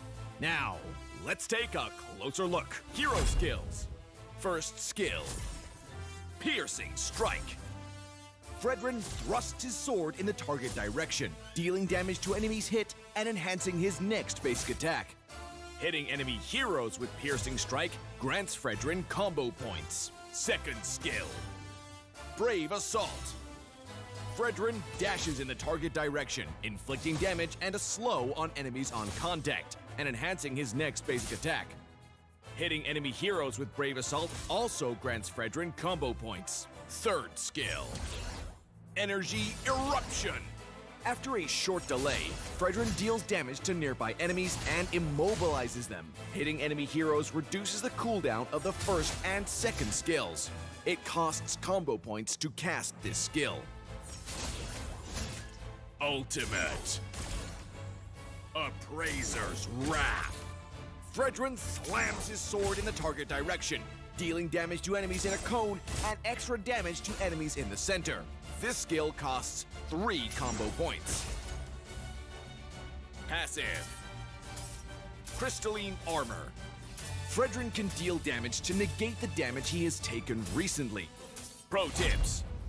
Piercing Strike has a long but narrow attack range. Carefully position yourself to damage enemy heroes while clearing minion waves so that you can get combo points. Remember not to waste the enhanced basic attack.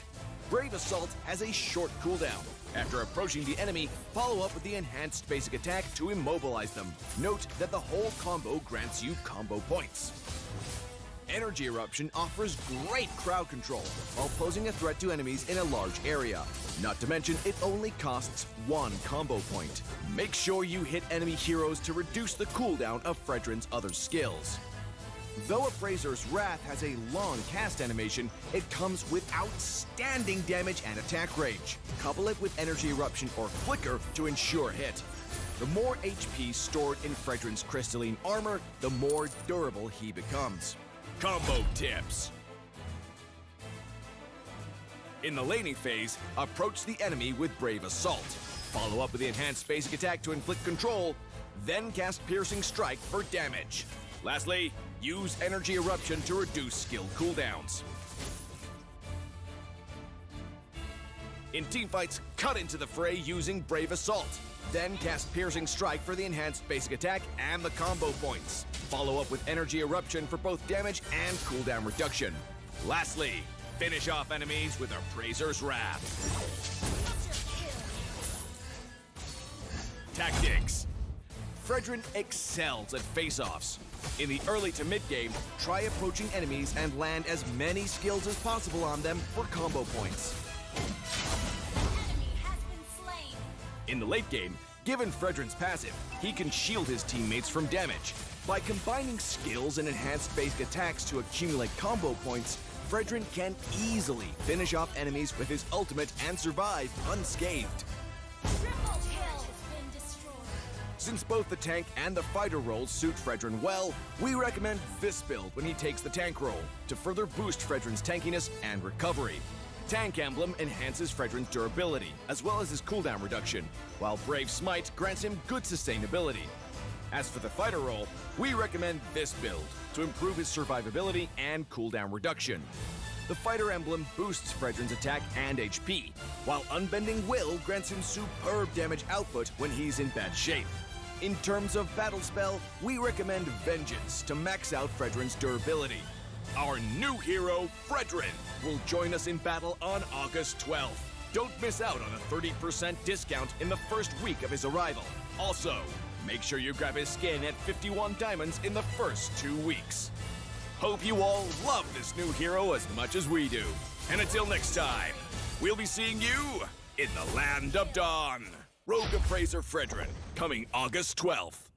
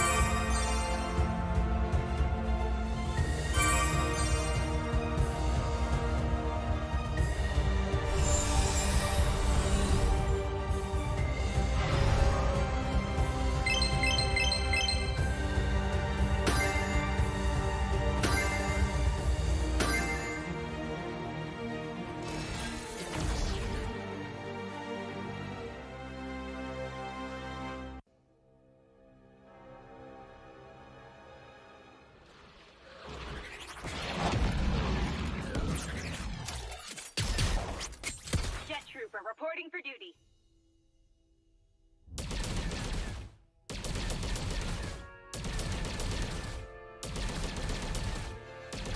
Orders received. Prepare to be stage switched.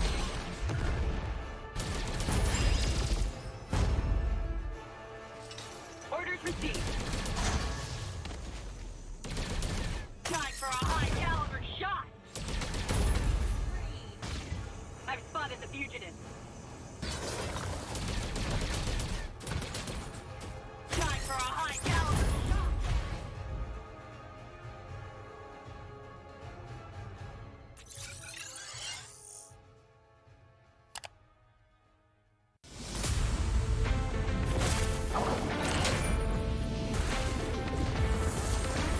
There is no more Monkey King. No good deeds goes unpunished.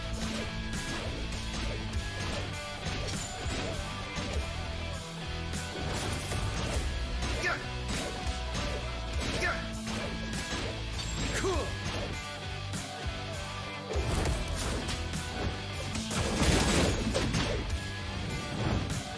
Your doom doubles.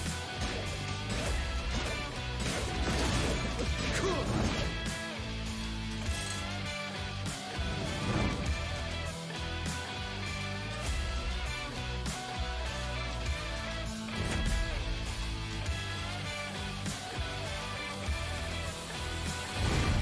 Your doom doubles.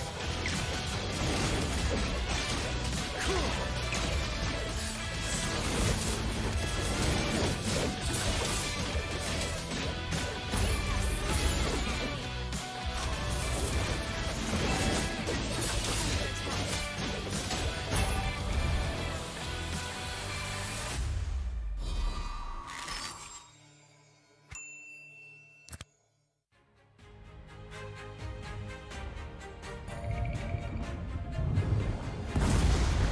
They call me a hero because I saved my nation from falling apart.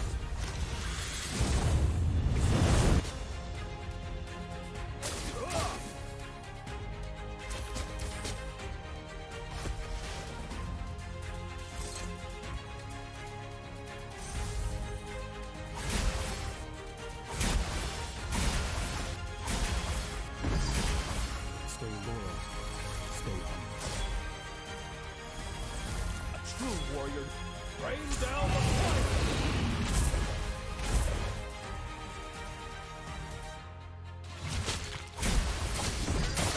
Rain down the fire!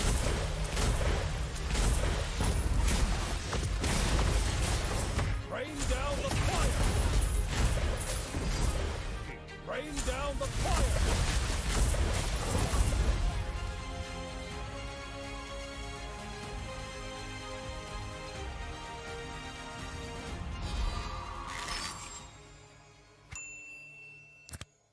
Hyperblend? What on earth is Hyperblend? Thrilling as Brawl. Strategic as Magic Chess. Unbridled like Overdrive. And versatile like Creation Camp. Hyperblend, another great game mode from MLBB.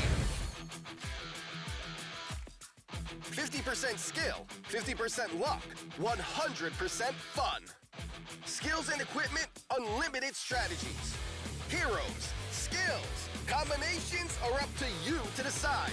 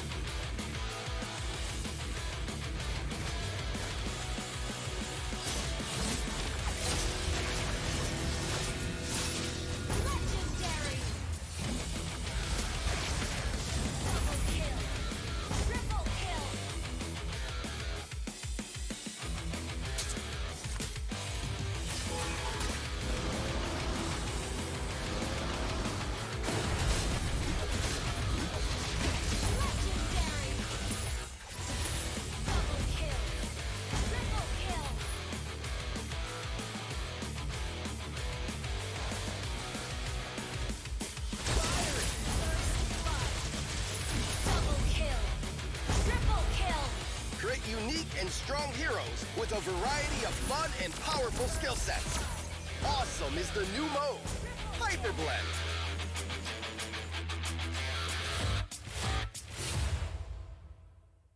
Hello, everyone! Welcome to the latest episode of Hero Spotlight, featuring Fredrin, the Rogue Appraiser. Fredrin is a tanky fighter who not only possesses a lethal skill set, but also the ability to offset the damage he takes. Now, let's take a closer look. Hero skills. First skill, Piercing Strike. Fredrin thrusts his sword in the target direction, dealing damage to enemies hit and enhancing his next basic attack. Hitting enemy heroes with Piercing Strike grants Fredrin combo points. Second skill, Brave Assault. Fredrin dashes in the target direction, inflicting damage and a slow on enemies on contact, and enhancing his next basic attack. Hitting enemy heroes with Brave Assault also grants Fredrin combo points. Third skill, Energy Eruption. After a short delay, Fredrin deals damage to nearby enemies and immobilizes them. Hitting enemy heroes reduces the cooldown of the first and second skills. It costs combo points to cast this skill. Ultimate, Appraiser's Wrath. Fredrin slams his sword in the target direction, dealing damage to enemies in a cone and extra damage to enemies in the center. This skill costs 3 combo points. Passive, Crystalline Armor. Fredrin can deal damage to negate the damage he has taken recently. Pro tips. Piercing Strike has a long but narrow attack range. Carefully position yourself to damage enemy heroes while clearing minion waves so that you can get combo points. Remember not to waste the enhanced basic attack. Brave Assault has a short cooldown. After approaching the enemy, follow up with the enhanced basic attack to immobilize them. Note that the whole combo grants you combo points. Energy Eruption offers great crowd control while posing a threat to enemies in a large area. Not to mention, it only costs 1 combo point. Make sure you hit enemy heroes to reduce the cooldown of Fredrin's other skills. Though Appraiser's Wrath has a long cast animation, it comes with outstanding damage and attack range. Couple it with Energy Eruption or Flicker to ensure hit. The more HP stored in Fredrin's crystalline armor, the more durable he becomes. Combo tips. In the laning phase, approach the enemy with Brave Assault. Follow up with the enhanced basic attack to inflict control, then cast Piercing Strike for damage. Lastly, use Energy Eruption to reduce skill cooldowns. In teamfights, cut into the fray using Brave Assault. Then cast Piercing Strike for the enhanced basic attack and the combo points. Follow up with Energy Eruption for both damage and cooldown reduction. Lastly, finish off enemies with Appraiser's Wrath. Tactics. Fredrin excels at face-offs. In the early to mid-game, try approaching enemies and land as many skills as possible on them for combo points. In the late game, given Fredrin's passive, he can shield his teammates from damage. By combining skills and enhanced basic attacks to accumulate combo points, Fredrin can easily finish off enemies with his ultimate and survive unscathed. Since both the tank and the fighter roles suit Fredrin well, we recommend this build when he takes the tank role to further boost Fredrin's tankiness and recovery. Tank Emblem enhances Fredrin's durability, as well as his cooldown reduction, while Brave Smite grants him good sustainability. As for the fighter role, we recommend this build to improve his survivability and cooldown reduction. The Fighter Emblem boosts Fredrin's attack and HP, while Unbending Will grants him superb damage output when he's in bad shape. In terms of battle spell, we recommend Vengeance to max out Fredrin's durability. Our new hero, Fredrin, will join us in battle on August 12th. Don't miss out on a 30% discount in the first week of his arrival. Also, make sure you grab his skin at 51 diamonds in the first 2 weeks.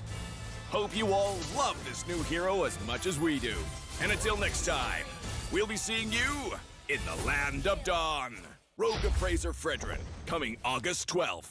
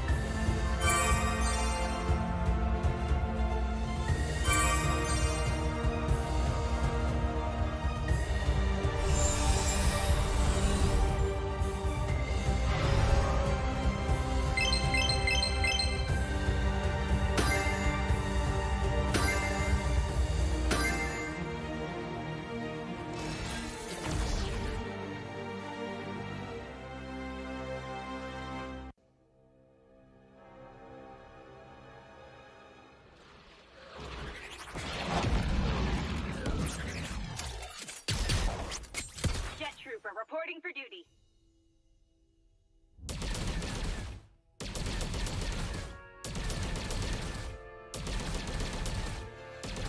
Orders received. Prepare to be fate switched.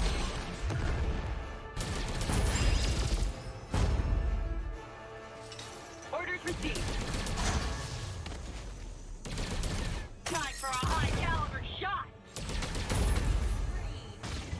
I've spotted the fugitive. Time for a high caliber shot.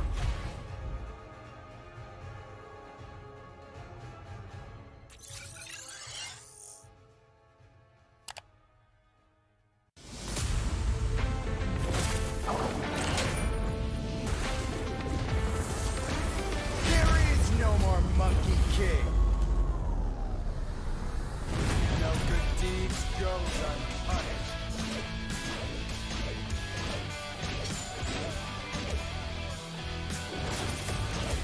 Yeah. Yeah. Cool.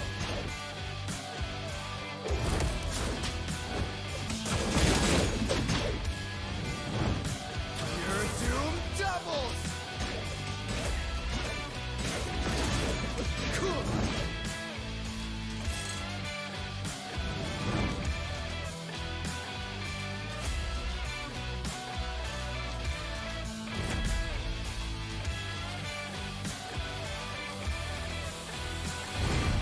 Your doom doubles.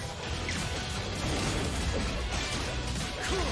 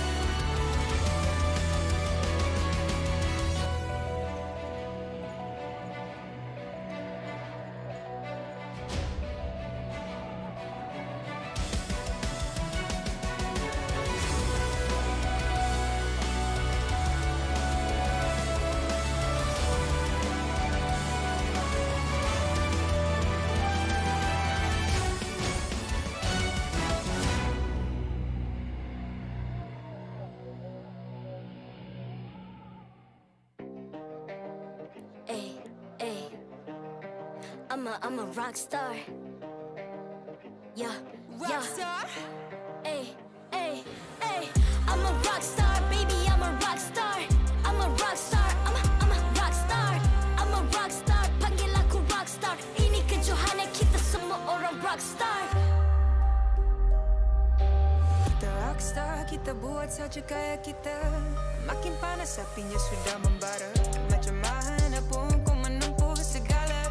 Demi negara kau buat semua bangga. Step into my world, you know I'm always in my zone. You know I got my team, no I'm never alone. Bring out my best, buat yang terbaik. Jadi juara perlahan kita naik. Get on my way, aku nak push. Naik-naik jadi lebih bagus. Jadi hero, ku ada skill. Berapa banyak musuh aku dah kill. Ramai cuba mencabar, cause they envy me. Tiap game aku pasti jadi MVP. Easy. I'm a rockstar, baby, I'm a rockstar. I'm a rockstar, I'm a rockstar. I'm a rockstar, panggil aku rockstar. Ini kejohanan kita semua orang rockstar. I'm a rockstar, baby, I'm a rockstar. I'm a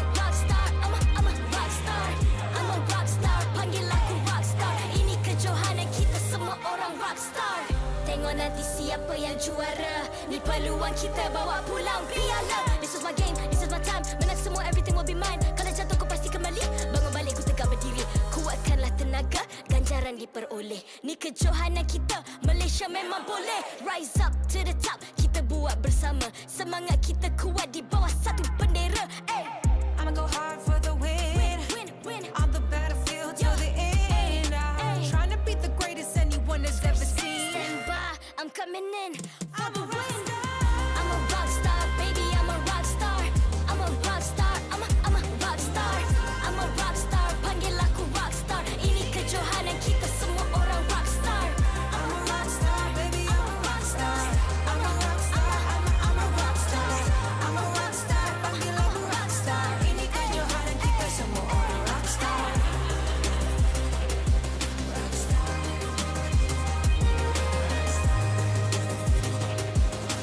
Ini kejohanan kita semua orang rock star. I'm a rock star, baby, I'm a rock star. I'm a rock star, I'm a rock star. I'm a rock star, panggil aku rock star. Ini kejohanan kita semua orang rock star.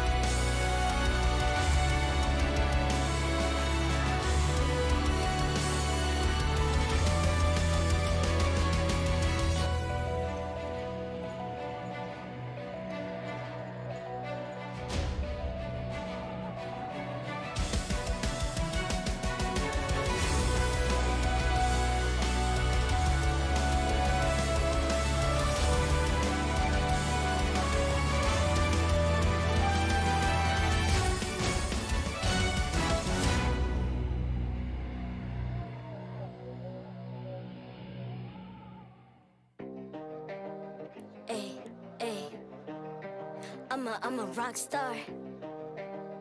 Yeah, rock star. Ay. I'm a rock star, baby, I'm a rock star. I'm a rock star, I'm a rock star. I'm a rock star, panggil aku rock star. Ini kejohanan kita semua orang rock star. Kita rockstar, kita buat saja gaya kita. Makin panas apinya sudah membara. Macam mana pun kau menempuh segala. Demi negara kau buat semua bangga. Step into my world, you know I'm always in my zone. You know I got my team, no I'm never alone. Bring out my best, buat yang terbaik. Jadi juara perlahan kita naik. Aku nak push, naik jadi lebih bagus. Jadi hero, ku ada skill. Berapa banyak musuh aku dah kill. Ramai cuba mencapai, cause they envy me. Tiap game aku pasti jadi MVP. Easy. I'm a rockstar, baby, I'm a rockstar. I'm a rockstar, I'm a rockstar. I'm a rockstar, panggil aku rockstar. Ini kejohanan kita semua orang rockstar. I'm a rockstar, baby, I'm a rockstar.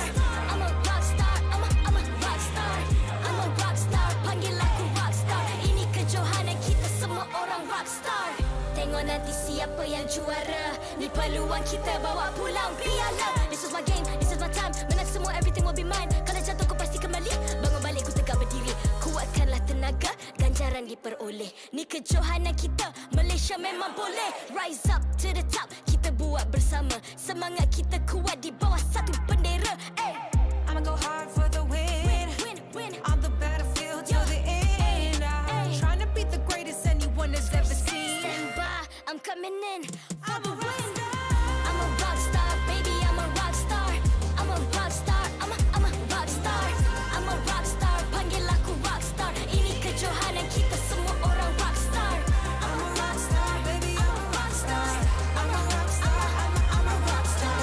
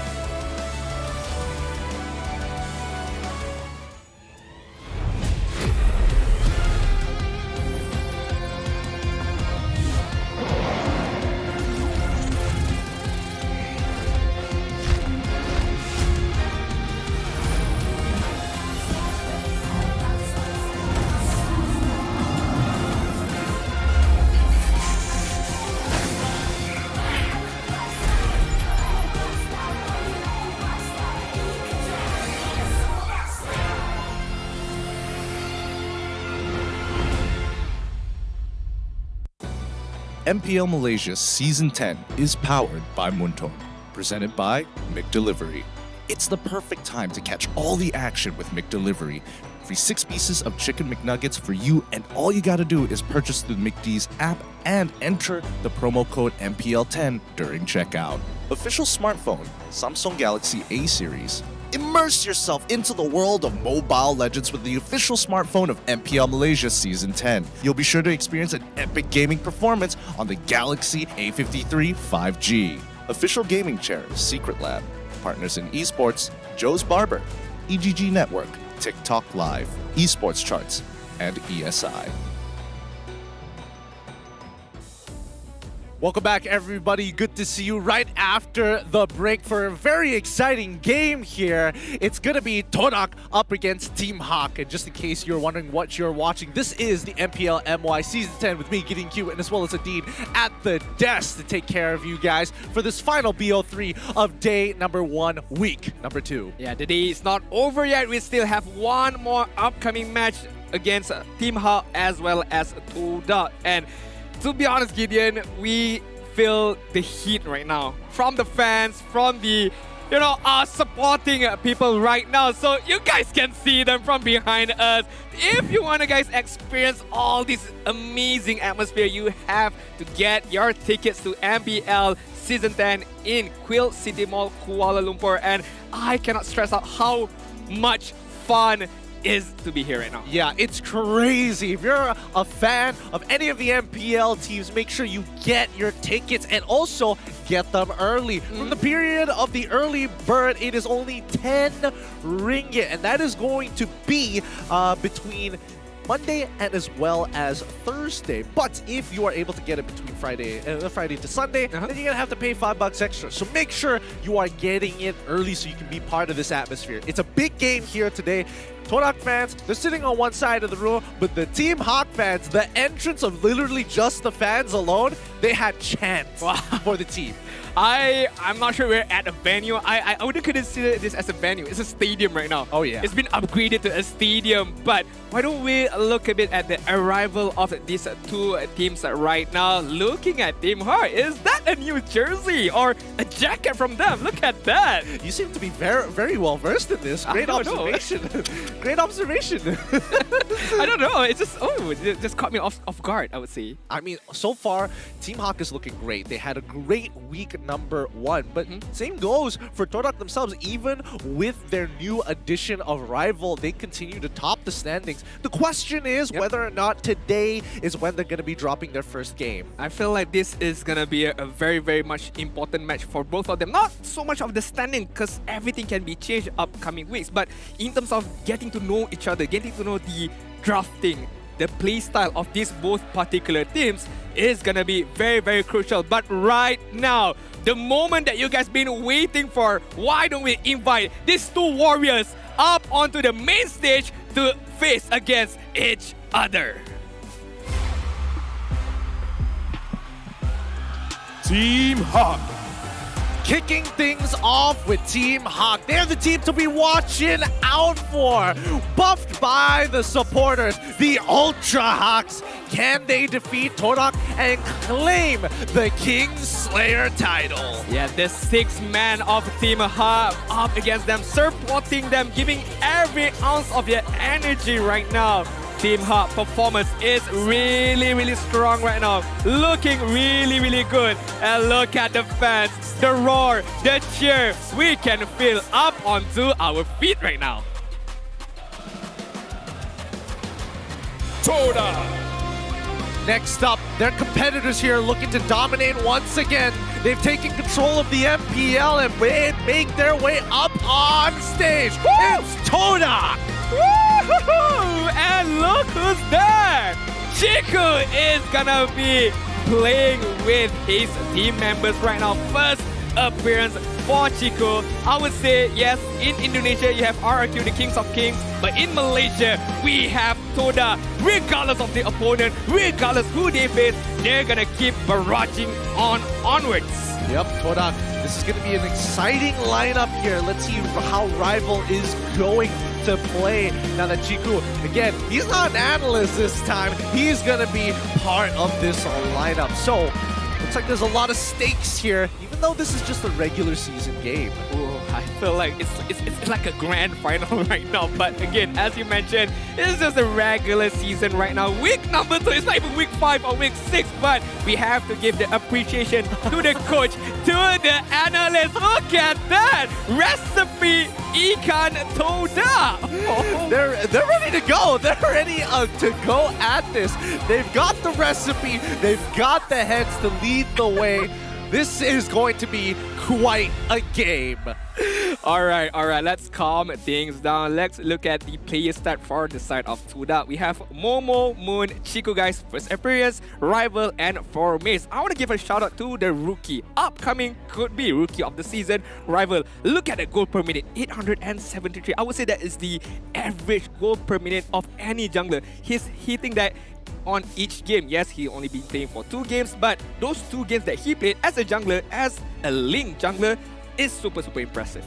You know, speaking of Rival, his history in the semi-professional scene actually started off with THQ Academy. Rather interesting here. And honestly, with the main lineup coming in from Team Hawk themselves, Gary, is this a civil war? They know each other. Yeah, basically playing the same style, playing the same role. Who's the better jungler right now? It's gonna be a battle of those retribution. But focusing on the XP laner right now, Lola is been performing really, really well. Back then with Orange, he didn't get the chance to stand out. But right now, giving the opportunity as the main lineup, Lola is stepping up. Well, more so, Lola didn't have the opportunity to be playing in the EXP lane. He was put off on other roles, and we thought, well, it's not working out. They're going to have to figure out a solution, mainly because Lola is an EXP laner by heart. So, it's really important to mention here, but Min and Mon still on the lineup.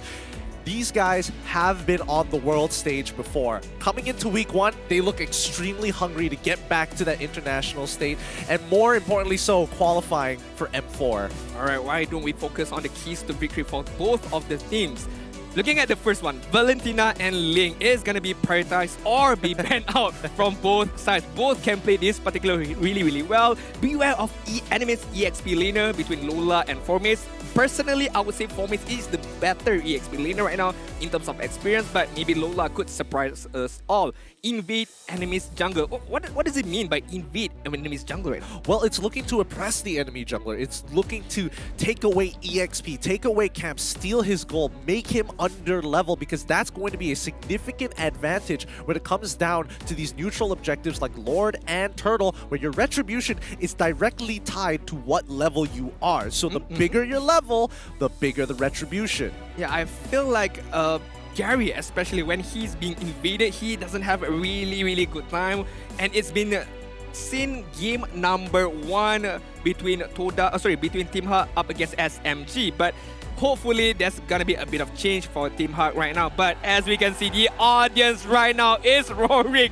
Look at Team Hawk camp right now is blowing up right now. Absolutely, and the fans of Team Hawk mainly on YouTube right now, with a good majority on Facebook as well, but the overwhelming majority is going to be with TODAK, and it's definitely understandable. Previous champions, all international performances. So, if you are a supporter of either one of these teams, they need you. Yeah, don't forget to show your love and support for your favorite team with the hashtag of 10 Bersama, as well as attach your game ID and your server ID, and you could win a mystery gift. And we heard that you might be able to win some skins. Yes, one of you will be able to be walking away with an epic skin. I was about to say spin there for a moment. I'm not even gonna lie. An epic skin, but make sure come up with your love and support for these teams. With that being said, it's time for the drafting phase. All right, are you ready to rumble, guys? The drafting phase is gonna be beginning right now. I feel like Team Hawk is gonna get the benefit of the first pick as well as the first ban. And looking at the bans right now, focusing on the Akai is a very a good ban, you know, securing the objective for themselves. You know, there's no heavy spin, there's no body slam that's gonna disturb them in terms of team fights. Nothing to worry about there, but TODAK instantly following those keys to victory bans out the Valentina. Now, being on the red side, it can be a little bit oppressive. It feels like you're always responding to having to get rid of these OP picks, but let's not forget that Team Hawk only gets the first pick of the litter. TODAK will be able to respond with 2. Masha, the next to fall. I feel like this is more of a respect ban as well as standard ban for them. Looking at Masha, how strong she is, going onto the back lines, trying to disturb the opponent's zoning out capability is very strong, as well as when you have a Masha on your team, it forces you, or it allows you to play a 4-1 composition where Masha can be left alone, pushing out the lane, sustaining the lane, and the 4 of them could go for a split push on top side or bottom side. I totally agree with that one. TODAK's going to be banning out Farmis this time round. Looks like we're not going to be able to see him this particular match. Team Hawk now hold priority. Ling still up for grabs. Wan still up for grabs. I like the 1-1 pick if Team Hawk be able to get that particular pick. But right now, I'm going to see the bans is going to come out. Kufra might be hovering over here. Quite an early and very prioritized ban against the Kufra. Looking like Fanny might be the common target for Team Hawk right now. I think so too. But the question is, now we have a setup here. Okay. Wan, Ling out in the open. TODAK has to choose what they want to ban out. Are they afraid of the Wan? Do they care about the Ling? And more importantly, do they care about Fanny specifically? Looking at them right now. Okay, tank, marksman. Okay, what are you gonna pick right now? I mean, there's 3, I would say, obvious ban, as mentioned by Gideon. And looking at Team Hawk's side, I feel like it's hard to give Gary the Fanny right now, because on Gary, Fanny is going to be so much of a nuisance, as well as the capability for him to just dive in, one-shot anyone from TODAK side if he gets the Fanny. Now, does Rival know how to play Fanny? Yes. He does.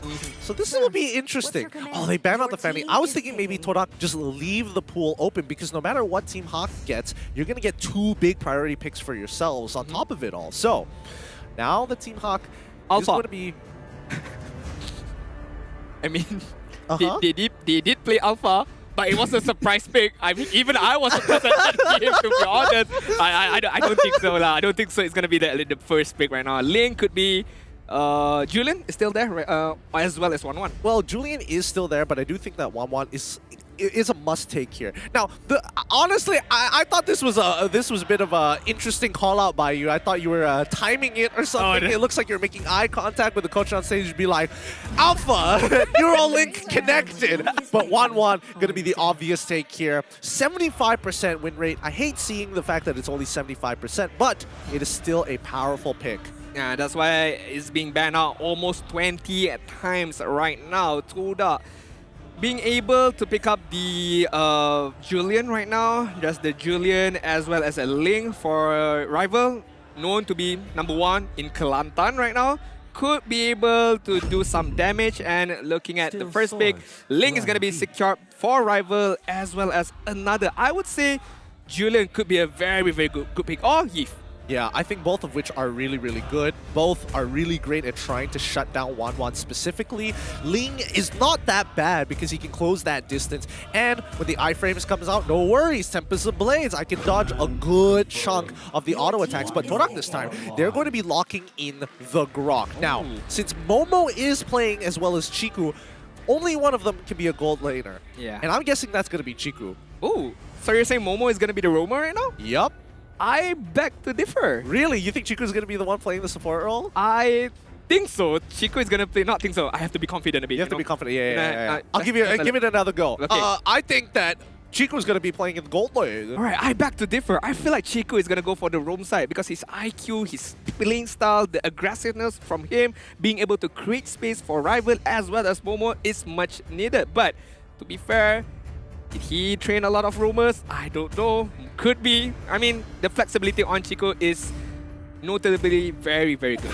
Well, that is true. Team Hawk, on the other hand, going to be locking in the Lilia as well as the Atlas. It looks like they want to design a team fight composition to ensure that 1-1 is going to survive and she's going to get as many auto attacks as she wants. I feel like Team Hawk, whenever they get this particular combo, especially during their time in Orange eSport, no matter what is the target, no matter who is the target, at least he's gonna pick up anyone, even if it's just a single target. Being able to get the stacking of crossbow of tank for 1-1 is so much crucial. That's why I really, really like the duo combo between 1-1 and Atlas. But TODAK right now, I know they have the Grok, they can still pick up the DG and push the Grok to the EXP lane. So are they gonna do that? Looks like not. They're gonna focusing on the Cloud. So securing another late game hero.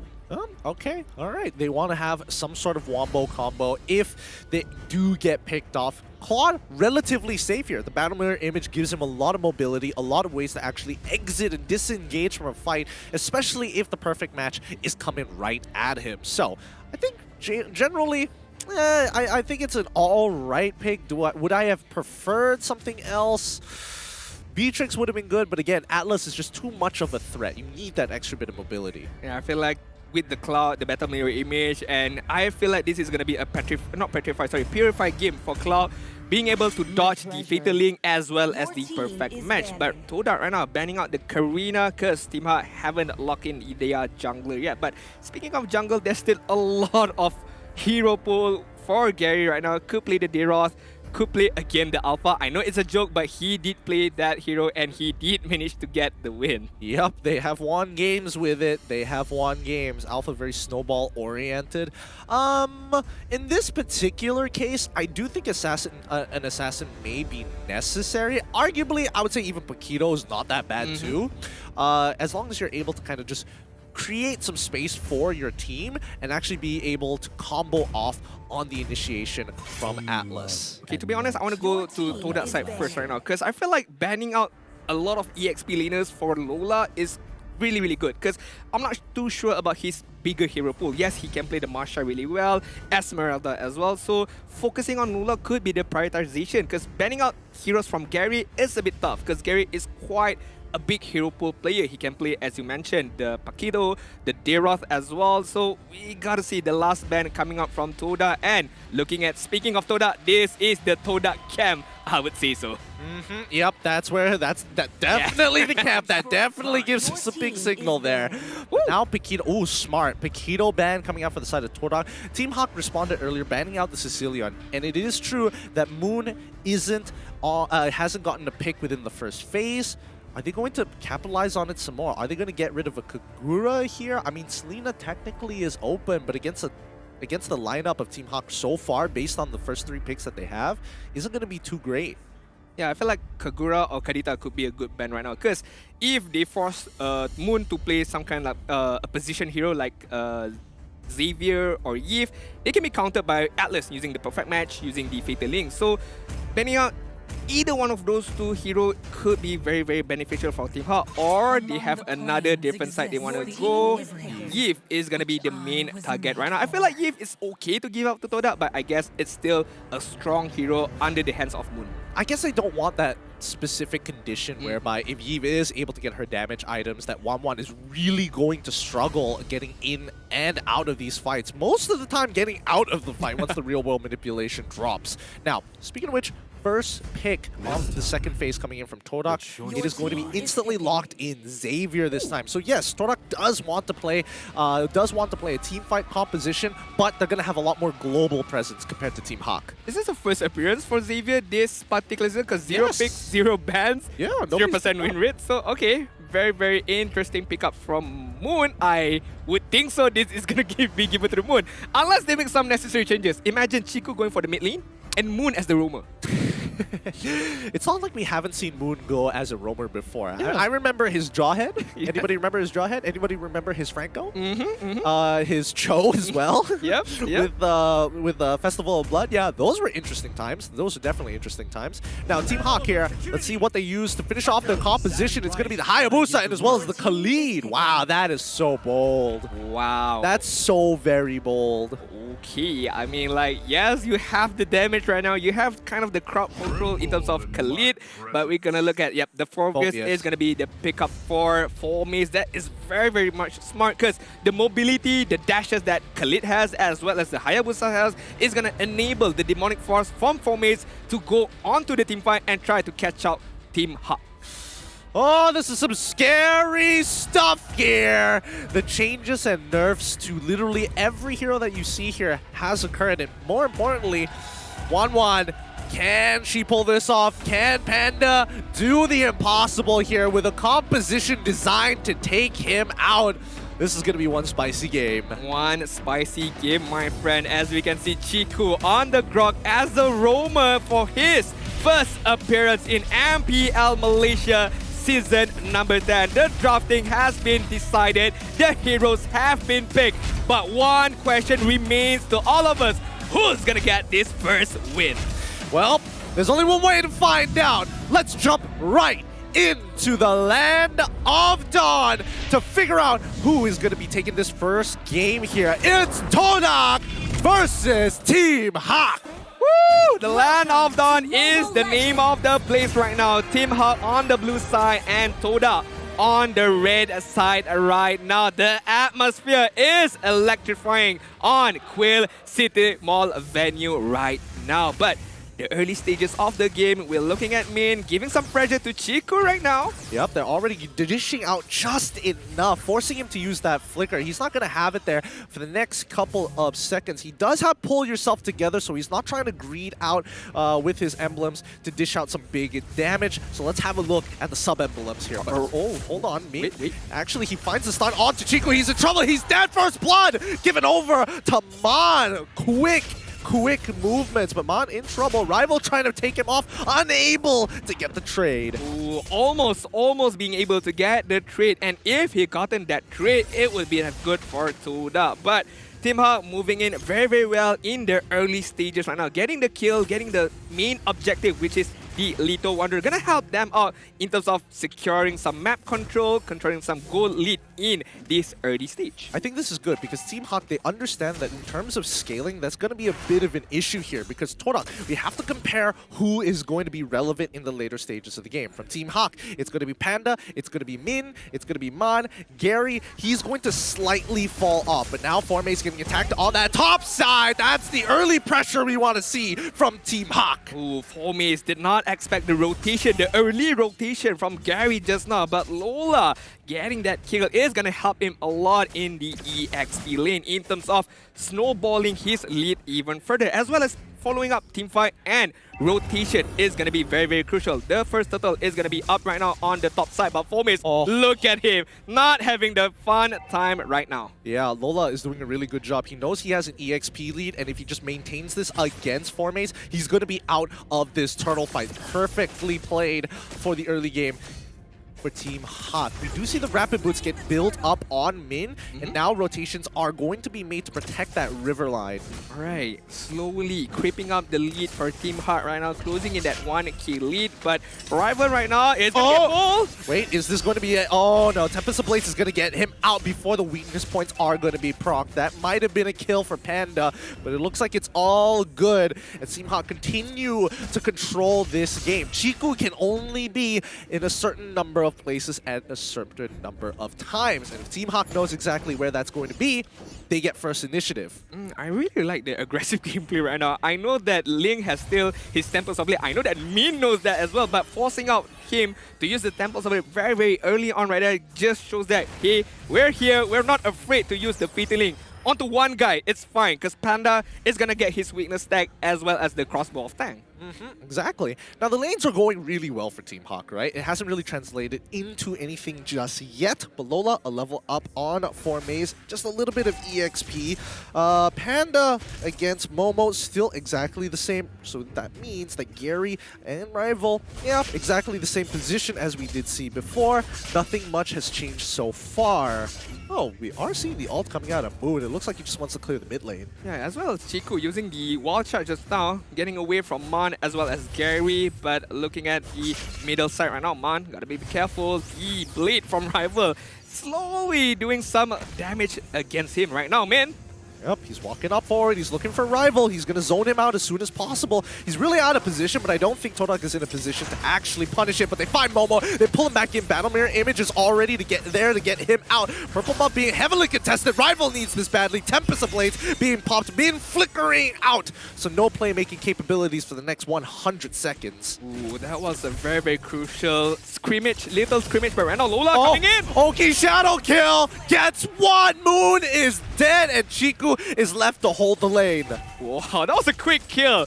Lola didn't even need to come right there. Gary got the kill on lock, and with that kill, Team Hawk is gonna go for the second turtle right now. Looking at TODAK right now, what can they do? They need Chiku right now. They need Chiku to create some space, to create a play for them, to be able to at least crawl back this deficit of a lead. 1.3 kill and, 1.3k gold lead for the side of Team Hawk. Yeah, I mean, honestly, Team Hawk is playing at a much faster pace, and unfortunately for Chiku, he's there to kind of stop the bleeding after the punishment happens. He's not really taking enough initiative just yet because he doesn't have the time. He has to stop the bleeding and not let the EXP and gold go to waste.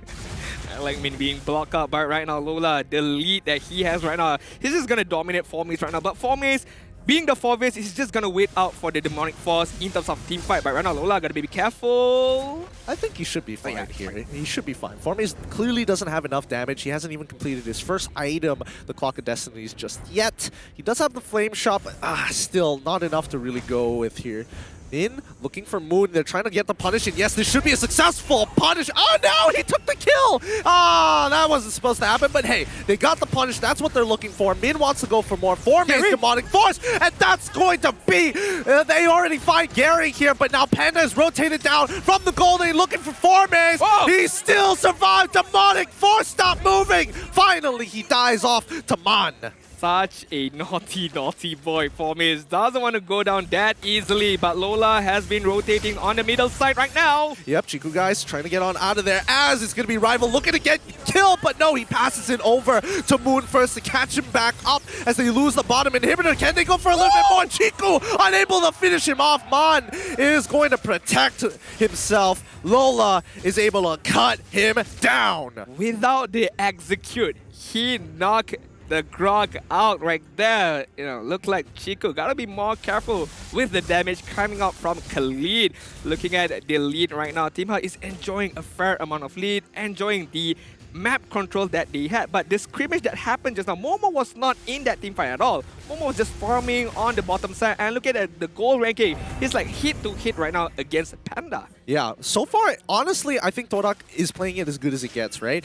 Even though there are some situations which could be played better, macro decision-wise, they're trying not to let free EXP and gold go to waste, and they want to make sure that Momo is in a position to turn things around for them when the time comes. Yeah. Could be the next team fight is gonna be commenced on this turtle right now, as well as Momo on the backside by Min. Yup, he's looking for Formaze here. Chiku with a wild charge finds the knockup. Can they secure it? Lola still hovering on with the Guardian Stats. He still lives, but he dies too late. And now with 1-1 already popping, her crossbow of Tang needs to run away. 3 members already down. A huge catch as Formaze baits out Team Hawk. That was a good team fight from TODAK. Beating out the skills, beating out the ultimates from Team Hawk, and then collapsing against Team Hawk just now. And Rival, with the pressure that he had, but he's still managing to get a kill as well as going back without committing any single death, showing what a good jungler he is based on his performance right now without any prior experience. I would say this is a very impressive game from Rival. He's doing well. Chiku with the wild charge going to try and stop the fatal links from connecting here.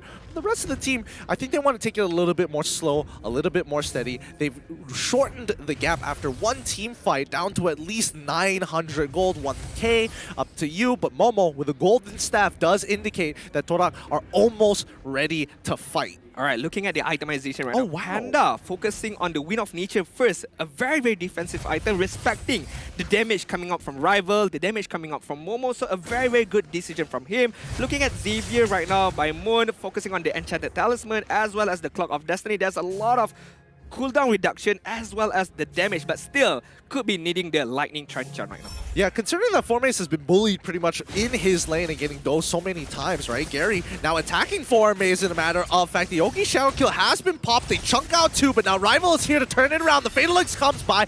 Demon power, Demonic Force comes on through as Moon backs away, finds the ult, but Panda is able to secure it. Oh no, it's given over to Gary. Lola sacrifices his life for Formaze. Both EXP laners down, and Team Hawk take one more. Moon looking to live, but Mount's gonna chase him down under the turret. The black shoes to fade away. Can Rival turn this? He looks for the backline. Min is just a little too tanky, but he's holding on. Flickers away so he doesn't give the kill. Oki Shadow Kill is already back up, but they're all too big. Momo gets away, but this is a win for Team Hawk. That unlucky bounce from the Ogi Shadow King. He wanted to hit Rival, but it bounces off Chiku as well as, I'm pretty sure that was Momo right there, but if he had bounced against Rival, it could have been a kill. But right now, the Lord fight. Yep, they're looking for more. Min, so looking at this. Oh, wait, hold on. He misses as Momo already has used his Battle Mirror image. It's done. They try to go for a steal, but the Oki Shadow Kill hasn't even been popped yet. Gary's still alive, and yet they find 2 and looking for a third. Gary's out of there. He's done. He doesn't want to mess with Formaze no more, especially with the Demonic Force. Wow, Gary. Very flashy play right there. Securing the lot, securing the kill, as well as, I feel like Momo just now, he popped the Blazing Duet, but the damage, or I would say the positioning, no one was there, no one was around. I feel like it was a bit of a waste, but I feel like it was a better positioning from Team Hawk. Going up against the Lord, pushing on the mid side and looking at Panda right now. The damage dealt, maybe not too much, but still, it's a force to be reckoned with. Yep. Oh my goodness, Rival is getting absolutely chunked out. Forced to use his ult. Oh no! He is unable to get out. Mon dies! nice with his black shoes still up. The outer turrets are falling, but TODAK should be able to put up a successful defense. The jungle camp's getting taken away. This is starting to get a little frustrating, but TODAK understands that they cannot do much about it. If I were to come up to Man, I would say unlucky. Unlucky. Unlucky just now. Because having the black shoes, if he was able to pop it off, he would have survived that team fight immediately. But the knockup from Grok, the knockup from Chico securing that kill. A much needed kill. But looking at the lot that has been gotten by Team Ha and the damage that has been done, doesn't seem like too much, but I would say it was a good fair amount of turrets being taken down. Yeah, considering everything here, Team Hawk still with only a 4K gold lead. It's not too bad for TODAK as they are coming into the later stages of the game. I'm surprised that Formace has been able to sustain this long, but now the backline getting attacked by Gary. The Oki Shadow Kill gonna bounce around, not exactly finding the right targets as Formace buys time with a Demonic Force. Here comes the Dawning Light, doesn't connect against him in. Can they finish off this kill? No, Formace jumps backwards as Momo in the middle of the fight with the Blazing Duet already finds one. They take out Wan, and Lola is next to fall, but he trades against Momo, and now Formace is still alive, finally dies to Man, and the rest of TODAK, they have to pull back. It's a 2-for-2 trade, and still Rival able to scrape up some more gold, sends Min back to base. To be honest, Gideon, I'm not sure who was the big victor right there. I would say Team Ha being able to get the outer turret on the middle side, but at what cost? But at what cost, correct. And Rival, speaking of macro decision, looking at him playing really well, he knows that he can't do much. He goes onto the backside, getting the kill against Min was much needed. And looking at the lot push advantage, gold earned, I feel like that was the lowest goal amount that being gotten by the Lord push advantage, but the tower damage almost securing up until 20k damage. Yep, I mean, it's good, but in terms of gold, that's what they were looking for. And unfortunately for Team Hawk, they cannot close this game out and must coin flip for the next Lord. Speaking of which, Team Hawk actually going for the split push here, and TODAK, unfortunately for Rival, needs to match that. Bottom side is naturally pushing, and I think they've realized this. Yeah, I feel like Chico as well, not having the wild charge is not gonna do a lot in this particular team fight. Looking at Min's position, standby, on ready to use his Fatal Link at any given time. Yep, Formace getting absolutely chunked out here, but unfortunately, if Chico guys gets pulled on backwards, they find a kill as well. Chico and Formace go down. Min with the Fatal Links finds the right target, and Man absolutely shredding Formace. Oh, look at Lola. He's like, you're not coming here, bro. Rival, you're not jumping onto this lot. This lot is gonna be secured by Panda, by Team Ha. But again, as we mentioned, is what they do with this particular lot. On TODAK side right now, I feel like Moon has the amount of damage, Momo has the amount of damage right now. But again, the opportunity to deal the damage is rests upon Chico's hand as well as Formace. But I don't see any of opportunity being opened up by Chico nor Formace. Now that's the thing. I think right now, TODAK needs to get a traditional front to front. That's what they want. That's what they need. They don't have to initiate or do anything unless it is going to be a full frontal fight. If they get flanked by Gary, that's where a lot of problems start to occur. No purple buff. But I think Min is not going to cut him out. It's going to let him go, I feel like. Let's see. Does he pay for the pass? Nah. Does he have to pay for toll? Nope. Touch and go? No? Okay, cool. All right. Free pass. He gets a free pass this time because the main objective is going to be the inhibitors here. Ooh. Now, Gary jumps right on him with the Oki Shadow Kill to get as much damage done as Formace gets into the middle using the iframes from the Demonic Force to dodge, but he's too late. Momo! He's dead. Momo, is he about to die? One of the crossbow tank doesn't secure it here. Dawning Light, but Chico guys fights it. Able to take out Ling. He's done for. Lola walks away with a quicksand guard to save his life, but Momo patiently waits. Blazing Duet finds one, but the crystal is now exposed, and that's going to be the last member. Momo, the only one standing as Team Hawk end game one with a victory. The flashy gameplay, the mobility from Gary just now, securing the first win for Team Hawk. A very much needed win for this newcomer of MPL season number 10, on the way to becoming the champion slayer. Woo! They're getting close to this. Despite the lineup being a little funky coming in from TODAK's side, Team Hawk played a strong game with a lot of confidence. To be honest, is this the buff of Team Hawk?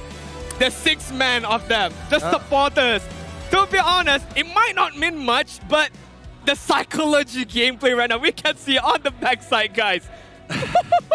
Honestly, if I was TODAK's coach, manager, or even one of the players, I'd be extremely frustrated because they are loud. And these are supposed to be soundproofing, noise-canceling headphones, and I can still hear them rumbling the stage. Wow. We know that we have another game coming up here, but so far in that game one, we see a lot of potential, and especially with the playstyle that Team Hawk have, they're playing extra confident.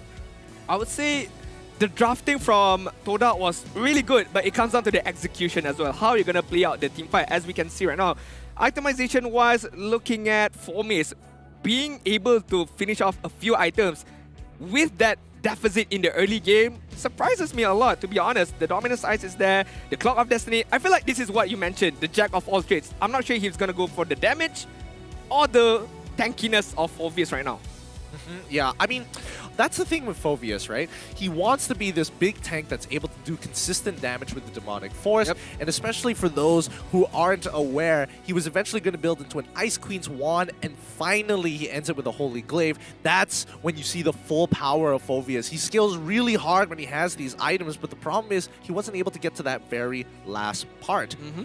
Thankfully, THQ, on the other hand, they did a phenomenal job. And I think Lola's... I'm pretty surprised that he was still very relevant throughout this game. I was thinking that, all right, it's like 15 minutes. He's going to start falling off sooner or later. I mean, like, the execution, the rotation from Lola was really, really on point, to be honest. When you pick a Khalid, you were hoping the rotation, the backstabbing from the Raging Sandstorm. But right now, can we see the MVP of this particular game is going to be nominated to Man. Not gonna be Lola. It's gonna be Man with the Lilia right now. 6-1-12 in terms of KDA.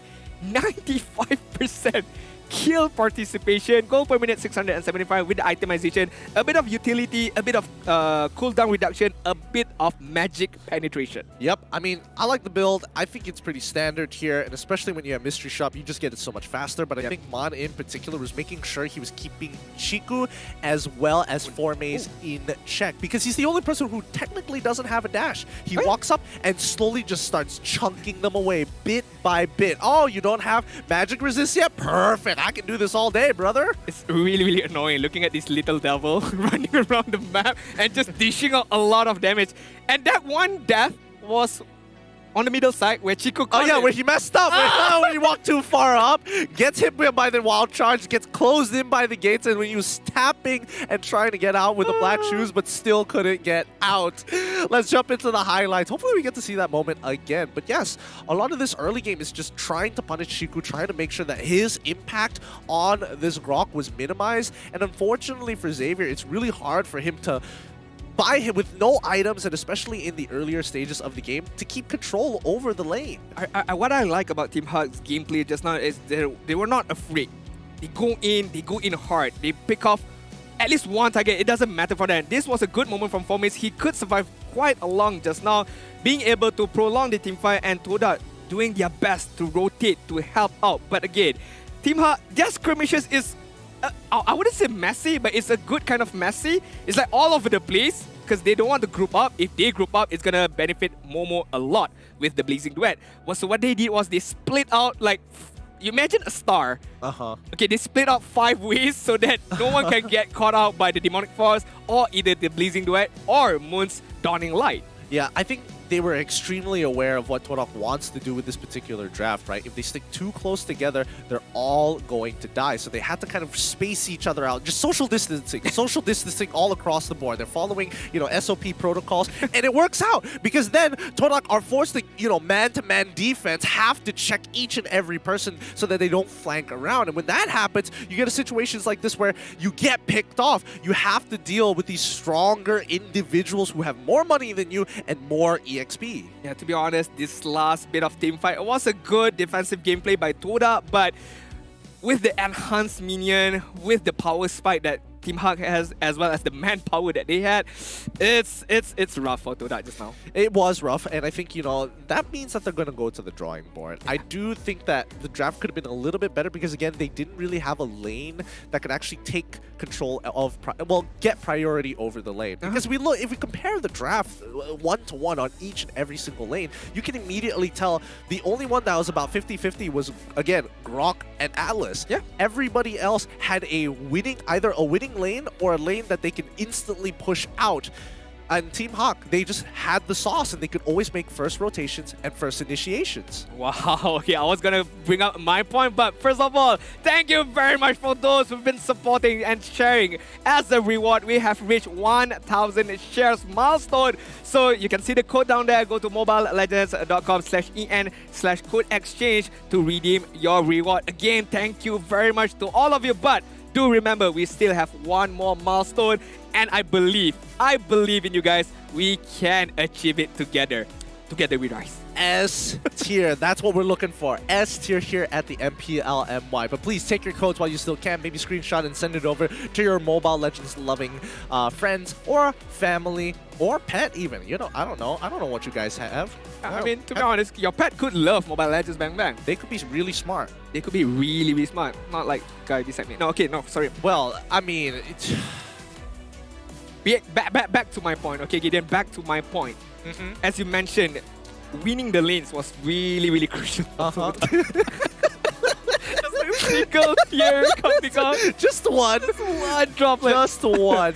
I feel like if they had focused on the gold lane, because the EXP lane was, for me, it was a goner for me. Yeah, it's done for. It's done for. From his dealing out a good amount of damage, but early game he couldn't do a lot. So if TODAK focus on winning Momo's side, I think they could balance it out, you know, because like it was a very 50-50 leaning for the gold lane. But regardless of what had happened, I feel like Chiku could have played much more better. But maybe he was restricted. He couldn't move too much, the mobility wasn't there, and Team Hawk, when they know, okay, Chiku is on the top side, we can go in hard on bottom side. He's not going to rotate fast. Grok is not known to be a mobility hero, so you know, they take advantage of the map control, to be honest. Yeah, I think that's what THQ had to do to gain the upper hand against TODAK. Because if TODAK did get the lead, then TODAK will just play defensively throughout until they hit their item power spike to end the game. And THQ would just be having to chase them, well, not really chase them, but trying to force situations on TODAK. And TODAK, they don't have to take any initiative once they have that gold lead. But speaking of which, I think the first mistake coming out of TODAK was when Chiku got chunked out and had to flicker, because that costed them the Lethal Wanderer, that ended up costing them actually two camps in the side lanes for Gary in particular. And not to mention that even Rival, when he got to his level 4, Gary was already, again, I think he was about 50% of the way to getting to level 5 before the turtle fight even started. So again, these small decisions make an impact later down the line. Yeah, to be honest, the small things matters the most right now. This is the game recap for game number 1. Looking at the damage side from Team Hawk, it's quite overall. Yes, Man standing out the most right now, 67k in terms of damage, but Gary following up on 48k, Lola 40k, so it's quite overall in terms of damage dealt and physical as well as magical damage dealt against TODAK just now. So I feel like TODAK, drafting wise just now, okay, I would question that they had no answer for Man. There's no reliable card control. Even there is from the Grok, Man still be able to use his black shoes. The only time he couldn't was he was caught out. That was the only death. Apart from that, I feel like there's no answer for him. Well, I mean, let's just hone in on why Man died that one time.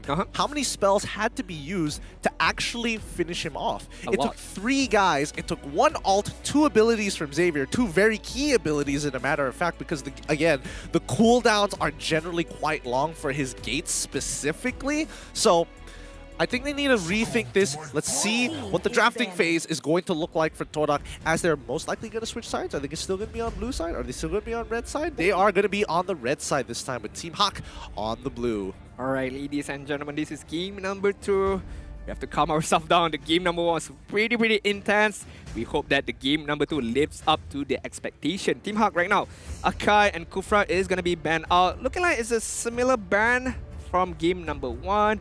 TODAK, they can't afford to let this 1-1 let go to the hands of Panda.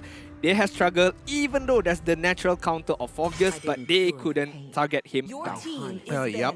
Now, looking at the bans, Akai, Kufra, alright, it looks like it's generally about the same so far. TODAK banning at the 1-1 and Valentina, fair enough. At least this time they start to respect the 1-1 because now they realize that, hey, we only have so many resources. Unfortunately, we cannot have a one-fix-all type situation. But I will say, I'm waiting for somebody to be brave enough to bring out Lancelot. Ooh, I feel like there's no one yet. That's the thing. That's the thing. I've been expecting to see Lancelot. I've been hoping for Lancelot. Is there any particular changes? I don't think so. There's no nerf, I don't. no rework. See, here's the thing. Everybody believes that Lancelot is like, oh, he's unreliable. There's no way he can actually make it back into the meta. But then we see international tournaments where people are like, I'm willing to play tank Lancelot and I can still get somewhat results. So full damage Lancelot, therefore, should still be relevant. And I think it's definitely doable. But it works in particular drafts. Okay, in our defense, I don't think we want to be those kind of guys. We want to be cool. We don't pick Lancelot. We don't pick Alpha. We don't pick Alpha, bro. All right, I'll give you that one. The Alpha one, I thought it was pretty cool. Sunday was a very big day in week number 1 that I missed out for some reason. But hey, I ain't complaining. It was a good viewing experience. Masha, gonna be the follow-up ban from Team Hawk. All right, TODAK right now, 1 ban before we go into the picking phase right now. Fanny is still there, Ling is still there, Julian as well. What are they gonna ban right now? Looking at camera is gonna be the Fanny banning out for the side of TODAK, leaving Julian, Esmeralda, Farhamis as well for Team Hawk. I'd be interested to see if Team Hawk is going to take Farhamis this time, or they could just take the Link. Yes, Farhamis this time coming in for Team Hawk.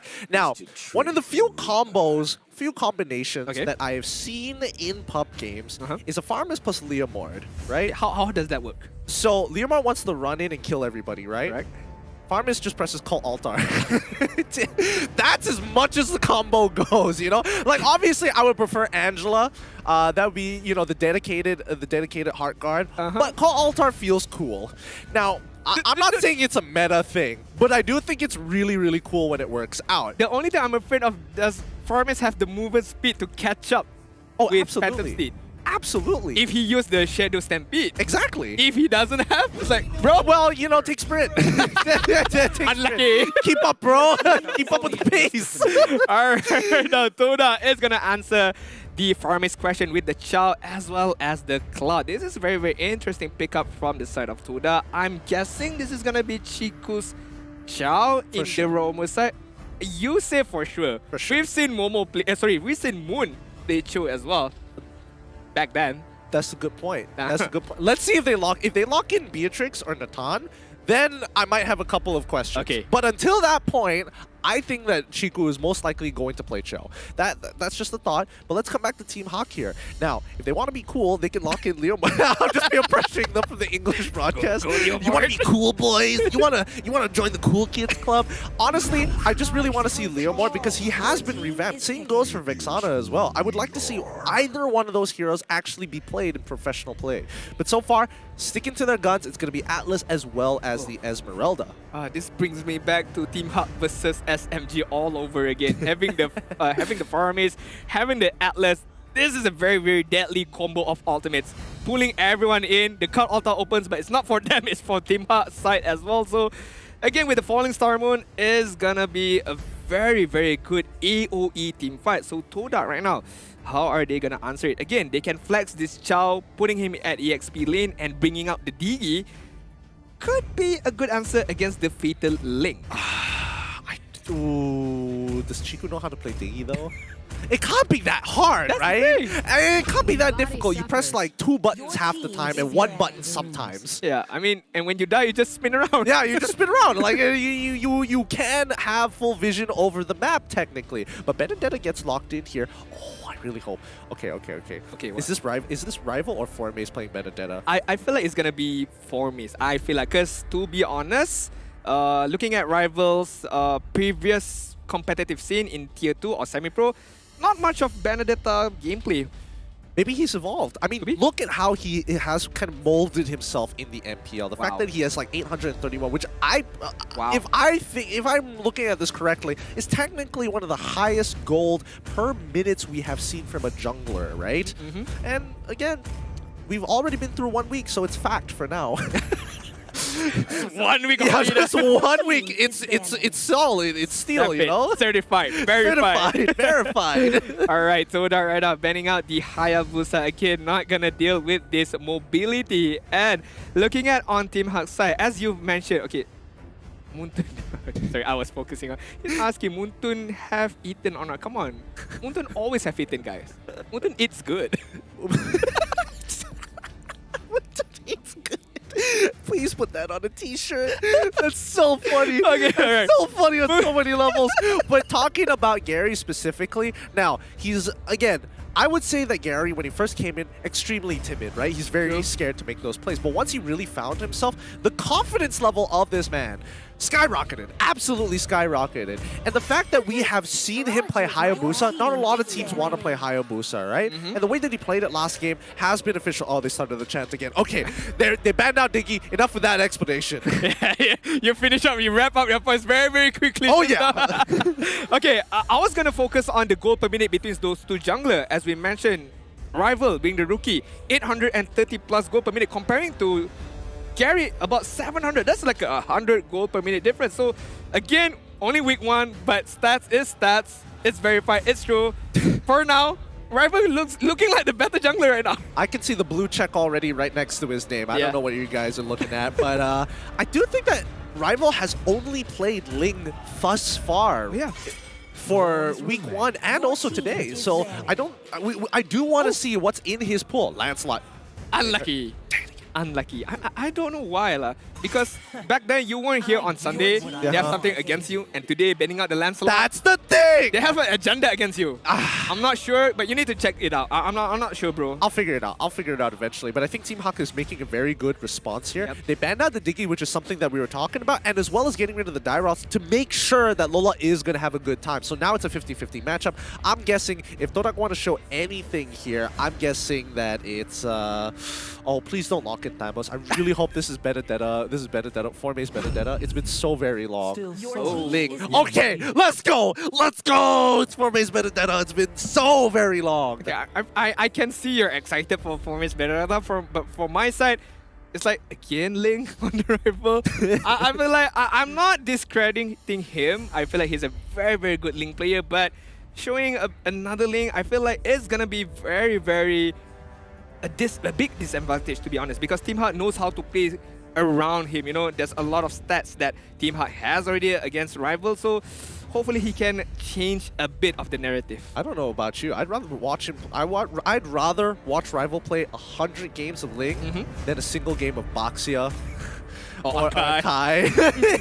It's so boring. It kills me every single time. But to be fair, I would think that Akai would have been the better pick here for TODAK's side. Oh, Team Hawk, that is a good move. That is a really good move here. Gideon, who's the gold laner? The gold laner is probably going to be me. I can't even say that with full confidence. I'm not gonna lie. I saw the Phobius and I was like, sorry, I saw the Piquito and I was like, yeah, Piquito makes a lot of sense here. But the fact is, Team Hawk, I don't know. I don't know. Okay, this is my thought or my prediction. Panda is gonna use Esme. Using the Everrise is gonna scale up his item. And the others speaks for themselves. Gary is gonna go for the Paquito, Lola is gonna go for the Phobius. But yeah, Esmeralda up against Cloud. Interesting matchup. I think it's an interesting matchup too. I don't think it's the best matchup because now Momo is probably changing his emblems. Okay, I'm gonna get guaranteed Avarice here. That's gonna be free farm for me, no problem whatsoever. I feel like I've seen this before in Season 9 when they were previously known as Orange. But alright, with the chance, it's pumping me up. Alright guys, this is it. This is game number 2. TODAK have to win in order to force themselves to go against Team Heart in game number 3. But everything is gonna be decided on this game number 2. The drafted has been decided. Both teams has picked their particular hero. And again, the same question we're gonna throw out. Is TODAK have what it takes to pull this off, to pull the miracle comeback of their life? Let's jump in to the land of Dawn. Game point for Team Hawk on the blue side up against TODAK on the red side for game number 2. Now, wow, knowing how they play, I expect Min to help Panda out because this is not a fun matchup by any means. But Chico is already responding to make sure that Min is going to get punished here. They want to hurt Rival, but I think it's a little too late. Moon is even joining the fray to make sure that they can look for this big punish. Min, should he make it out here, that would be good. That's great. It's looking even better as Mon pulls Moon all the way back, forcing him to use his sprint. But now all hell breaks loose as Panda looking to find first blood. Faramis takes him out with the magic worship. Rival unable to finish off anybody. Jiku, can he find it? The Jikun, third hit of Jikun, no, still isn't able to deal enough damage. Oh, living on the edge right there, Gideon. How many heroes was that? Just one of a click, one of a hit of a damage could be taken down, but still. Again, what kind of voodoo spell is this? I don't know, but it's not even over. We're looking at the sub-emblems here, and I am just seeing movement speed all across the board for Team Hawk. And I'm not seeing enough movement speed all across the board for TODAK. Understandably so for some.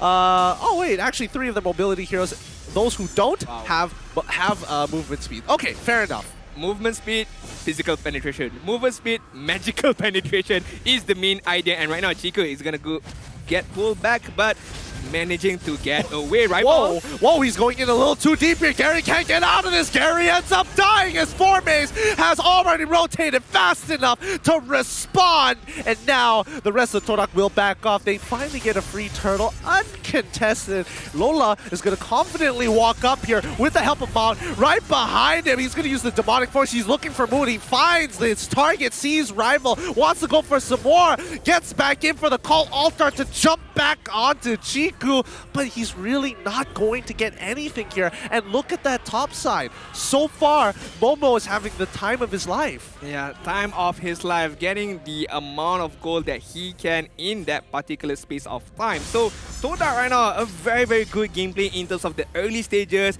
Getting the advantage, knowing that Man doesn't have his card altar yet, and Rival going forward, very aggressive with the Tempest of Blade and getting the kill against Gary. So TODAK right now enjoying the early game lead. I hope that they can continue and push forward in the middle game stages. Well, let's see if they even get to the middle game stages here so far. As Team Hawk doesn't seem to be letting loose as they look to dive on towards the top side here. Momo is going to get hurt. Min is going to shove him away. Gary, he's got the extra movement speed, but he's just going to go back, push Momo away, and now Jiku looking to respond. He's going to try and face check this. He can because he's Cho. Shunpo is great. Jiku-Do is also a really great move. As Momo clears up the lane, that's going to be 2 Demon Hunter swords being purchased by Momo and as well as Rival. What a timing from them. I feel like there's a very next level of communication right there, but yeah. They're talking to each other. Hey, bye. 3, 2, 1, bye.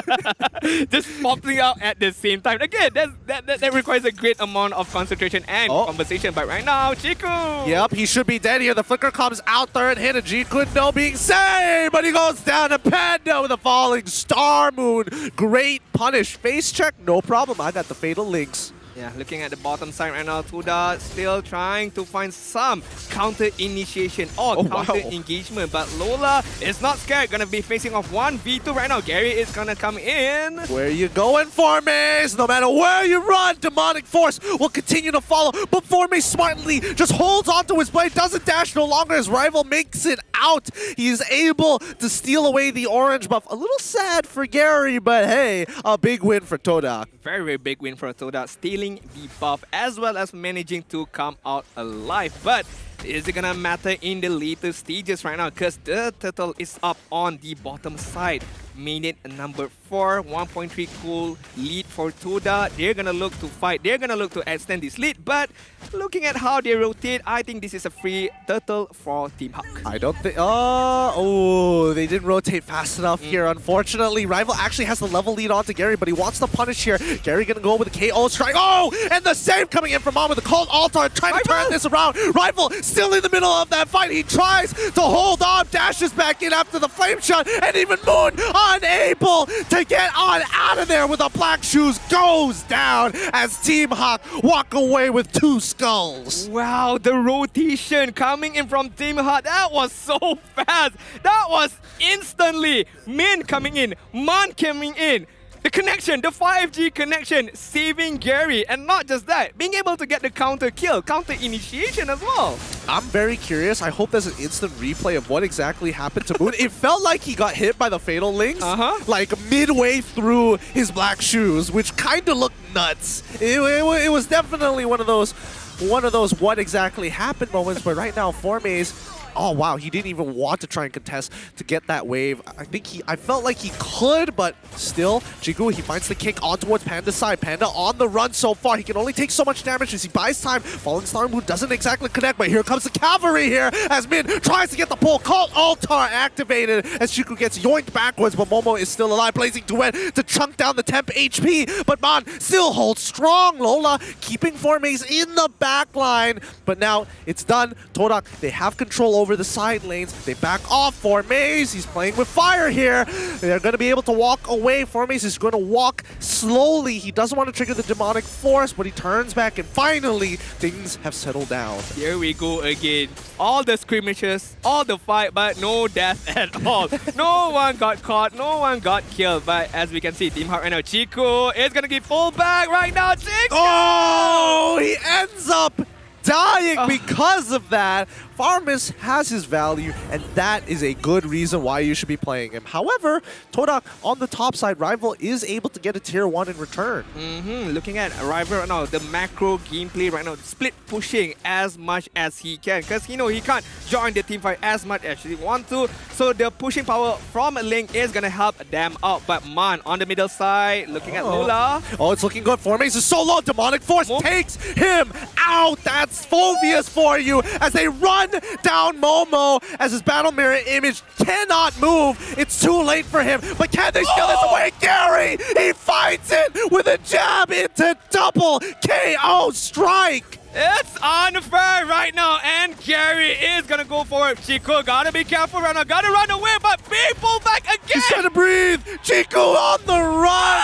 Dies. Gary waiting for the last tick, the last shunpo to put him out of his misery. Go to sleep, sir. Oh. Wow. Ding, ding, ding. I was just waiting for the bell right there. Waiting for the bell. It was a knockout from Gary. 4 kills, 1 death in the 8th minute mark. Looking at the goal ranking right now, Panda and Gary is going to be on the top of the leaderboard. So when both of Team Hawk players are on top, meaning to say that their itemization is much forward. Very nice timing right there. Yep. Looking at the itemization, Hunter Strike, War X is going to be picked up by Gary. So there's movement speed, there's physical penetration, as well as the emblem giving more movement speed. So again, TODAK, where are you gonna run right now? Yeah, I think...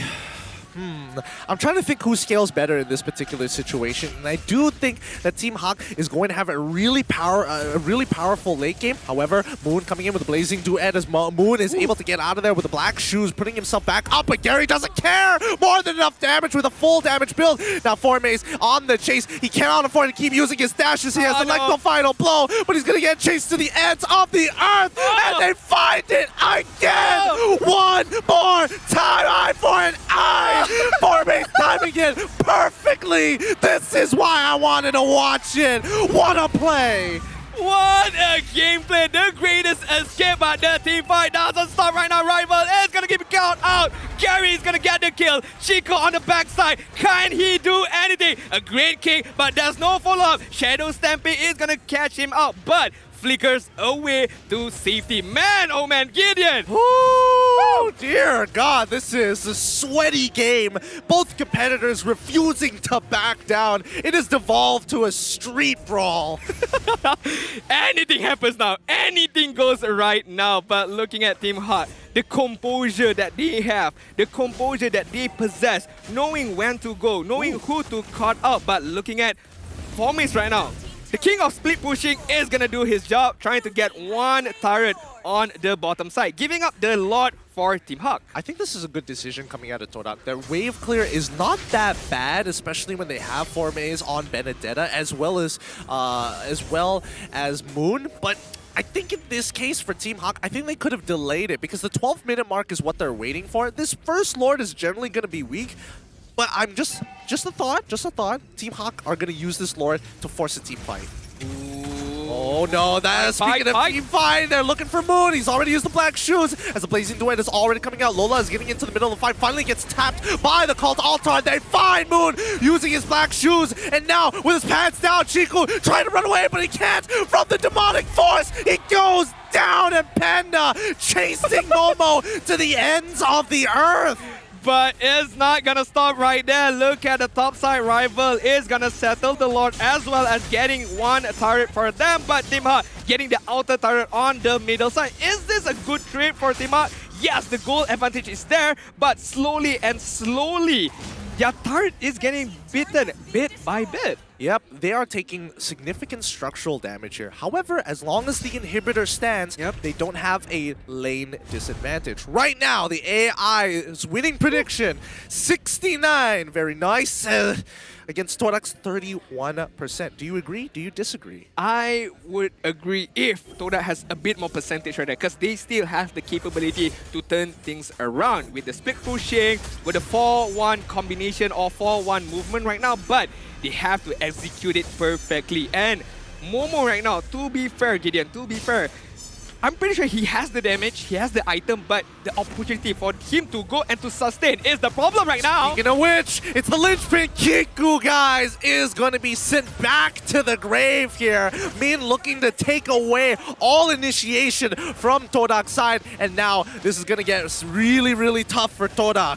Wow, looking at the bottom side as well, Rival is going to try to push out the lane, but Panda is going to stop him on his tracks. But man, guys, if you have the opportunity to come down to Quill City Mall again and again, I cannot emphasize enough. Get your tickets, come down and feel the atmosphere. But we focus on to the itemization. I want to say at Momo right now, having the Demon Hunter Sword, having the Golden Staff right now, yes, it's good, but I would imagine he had more, but only 2 damage item right now. I don't think it's good enough. As well as there's no Wind of Nature, there's no basic defense at all except for the magic defense on the rope. I feel, oh boy, I'm not gonna lie, I feel like Momo is building into Athena's shield right now. He's realizing that Lola is quite the problem, and not to mention that Panda just chases him to the ends of the earth, so he could be going for a Radiant Armor, he could be going for Athena's shield, but right now Formes is on the run. Min decides, you know what, you ain't worth it. You ain't worth it. Nah.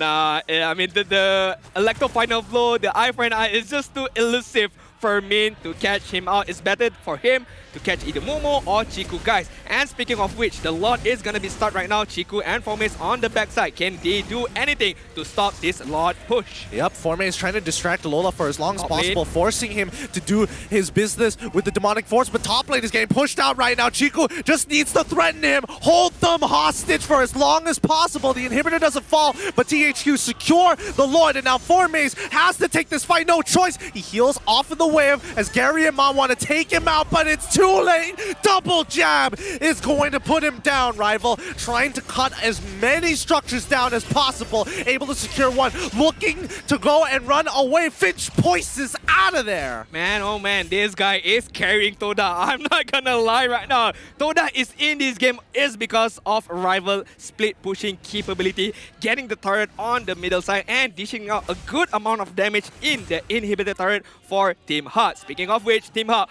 4-man with the Lord right now is gonna look to try to end the game. No, they're looking to try to get an inhibitor at the very least. See, they're going to use Lola to jump right at Chiku. Cult Altar popped super early on. This could be punishable here because Lola has no way to get out. He's using the Demonic Force and spamming it as much as possible. He's on top of Momo, who pops the Blazing Duet. They're all low. They can't get out of there as they cannot do anything. The perfect match does not connect, and Panda tries the wrong, but Rival ends up dying to Gary. 4 members of TODAK still alive, and Panda taunting them at their faces. Panda is just like, guys, am I late to the team fight? I might be a bit late, but it's okay. We still get the kill upon Rival. We still managing to get the inhibitor turret for TODAK. Right now, a very good defensive gameplay. Gary is going to be focused down right now. Everyone is trying to insert for him, but being able to escape immediately. Moon, gotta be careful. Yep, Falling Star Moon does get on top of Moon so far. He has the black shoes. He uses it relatively early. Chiku is there to actually create the space he's looking for, but Formace had to take a majority of that punishment. Now, Bomo with the Blazing Duet. Call Altar actually countering it, making sure there's no damage. Chiku and Formace hold on for as long as possible, but it's too late. The damage pulls back Momo. Mon finds it. The Falling Star Moon does not connect, and that is a hefty price to pay as Team Hawk right now in the driver's seat, but TODAK still holding on. They refuse to flatline. Bro, Chico, that was a very good pick-off against Gary, but as you mentioned, the counter initiation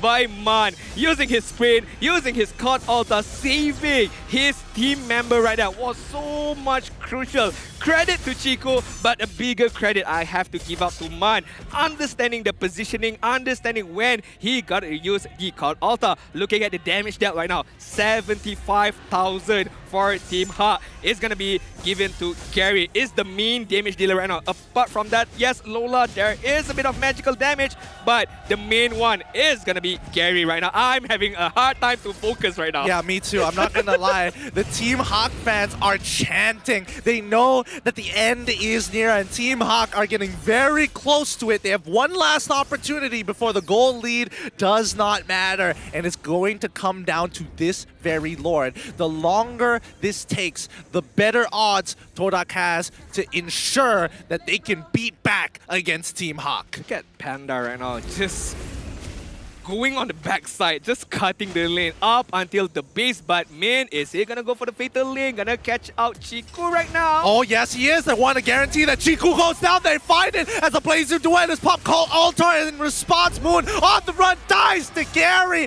And now Formace actually able to find Atlas in the process. In the mid lane though, we see Rival. He cracks open an inhibitor as Lola had to go backwards, and now it is all evened up. 2-for-1 trade, but they all are missing a mid inhibitor. Bro, Rival is proving himself worthy right now for TODAK. Again and again, keeping them alive, keeping them in this particular game. Rival, all the split pushing that he has done so far is very much notable, and Team Hawk needs to notice about this and needs to notice about this a lot. Rival, he's gonna try play the Tempest as he tries to steal something. Get it! It's going over to THQ. Formace on the run. He already uses Electro Final Blow. Lola has more than enough damage, but Gary takes out Rival. Send you back to the academy, brother. Wow, that was, I wouldn't say a desperate move, but a much needed move by Rival. If he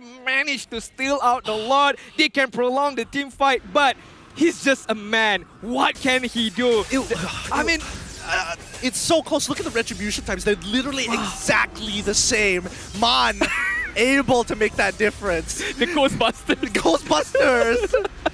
All right, the Lord is on a Team Hawk side right now, marching on the middle side, looking at Panda on the top side, Gary on the bottom side. They're looking for the 3-lane push, and they're looking to end this game right now. Can TODAK withstand this barrage of momentum from Team Hawk? Oh, Moon, he has to use the black shoes back into the enemy team, pops the sprint, but gets pulled back into Gary. Ghostbusters to send him. Cult Altar is then dropped, as now they're looking to end this game. Lola doesn't care, goes right into the fountain as well, as they push on the last waves. They need to get to the end. Chiku gets the kick back in towards the fountain to secure the kill onto Lola. But Formace has done a great job at wave clearing so far. Gary gonna pop his immortality, and Rival actually having a good opportunity. They've turned this around. TODAK's defense is rock solid as they take out 3 members of Team Hawk, looking for a 4th. Formace ends up dying to Panda. Oh, it's dead even. Wow. But it doesn't end there right now. Panda is going to get kicked, but still have the Momo speed to run away. Blazing Duet is going to get the kill. And Momo is going to secure the shutdown. A bit of indisciplined decision from Team Hawk right there. Especially Lola. He did not need to go up until that extent to get the kill. But hey, this is why the inexperience of Team Hawk is creeping in slowly by bit. Yep, little by little, bit by bit, and Team Hawk now has lost their goal lead. Despite having a 2K goal lead ahead of TODAK, it's not going to mean much right now, but Min, he's going to slowly work his way. Look at that, Lord push advantage. They ended up losing gold and losing EXP despite taking out the last 2 inhibitors. Yeah, I feel like Team Hawk needs to calm down. I feel the energy, the anticipation right there is making them lose a bit of focus. And TODAK, as we all know, being the experienced team, they know how to come back, they know how to fight around Team Hawk right now, being the most experienced team. But they have a mountain to climb. Looking at Rival right now on the top side, always looking for the opportunity to use that split pushing power against Team Hawk. I mean, he wants the back door. He wants to threaten Team Hawk.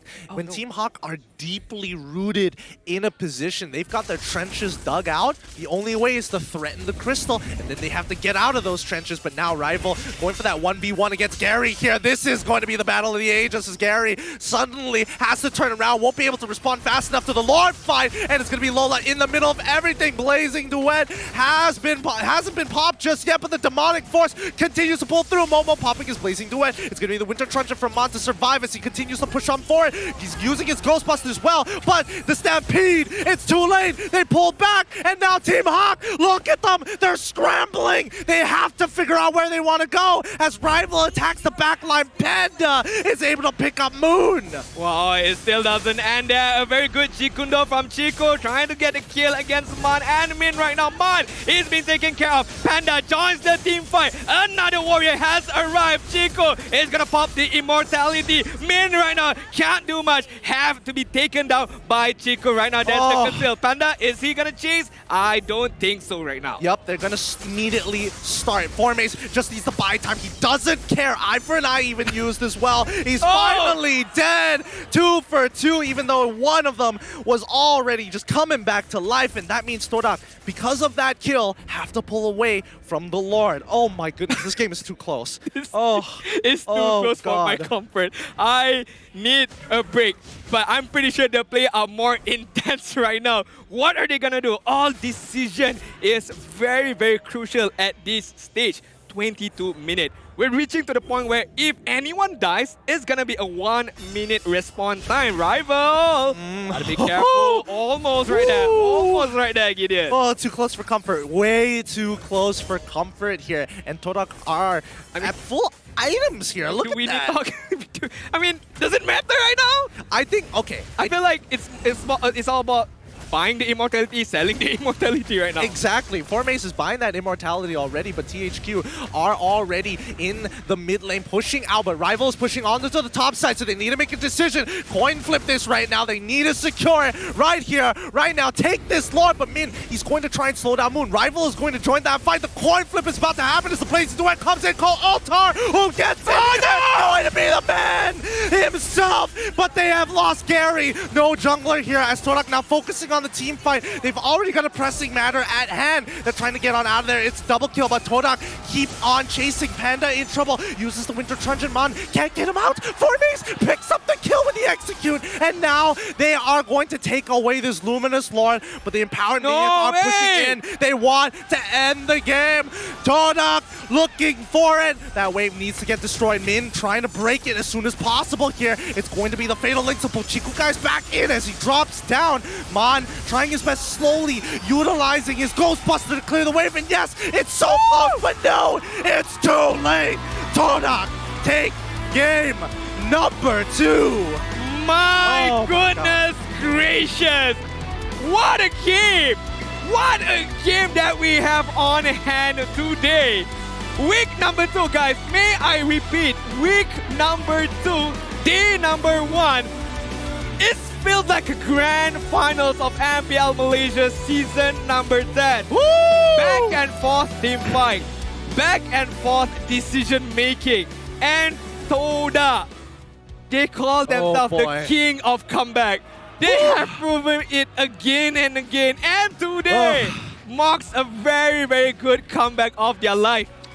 We are sweating here up on the stage. One hell of a game. The Team Hawk fans showing support. TODAK fans reignited to continue this battle. The score is 1-1. But boy, that was so close from Team Hawk to 2-0 TODAK. My goodness, if you want to dissect the game, you might need to watch the game over and over again. But the amount of time that we have, why don't we look at the itemization? Why don't we look at the stats given upon us? TODAK right now, not the biggest of kill that they have gotten, but how they continue on the team fight, how they pressure, how they come back again. Moon, 7 deaths is not the most ideal, but at least he still managed to survive a little bit of time to dish out the damage. The Guardian Helmet also is being bought in order for him to regain back his health. But to be honest, Gideon, Rival was the MVP of that game. Yeah, honestly, I think Rival, oh my god, really saved the day here for his boys. Like, really buying the extra added bit of time that they needed to scale. Like, Momo specifically, look at his build, desperately trying to protect himself, knowing that yes, he can jump on me, but I need a Radiant Armor, I need an Athena Shield to protect myself from the likes of Panda and as well as Lola. And yes, this composition was so close for to work out for THQ. No marksmen, all fighters ready to die for the cause. I mean, to be honest, Team Hawk, they lost because of one mistake that they did, but hey, you gotta take what you can. But right now, for the MVP of the game, brought to you by Mac Delivery, we're gonna nominate Rival as the MVP. Kill participation is not as high. I wish there was one more stat. It's the split pushing power that he did just now. 356 in terms of KDA, 829 gold per minute. Impressive gameplay by this young lad. Yeah, truly some ridiculous gameplay coming out of Rival, jiving well with the team and keeping on board for the plan. Oh man, what a game this has been. So very close. So very close. TODAK itch it out at the very end. To be honest, we have to watch that game again and again. A lot of things happened, a lot of micro things that led up to the big stage, the big impact of the game. But yep, TODAK, man, I don't know how did they pull that off. A very large deficit that they had to come back. But again, this is TODAK, the king of comeback. They have been amounts of experience. They have experienced a lot of games basically, and again, proving it once again on the stage for themselves. Yep, once again, as we jump back in towards the highlights brought to you by Samsung Galaxy A series, TODAK, you could see that the early game, it wasn't exactly the greatest in the world, but they were willing to try and fight it out. They were trying to go for their Lungar strategy. Unfortunately, Team Hawk was getting the upper hand in a lot of these situations. They were able to get 1-for-1 trades, and then 2-for-1 trades, and then it was a turret for 2 kills. They were profiting very hard off of these early fights. Yeah, to be honest, Team Hawk had a very, very good league, but again, a few mistakes here and there that causes them the game, especially Lula when he ultra dive, trying to get the kill, but managing to kill himself in the process. But TODAK, as we mentioned before, how they withstand the barrage of team fight, the barrage of damage, the barrage of mobility from Team Ha is very, very well. And all the team fights that has been gotten, it's not focusing on one particular place. It's like scattered everywhere. Yeah, I mean, so much of these fights are just really, really messy. And for obvious reasons, Team Hawk want TODAK to actually group together, but TODAK decides, you know, I'm going to take your strategy from game number 1. Let's social distance. Let's make it really difficult. So Team Hawk, the only answer they had was to fight around these neutral objectives. And for the most part, it worked right up till this final fight when TODAK, after so very long, have scaled with max items and took the fight to Team Hawk. Yeah, TODAK focusing on, yes, they did not manage to get the Lord, but they managed to get the kills. Very, very much important kills against Lola, against Gary, securing the win for them. That was a very, very crucial moment for TODAK and a very, very good execution as well as decision making at that crucial time. Guys, I think we can both agree that the teams and us here at the desk and maybe even you at home need to take a break. Go and grab your snacks, use the bathroom, whatever you need to do, because game number 3 is going to be on its way and you don't want to miss out. Who's it going to be? Is it going to be TODAK or Team Hawk? With that being said, we'll catch you back right after this break.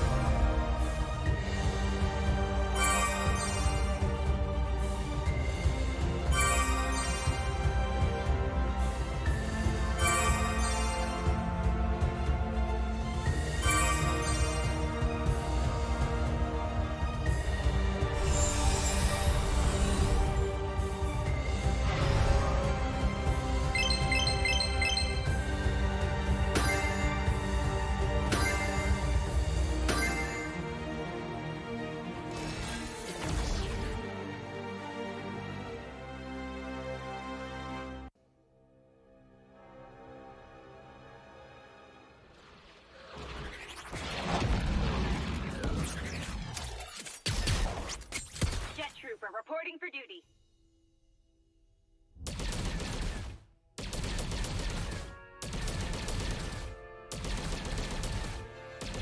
Orders received. Prepare to be faced with.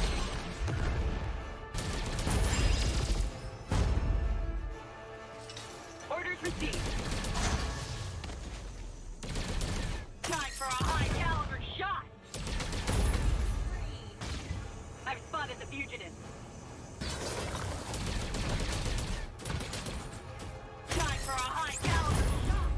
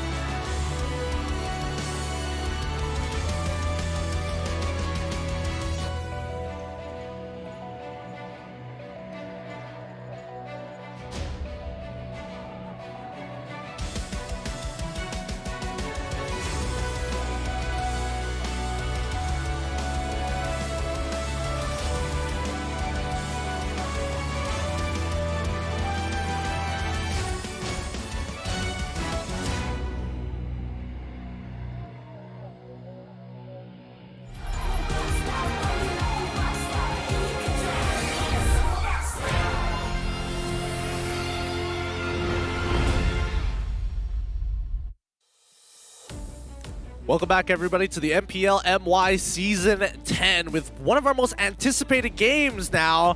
THQ lost their game against TODAK. And unfortunately, doesn't mean that they're out just yet.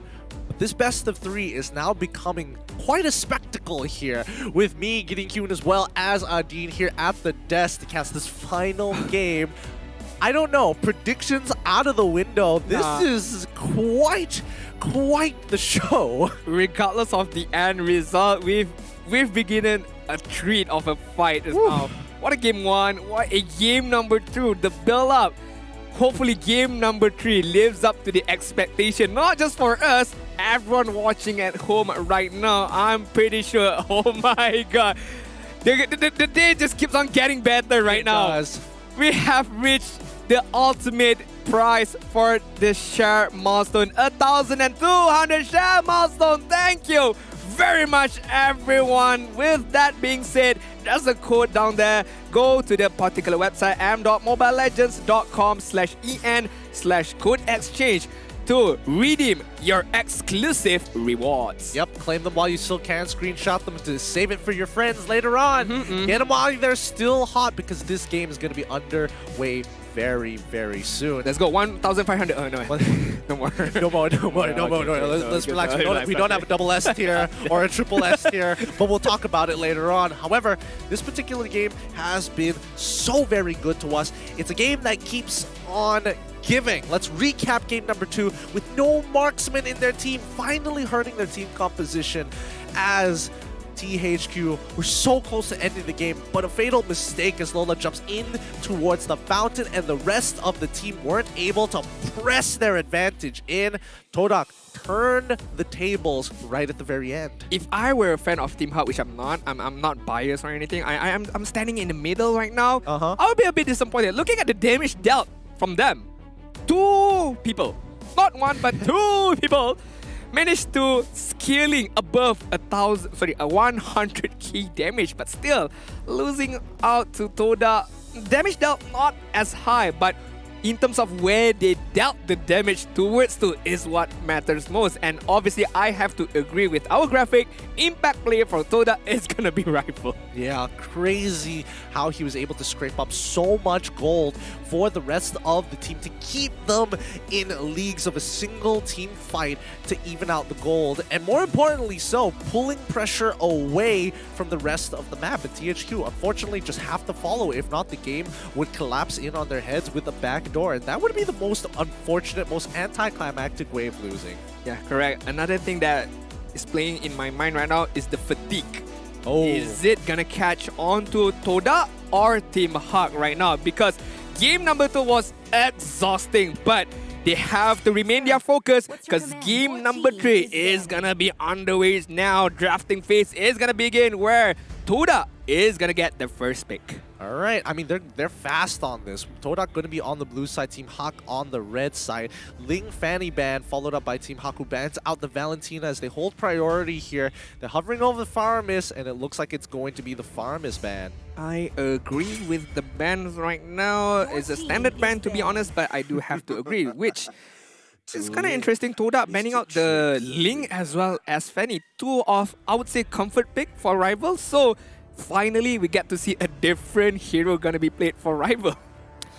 Okay, all right. So what else does Rival have in his hero pool if it is not going to be the Ling? Could it be that he looks to play fighters, or are we going to see another assassin, Hayabusa, Lancelot, usually the go-tos? I would say maybe Derath, Karina as well, you know. Still continuing. Karina is a good shout. Yeah, still continuing on the team of assassin-centric right now. Could be a good pick for Rival, but we have to see what this draft progresses. TODAK, 3 assassins. Not 1, not 2, but 3 assassins right now. Hayabusa is going to be banned out as well. Team Hawk right now. 1-1 is still in play. Julian is still in play, but out of those 2, I would say 1-1 is the more scarier pick. So far, I mean, Gary, his pool isn't really affected by these bans. It's just, okay, what TODAK deemed to be the most effective to destroy their own composition that they're planning. But Team Hawk on the other side, do they want to give away Wanwan? I don't think it's a good idea unless they have something prepared, and looks like they're gonna give out the 1-1, banning out the Akai as the last ban. So it's a no-brainer for TODAK right now. Gonna get the 1-1 and gonna give out to Momo, apparently, I would say. Yeah, I think this is good because I was concerned about the Masha not being banned out here, and I think even Team Hawk understand that, hey, even if we did give Akai over, it wouldn't have made too much of a difference, but banning him out may have caused some problems for themselves, because now we're in a situation whereby it's really hard to catch the 1-1, and even if we do have a Masha, half the time she's going to get kited until she's able to get some solid items to maybe put 1-1 at risk. I'm looking at the answers right now that playing in Coach Pub's head.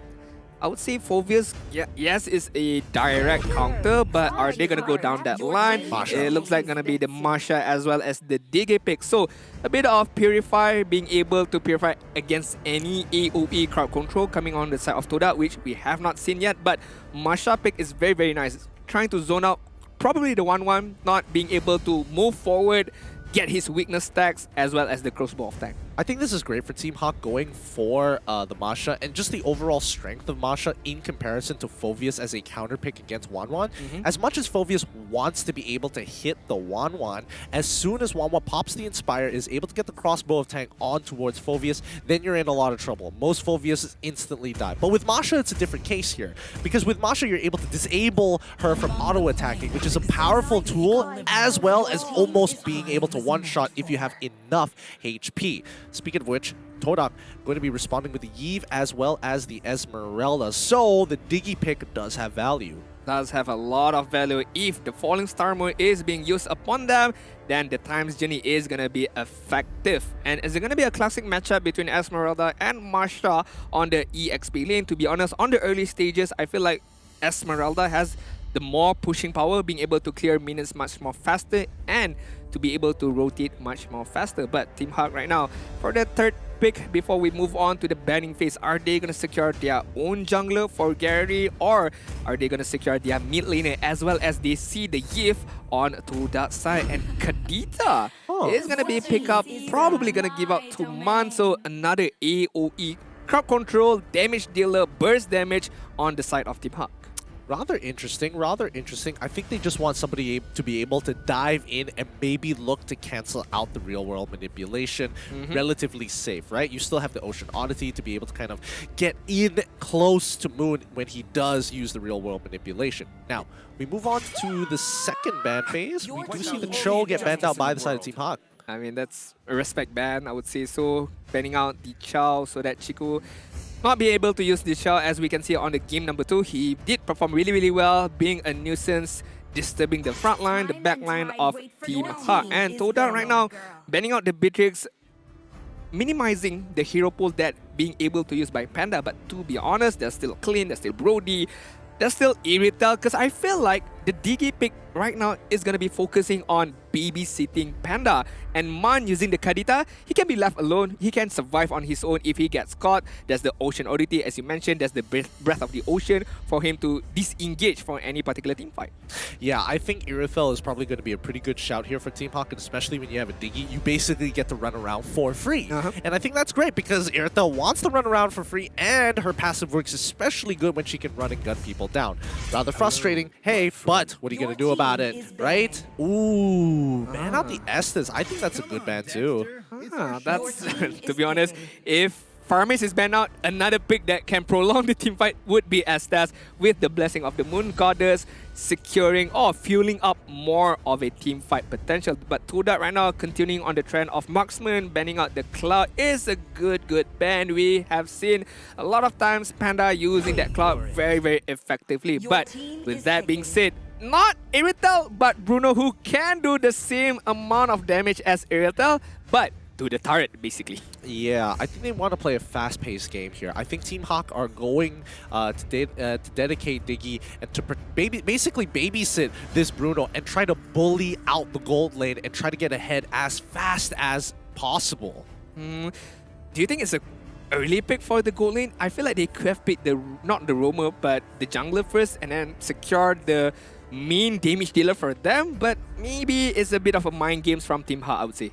I would guess so, because TODAK hasn't revealed who their jungler is going to be. So the benefits of being on the red side is that you could get to see the complete composition from TODAK before you make a decision. And I think it's not bad, because number one, it could be the Benedetta, and it could, it's going to be the Thamus in the jungle. Okay, I feel like Deroth is a good pick for Team Heart right now to give to Gary. That's the armor penetration. And Thamus, as we all know, is a very, very tanky hero with Matilda. You know, being able to move around the map is gonna be very, very beneficial for Thamus. But having the Deroth on Team Heart, having another physical penetration kind of guy up until Bruno has his item, I would say it's a more safer pick. What about Alpha? What about him? Like real What talk. about him? Real talk here. Real talk here. How much value can you get Alpha from a comp like this? Are you lacking damage? Not really. Do you need an initiation tool? Kind of, honestly. I do think that Team Hawk might consider it, but Karina significantly better here, looking for those big one-shots, and is going to be able to clear faster than the Thamus. I was gonna flip my chair if the Alpha It was gonna be Alpha. It was gonna, just imagine the scene. But Karina is a very, very much more safer pick, a much more damage-oriented pick in terms of the magical side. I would say that he might build, I'm not too sure, current Karina right now. Is it a full tank build, full mage burst build? I'm not too sure about that, to be honest. I would say it's going to be the full mage build. That's usually what we've seen so far when Karina is touching the Land of Dawn in pro play. But it's time. Game number 3. After 2 grueling games between these two teams, we finally are coming to the last bout of the day and the conclusion of who is getting that 2 points. Right, this is it. This is the moment that we all been waiting for. I would say the game of the week, and it still stands as of now. 1-1 for both sides right now. Who's gonna get the win? Who's gonna get the victory? And who's gonna get all maximum points as we head to the Land of Dawn? Team Hawk up against the champion of season number 9, TODAK. Now, as the teams spread out here, Chiku, yep, he is going to be on Matilda to try and protect Momo as much as he can to keep him topped up. But for now, it's about how they trade here. It's 2v2 lane. Yeah, I like the emblem pickup by Min right now. Using the Impure Reach, to be honest. That DG bomb is gonna deal a lot of damage as time goes on later.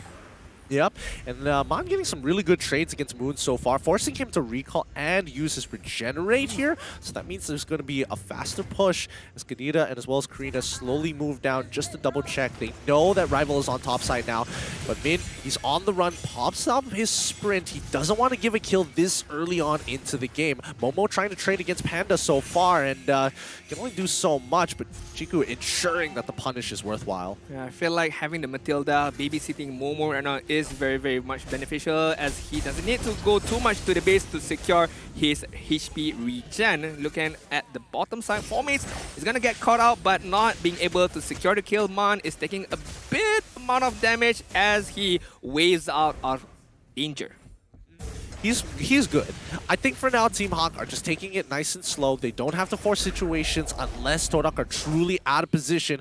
Gary is going to continue up with his own power farm as now Rival is willing to try and take this 1v1 against him. He's going to try and steal this camp right in front of his face, but he knows he has backup. He's baiting him out. And Moon, they know that Moon is there. Lola can take the damage. He's absorbing as much as he can as they slowly turn around. And Karina just waiting for the right moment. But Min ends up dying here. Chiku is going to keep on moving, and that's first blood going over to TODAK. Yeah, a very, very good first blood from TODAK, securing the early game advantage. But then again, both of these teams are focusing on the late game potential, so the early game, it doesn't matter too much as we see to the middle stages. And looking at Rival right now, no contest, a free turtle for him to extend further the lead that TODAK has. All right. With the lead that TODAK has right now, they want to press it further as they are kind of winning. I wouldn't even say kind of winning anymore. I would like to believe that Momo was able to get the kill, but the fact that he used Inspire there doesn't win out on the trade. Matilda is going to recall, and Momo is in a little bit of trouble. Oh, that's such a feels bad. Oh, that's so rough. Wait. Get it? Get it? Don't even try and press this joke against me right now. He's so sly. So very sly. But unfortunately, TODAK aren't going to be able to steal away the river crab. Yeah, to be honest, that was a good timing by Man. I'm not sure good timing by Man or Rival did not notice the skill that was being used. But right now, on the top side, Rival and Chiku. Oh, they actually pull Rival really far in as he takes the Matilda Airways. Now has to back up here. The guiding winds are great, but in a situation like that where you use it to engage, it catches people off guard, but Team Hawk, they're really on top of their information. But rough waves coming out finally, but finally Rival dies. Execution from Gary as well as he tries to dodge on, tries to walk past Moon, but it's too late. Mon using all of his cooldowns, unfortunately didn't have enough to finish him off and cancel the real world manipulation. Formaze easily runs him down. Yeah, Lola was a bit too late on the rotation, trying to defend that, but on the top side right now, Panda and Min. I don't think it's going to matter here. Momo already procced all the weakness points. He could have used his ult, but, well, even when he does, it makes no difference there. He was dead to begin with. Yeah, I mean, they overextend. Well, I wouldn't say overextend. He just didn't know that Momo was in the bush. And right now, Min gonna get caught out. Yep. Tang. Yep. And it actually transfers over to Gary. Chiku is sacrificing his life there. The rough waves doesn't connect on it as we see that Gary has more than enough damage to take him out by himself. They rotate down, but look at the purple buff being contested at the same time as the turtle is getting taken away from right under their noses. This is TODAK at their best, just pressing on the top lane, on the middle lane, and Min, again and again, this cannot be continued. If this continued, it's gonna be an easy win from TODAK right now. 1.8k gold lead, and it's only been the 5th minute mark. Yeah, and after such a close game too, Team Hawk has to be careful. But TODAK, they know what their plan is going to be. They're going to set up this dive. They're coming in as Guiding Winds is going to pull back his buddy Rival. Doesn't matter. They pull back. They got what they wanted. However, bottom side, Formaze has cleaned up that wave really nicely. Lola going to initiate the dive here as Gary wants to take him out. Formaze so close to dying. The Star Moon Shield holding strong. Lola can't finish him up. Formaze. Oh, what a nice play. Yeah, I mean, well played by Formaze right there. And on the middle side, the real manipulation is going to be popped. And Momo is just going to focus down on this turret. Rival is going to be continuing as well.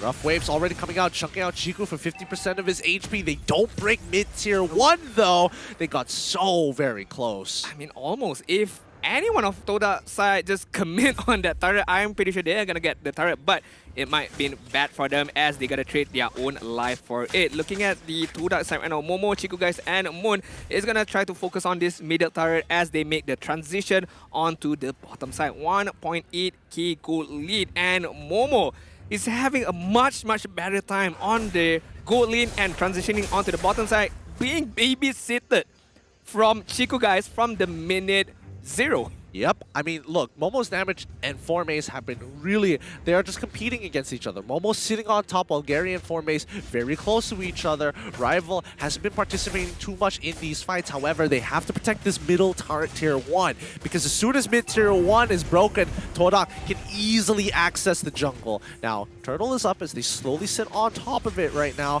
And Team Hawk slowly creeping up. Chiku going to be popping the ult here as the real world manipulation, looking to try and punish. Min does pop the time journey, and they walk away. I feel like Gary just came in and stole the turtle just right there. But right now, man, he does get the rough waves. He's looking good as they find the first execute. Gary can't get away from Momo, though. He's trying to pop the Shadow Dance. He's still alive despite the fact that Momo uses the crossbow of Tang. Formaze tries to run under turret, takes too many shots, but Team Hawk, look at how many people are at 1 HP. Wow, the outplay is coming in from Team Hawk. And Lola, we were questioning about the rotation just now. The perfect timing. Going on the backside, trying to get off the pick off was really good. As we can see right now, the itemization, looking at Momo focusing on his Corrosion side. He has his Demon Hunter sword, and I'm pretty sure that's going to be the win of nature. Most likely to be able to withstand all the damage coming on from Bruno, who's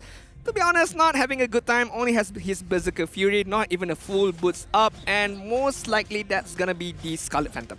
Yep, I mean, he wants to scale off of crit as much as he can. Scarlet Phantom just purchased it. Now Lola, whoa, that's a good amount of damage onto Momo so far, but they can't exactly punish this. Matilda wants to pull. He's going to start the initiation soon as Lola is taking so much damage. Chiku is going to absorb tower aggro, but it doesn't matter. Lolo decides, give this up, back away. I mean, a trade of a turret right there for both sides, and I think it's going to be benefit from TODAK even more, to be honest, but looking at Formace right now, it's going to be catched by Gary! Oh, the damage! Just enough before Formace is able to ult out of there. The tier 2s are gone. No, mid.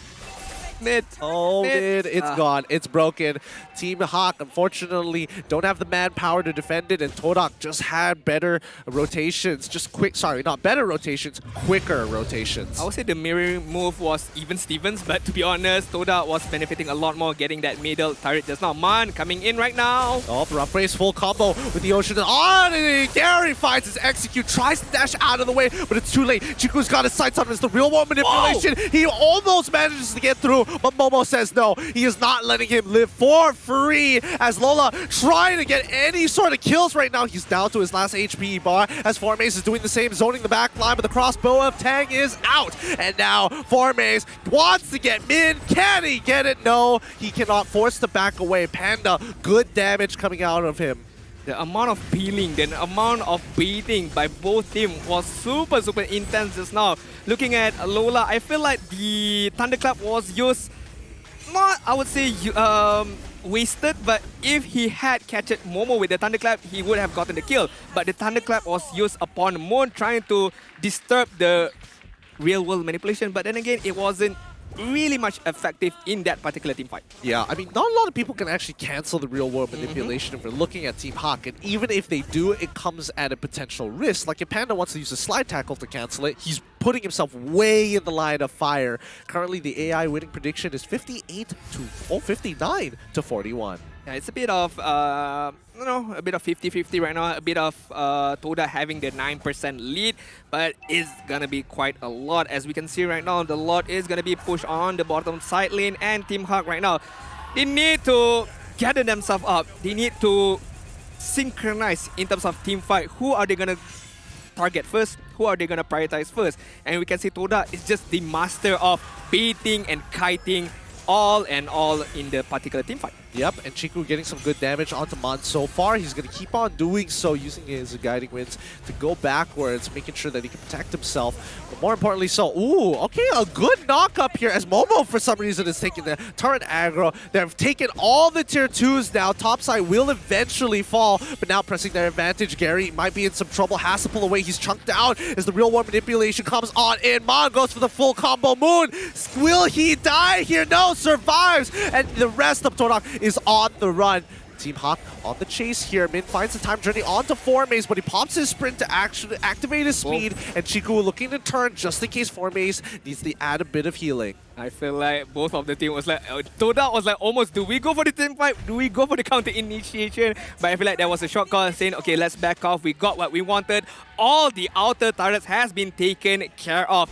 As fast as the 11-minute mark, this is the pushing power that TODAK has. Looking at the item right now, Rival focusing on a bit of damage, a bit of sustainability with the Cursed Helmet and the Corrosion Sight. So anyone he catches with his Molten Sight is going to be slowed down pretty much. Yep, there's nothing much you can really do about that. Speaking of which, Team Hawk just, again, losing all the outer tier turrets except for the inhibitors.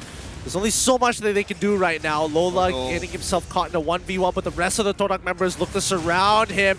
Lola has to take this fight or do something. Is he willing? No, he doesn't have it just yet. He looks at Momo, tries to go for the Thunderclap, but now he can only focus on Rival as they find the backline. Chiku is the next to fall. Mon ends up... Oh, he manages to survive with the rough waves. He should be able to heal off that. Gary gets on top of Moon. Real world manipulation to buy a little bit of time, but Momo still unstoppable. And Panda can't Mate with 4 mace alone. Min's trying to peel for him, but Momo goes on forward, secures the kill, and even committing to it with the Winds of Nature falling. Starmoon and Arrival looking to finish the game. It's a complete wipeout for TODAK. This is not looking good for Team Heart right now, and not looking good at all, as TODAK is gonna finish off this particular game 2-1. TODAK remains champion. The king of comebacks still at top form. Take game 3 to pull out this game off. GG, well played to TODAK. Wow. It's gonna take a lot more to take down TODAK. That's the reason why they're the champion. That's the reason why they have been performing really well, qualifying for Malaysia onto the world stage. And with Chiku being added into the lineup without Yoms, they still be able to perform at the highest level. Such support coming out from both of these teams. What a game this has been. Truly a great way to end out day number 1 with a phenomenal best of 3. Holy! This is only week 2, by the way. This is only week 2. I feel like we're like at the end of our regular season. But it's only week number 2, boys and girls. But why not we throw to our host for the interview segment right now.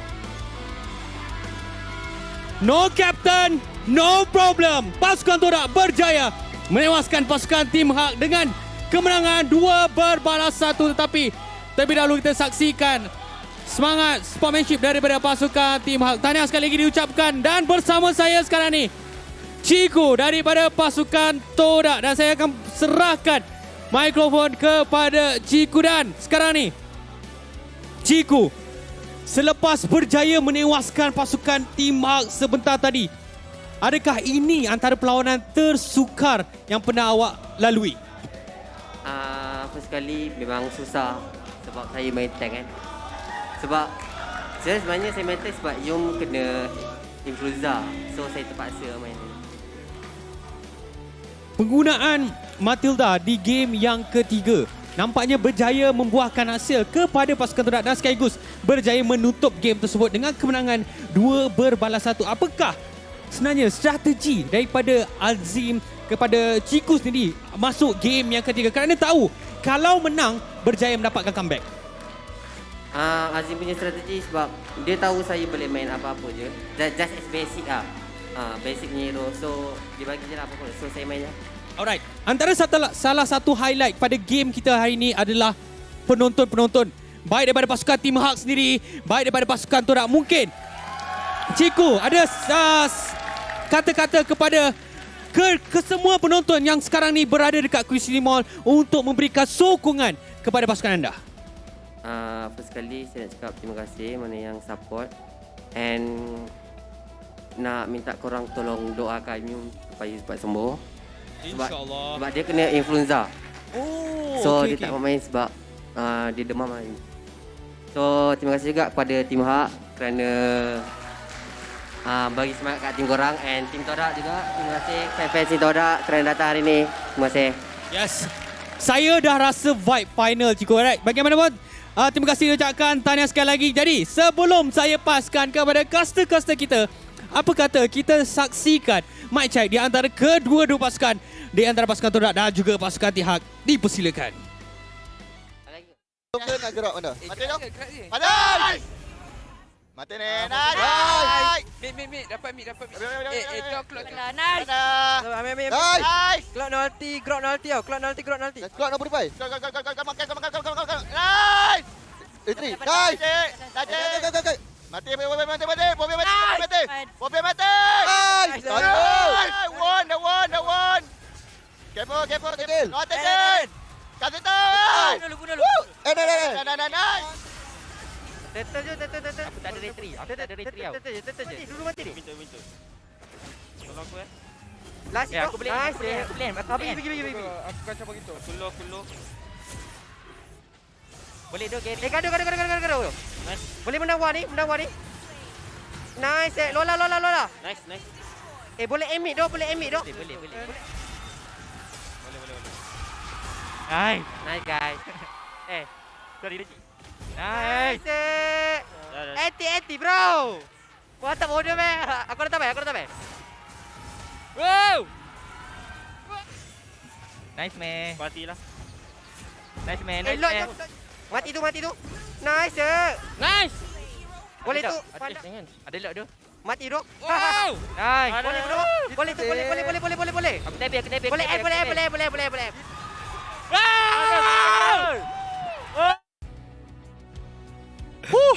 Wow. One hell of a game. Wow. Truly a great best of 3 coming in from both of these competitors here. TODAK's still going to be sitting on top, but Team Hawk put up one great fight. To be honest, it was a grand final worthy of a match, but in week number 2. And again, we see that time and time again, TODAK pulling off the comeback of dreams. In game number 1, Orange eSports up against Red, there's a lot of comeback, but again, continuing on the momentum, continuing on the comeback style. TODAK, man, they just don't know how to lose, to be honest. They don't, but the Team Hawk fans don't know when to stop chanting. They're still going back there. They got flags, dude. They literally got flags back there. Look at these boys. All right. Wow. Let's talk about the item build as the chants go on, because honestly, very painful, because every single time THQ looked to trade against TODAK, they either lost the trade or lost an objective because of it, allowing TODAK to slowly build up their own lead. I feel like the game was won by TODAK in the early stages, where Chiku and Momo, the combination, the babysitting meta, worked well, so well for them. Look at Momo, getting the early kills, being able to pick up a lot of items early on. Corrosion Sight, Demon Hunter Sword, bit of respect as well, giving out to Bruno, having the Wind of Nature as well, and also the Athena Shield. But from there, Momo got a couple of kills. Chiku, managing to secure this. Momo was really well. From there, I don't think Team Hawk got any potential to do the comeback. It was down to the early game. Yeah, it really was. I think the early game was played extremely well by Momo in particular, looking for some hefty punishes onto Panda. And the moment he died for that first time, just constant attacks upon attacks onto Min and the towers. Oh boy, it's brutal. It's really brutal. But we look at the post-game stats, it tells the exact same story. As much damage as Panda wanted to dish out, Momo was able to continuously dish out more, and his teams were superiorly better when it comes down to these bigger team fights with the help of Moon. Yeah, to be honest, looking at the damage dealt, damage taken, every single aspect was won by TODAK just now. And one push is all it takes for them to be able to secure the win. And one interesting thing I like about this game, being able to see Rival on a different hero, but in such a short amount of time. It was just 12 minutes, 13 minutes, the game has ended. But we can see how Rival is very much be able to jive with the team so well, being able to push, being able to be the front line, being able to zone out upon enemies. But I feel like this is a diamond in the rough that TODAK has found. Yeah, absolutely. And I think, it's the gameplay that we did see coming in from Rival, and especially on his Thamos, right? You would expect him to go power farming, but it's the fact that he was looking to challenge Gary as much as he could to make sure that Gary felt the pressure. And yes, Gary did outdamage him at the end of the day and did find 1 or 2 snipes, but Rival, even when he wasn't able to man-to-man defense against Gary, he was looking for other targets. He was making sure that he was keeping track of Mon, and more importantly, continuing to threaten Panda when the advantage started to build up on the top side of the map. Alright, let's nominate an MVP of the game, brought to you by Mac Delivery. On TODAK side is gonna be Momo with his 11506 in terms of KDA, damage per minute 5k damage, and kill participation 85%, goal per minute 765. I like the number, the reverse 567 was really good, but the item is there, the damage is there, the babysitting is there. What else do you need, to be honest, from Momo? Yep, I mean, he is the rock of the team. So when you give him the resources, he will turn it into gold. Yeah, I mean, giving he's a comfort hero as well. So could be a questionable draft from from Team Hawk, letting the 1-1 go into Momo's hand. I mean, you felt the pain. You felt the pain in 13 minutes. Yeah, and honestly, letting 1-1 go in any case shouldn't be allowed here. It's so good. It's so good for a reason. Now, if you're wondering why, let's have a look at the highlights one more time just to see Crossbow of Tang highlight reels again and again and again, because that's the majority of these plays. You get down to as low as life as possible. You have Inspire, pop it, press your alt, boom, back to full, and you've probably killed maybe 2 or 3 people. This is the classic vintage TODAK. You know, their motto is TODAK Langgar. You know, they're just gonna barrage in front. Whatever is withstanding their way, they don't care. It doesn't matter. We're gonna go for it. We know we have the early game power spike. Even though our heroes are more towards late game, but it doesn't matter. The huge lead that they had early on, managing to secure the win for them in a very, very TODAK fashion style. Yeah, and I think, you know, in TODAK fashion style, they were able to press their advantage very, very quickly. But the shape of these fights, you can definitely see that the advantages developed into lane really made a difference. Like Formace, for an example, even though you see him 0-2 in here and Lola is 1-1 and 0, you can see him being a continuous threat. Formace just zoning out this backline. He can take a bit of damage, but not to the point where he is overextended. Yeah, to be honest, TODAK, man, I feel like this new TODAK is really, really strong, and I hope to be able to see them onward to the grand final stage. But before we move on so further forward, we have to look at the standings right now. Yes, Team Hawk lost the game, but they managed to secure 1 point or steal 1 point from TODAK. That's make the difference between Team Hawk and TODAK right now. Sitting first and second with 1 point margin. Winning a 2-0 makes all the difference in the world. And unfortunately for the second game of TODAK in the league, Team Hawk had to deny them that point, but so they still remain on top here. Oh, that's going to be a little frustrating, but hey, 100% match win rate. Ooh, I mean, with Chico on the team as well, looking really, really good. Team SMG, RSJMY, and Suhas Esports is going to fill your Group A with 3rd, 4th, and 5th. Suhas Esports need to bounce back, need to be able to get at least some points. But going back to this particular game, man, oh man, I don't think I can take this much any longer. Yeah, no, I can't. I honestly can't. I'm dying here. I'm legitimately like so exhausted from that cast. Jeez, what a brutal game that was. For now on, well, for now on, if every Team Hawk game, I'm just gonna like write my name off now. I'm not gonna cast. You're just gonna switch the names in order to cast. I just want to be an audience. Why not? I think it's fair enough. I think that is a very fair point because overall, I don't think anybody was expecting Team Hawk to put quite a game against TODAK because, again, a lot of this comes down to our keys to victory. Okay, we'll look at the Valentina Ling hero being banned out, being picked. Look at the banning from the Valentina and Ling 2-2 and Ling. Oh, sorry, pick 2 times, banned by 1 time from TODAK. Looking how precious that Ling pick for rival. Looking at the second keys to victory, beware of enemy's EXP laner Lola. Game loss as an EXP laner, killed twice. Game loss as an assistant. That's very, very interesting how they prioritize the EXP laner just now. Yeah, no, I think it's important that they need to prioritize the EXP laner. It may be a secondary role, but it's important to make sure that it doesn't come to a point where it starts overtaking some of your key roles for your own personal team. Something to consider when you're jumping into your own ranked games. Finally, invading the enemy's jungle, though. Wow. I mean, looking at rival gold per minute, I don't know how this guy got his farm, to be honest, really. That's the thing. Like, I get it for game number 3 for Gary. Like, okay, sure. Game number 2, they're like pretty close to each other. Pretty close. I feel like the split push contributes a lot to his gold per minute as well. Quite, because they were technically, Rival's jungle was technically getting stolen. Yep. And he was playing like, what, 14 minutes of the game without a purple buff most of the time? I feel like this just shows that how good of a rookie he is. I would say, how should I say?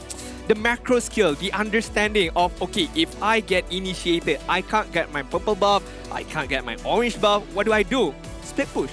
Because you know how TODAK is going to create this space a lot for Rival, so he took the opportunity really, really well. Not a lot of rookie, especially as a jungler, being able to do that. Yeah, no, I think it's just, you know, the added help of Chico relaying you that information and giving you that direction. Rival is able to execute upon it. And I think that's the hard part. And I think a lot of junglers who try to actually fill that role struggle to do so, struggle to get the execution on top of the macro play. But Rival seemingly becoming quite a good integration for the team. Integrating, I was looking for the right word. Great assimilation, great combination at very least. I wanted to say like, I finally Chico found his, you know, replacement jungler, but then again, Chico is not that old, to be honest. He's still young. So to really find a replacement at this age, I was like, it's kind of funny. But right now, the They Need You segment, we're gonna announce a few winners. Your name is on the bottom side. Congratulations for those of you who managed to win the They Need You segment. But Gideon, how do they or the other people need, or what they need to do in order for them to win? First of all, you gotta come up with a honestly, I prefer if you come up with creative messages. That's my little bit of flair in it. But come up with a message to show support for your favorite team and use the hashtag 10Bersama. And don't forget to include your game ID as well as server ID so that we can award you guys your well-deserved rewards. On top of the fact that we will be showing your comments right down here. Everybody here that you see there, they are winners. And don't forget that out of these winners, somebody might have earned an epic skin. Yeah, I mean, looking at Shafiq Izam, TODAK Langgar, that's all he commented, and he managed to win, guys. So how easy it is. You can just put GGWP TODAK, GGWP THQ. Make sure you put hashtag 10Bersama, make sure you put your MLBB ID as well as your server ID. And again, your name might be there. And it doesn't matter what platform you are watching us on, all of those comments are going to be looked through. Just make sure that you follow the simple rules. Hashtag 10Bersama, which team you're supporting, some nice words, game ID, server ID. That's it. That's it. It's so easy. But also, don't forget, there's also the MPL MY official group. I don't know what memes are going to be coming out of the page or discussions, because we're a bunch of intellectuals here at the MPL MY official page. Ooh, I like how the post is going to be like post-game analyst, game number 1. TODAK versus THQ, and it's just a long paragraph. It's going to be a lot. So make sure you guys join in order for you to read all those analyticals, comment, as well as some memes. Some very good memes. Now, it's time for our little favorite segment here at the table. It's going to be Guess Who? Who is that? Oh, I know who that is. Okay. Gender, male. All right. Specialties, push/burst. Elemental ice? Relation. I mean, Wolf is his companion. They could have put what was He's a child. In a complicated relationship with my wolf. In a complicated relationship with a pet. With my own pet. But to be fair, you might think it's straightforward, Gideon. You might think that. There's no way. But Roger is... I'm sorry. Technically a wolf. It's technically a wolf. Unless you use the skin, unless you use the Transformer skin, then maybe it's not a wolf. It might be a Mech-Godzilla. He's a Mechazilla. I don't know. Personally, I think it's pretty straightforward with the information that you have there. I will say that the image might have thrown me off, but I'm fairly certain about this one, and it looks like, based on the vibe you're giving me, you probably know this too. Yeah, it's glue. You're the worst. You're the worst. All right, time for the big reveal. For those of you who have guessed Popo and Koopa, am I correct here? Okay, yes. Woo! Popo and Koopa, you are absolutely right. Thank you for participating. But don't worry, for those of you who didn't guess it and couldn't figure it out, don't worry. Our hearts go out to you. But please, claim the code while you still can. Don't worry, guys. There's still tomorrow. There's still the day after that for you to be able to win a lot of lucrative prizes from the Guess Who segment. I understand it can be a bit difficult. To be honest, I guessed glue. I was wrong, so I have to try again tomorrow if I can manage to guess it right next time. Next time. I'm gonna get it. You'll eventually get it. Why don't we guess Valentina? It could be true as well. Oh, you're right. Actually, you're right. Imagine if it's just a picture of the character model of just some random hero. Is it Popo Koopa? Ends up it's Valentina. It's a GIF and she turns back into Valentina. Valentina, you think I am you? I would be so angry if that happened. But with that being said, enough of the fun and games. Let's have a look at tomorrow's schedule. Guys, you want to stick around because it's going to be 3 best of 3s. It's going to be Team Lunatics up against Red Esports. Suha's Esports up against SMG. Not to forget, Orange Esports versus Team Gargal. Ooh, 2 Group B matches and 1 Group E match. It's going to be interesting. It's going to be action-packed with a lot of emotion, a lot of suspense. So make sure you guys tune in tomorrow. 12 p.m. is gonna be the first match. What better way to spend your weekend by watching MPL Malaysia season number 10 with your family, with your friends, with your pet, with anything that you got. Yeah, unless you're Valentina, you can be whatever you want, baby. With that being said, honestly, I'm excited to see some of these games. In particular, Team Lunatics. They have a lot of personality. You know, they're a very brand new team, and they've been actually showing up quite well. Yeah, to be honest, shout out to Mint, one of their players, which is a good laner, getting the MVP as well. To be honest, he is the most handsome player. My pick, to be honest. I know it doesn't have to do with anything. I'm just gonna give it shout out to Min. Min, I love you, bro. Good luck tomorrow.